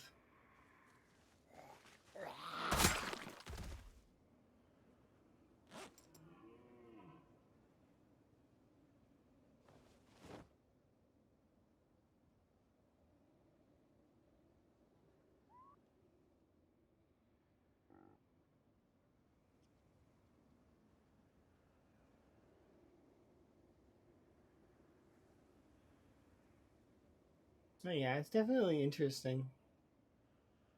I think Quiet's run, did he die too? He was doing Burn on West Point.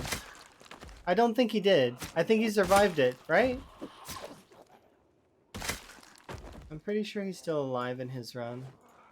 And that he burned most of West Point's population, if I recall correctly. I don't remember. Did he burn them? I'm pretty sure he did. They were like climbing under his car and stuff. Like 50 zombies all under the car.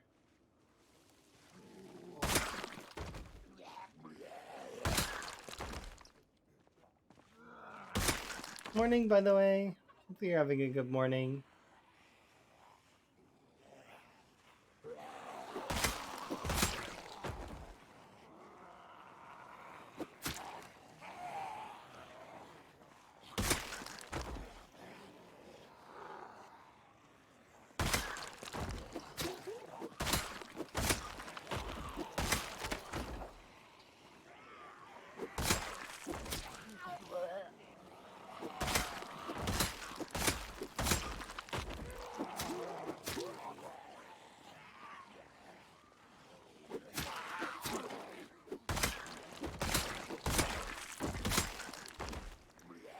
I'm kind of half-heartedly hoping that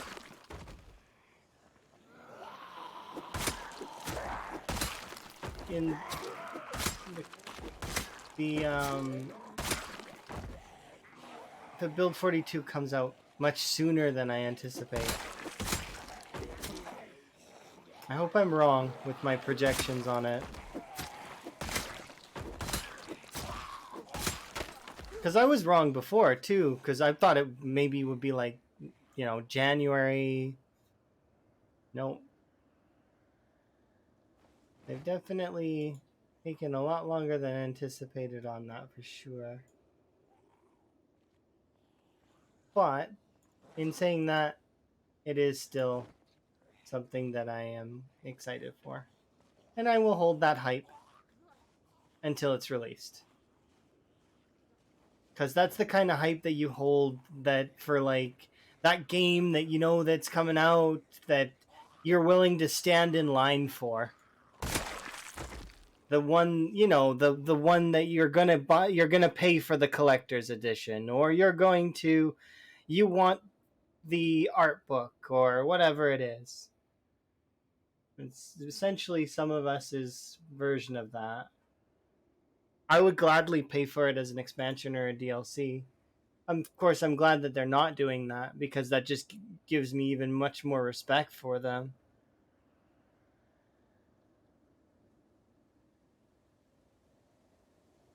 Be even better if they put their game on sale as well on top of releasing Build 42. Could you imagine? That sticks it to the big gaming company something fierce. They throw a sale on the release of their game. Their well, essentially their release of their new content. That'd be hilarious. Market wise, it would make sense too, but it's like still, it's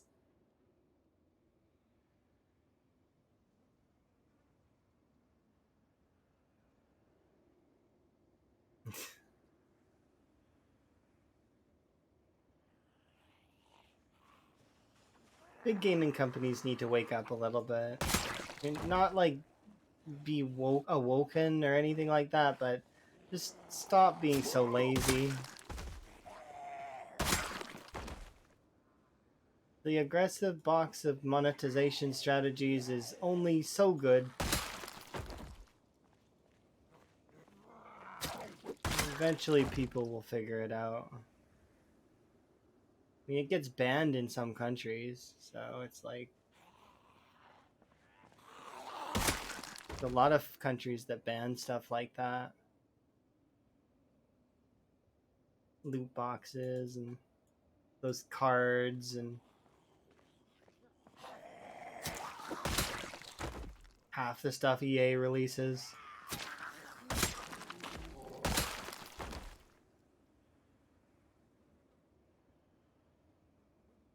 Does EA still do mottos, like slogans? Because they used to have slogans, like challenge everything. What other slogans did they have? Do they still do those or no? And if they do still do them, what's their current one? Because it was challenge everything at one point in time. What was the one before that? I remember they had slogans though.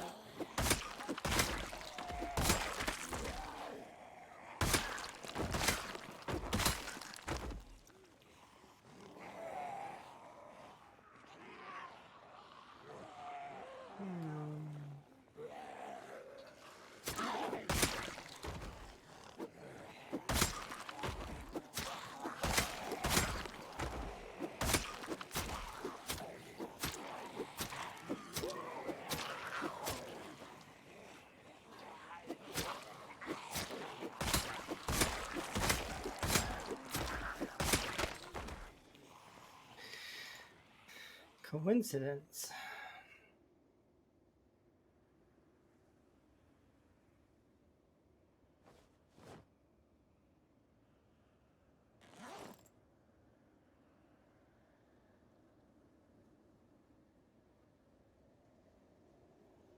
Your holographic Charizard card?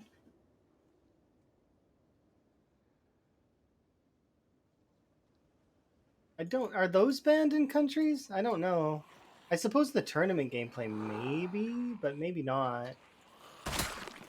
Do they ban Pokemon cards in countries that don't gamble? Huh. Never ever thought about that before. Are you still allowed to buy Pokemon, Yu-Gi-Oh, or Magic the Gathering cards? Or are they considered gambling? Huh. That's interesting. Yeah, I know you're American, Dark Strider. No worries, you're good. I'm just saying it in general. Hey, Karumi, if you're still around, the Philippines don't do gambling, right? Or do they do gambling?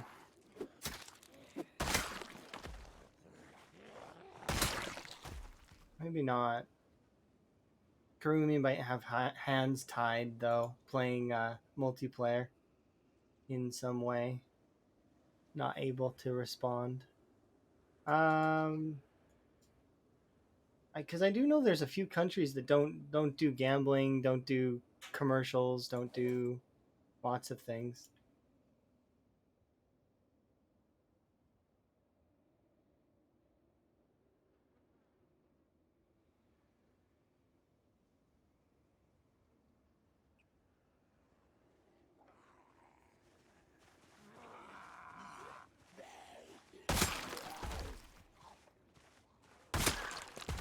An NFT. Oh my. NFTs.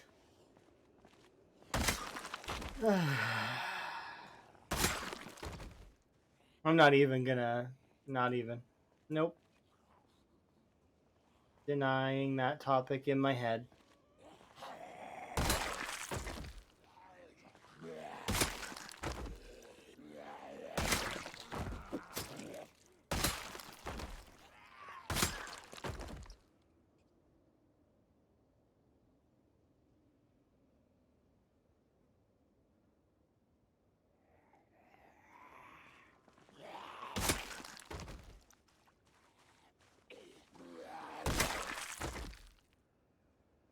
Well, it looks like I'm just gonna be short.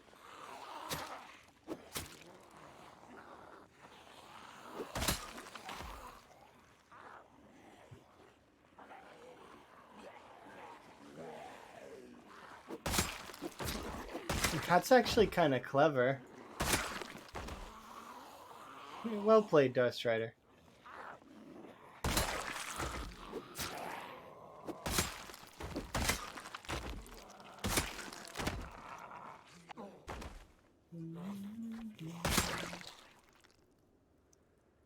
Can I have the knife that's on you? Thank you.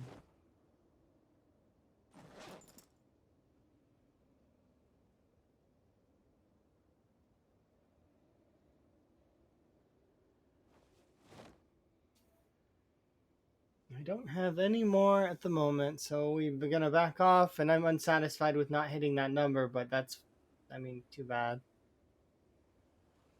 It's too bad indeed.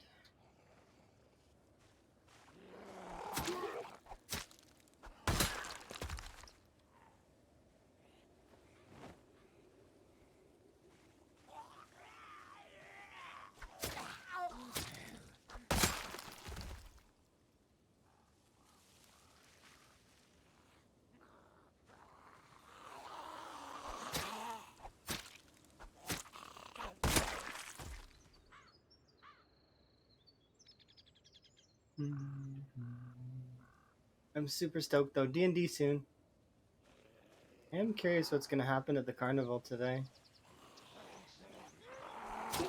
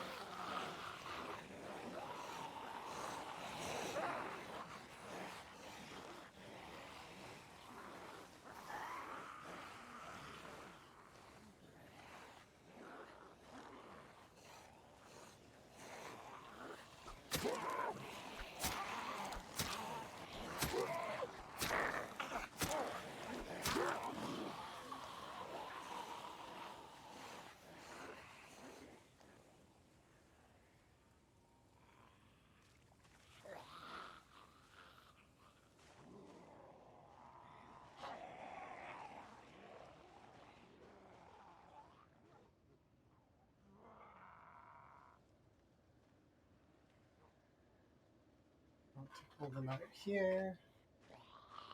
And then what I want is to pull them out this way too.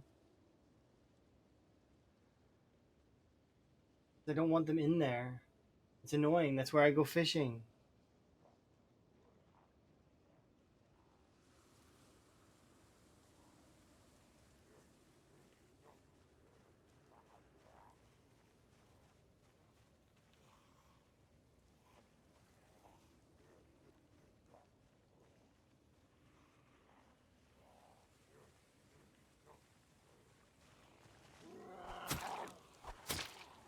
Yeah, I don't want to talk about NFTs though, Darth Strider. I'm good. Thank you.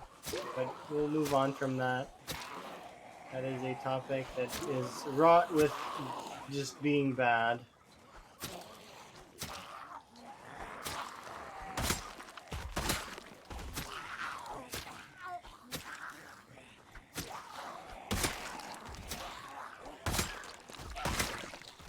From their conception to currently, like, just bad.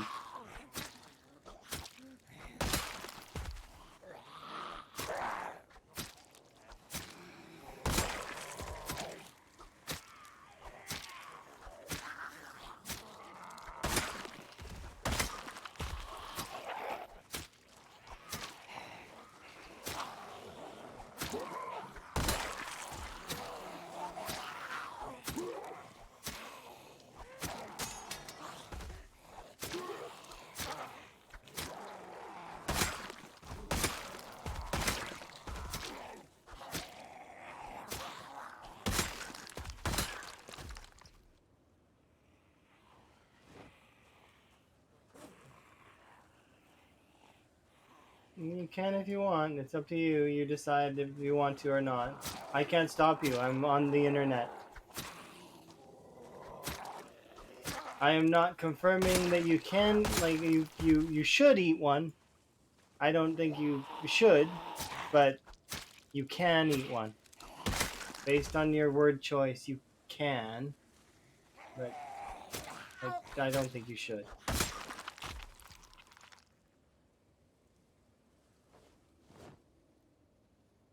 Unless you really need gold, I guess. I mean, but do be careful of heavy metal poisoning. I think you would need to ingest quite a lot of gold, though, in order to get poisoned of it.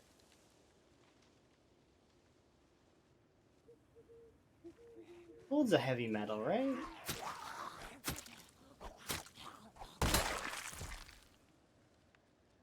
Can gold poison you? I'm thinking it can.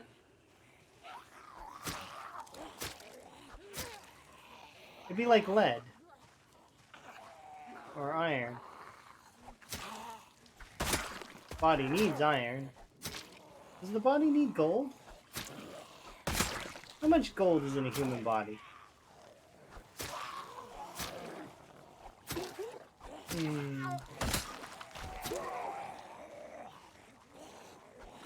I guess it depends.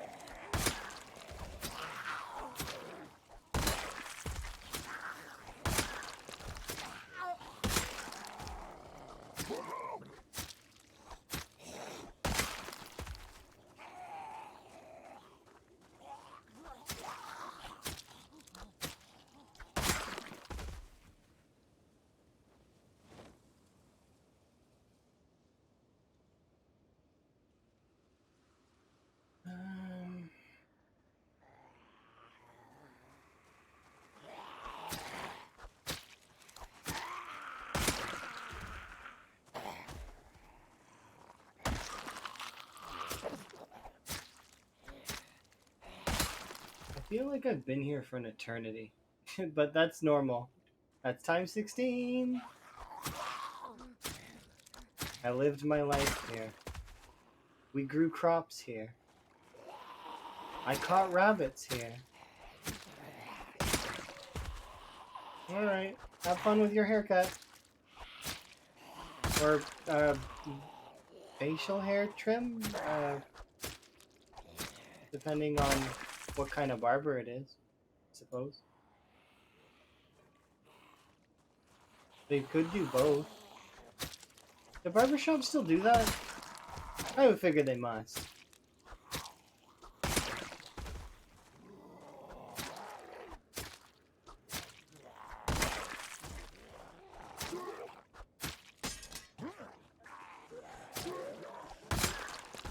Just reminds me of Red Dead.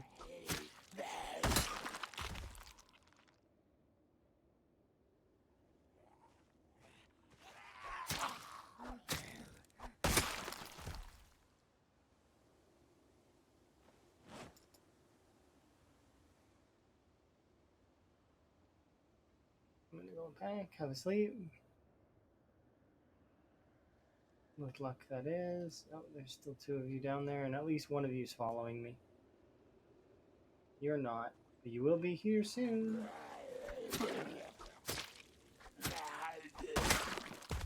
See?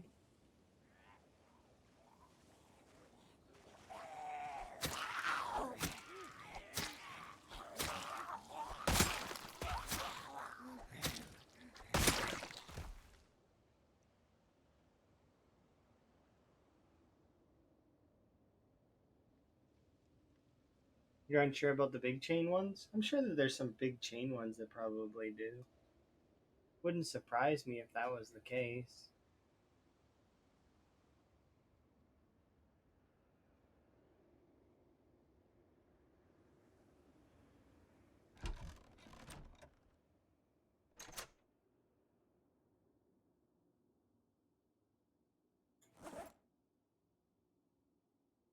Well, I don't have, so we'll just eat these.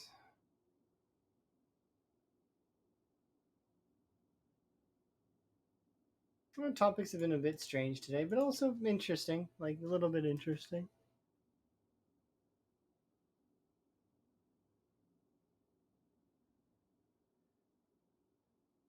Wear that. That's fair. Support local businesses and all that. I do agree with that. It's good to do. Another 291, not bad. Fair amount. I do look over those XP values and such because it is interesting to me. We're about to hit level 5 nimble. Oh my goodness, that's gonna be so nice. Level 5 nimble. Level 5 short blades. Or yeah. Level 2 farming. Level 3 trapping. Level 5 foraging. Those are the things that are on the docket for next time. But I do have D&D and breakfast that I want to go make, so I am going to end it there. There we go. It's been my pleasure as always, everybody. I am going to host somebody. I'm not sure whom. We'll go raid them, make their day a little brighter. Quite a lot of folks that I could select.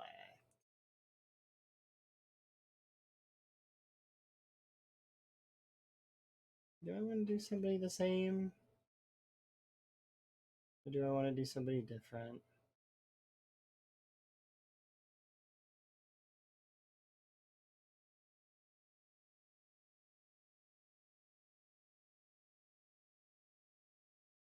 I haven't done Nico in far a long time, so I can do Nico today. That seems fair. That way he can have fun, and I can go play D&D. You guys can go hang out with Nico. It's been my pleasure as always, everybody. You have yourself a good one. Bye bye for now.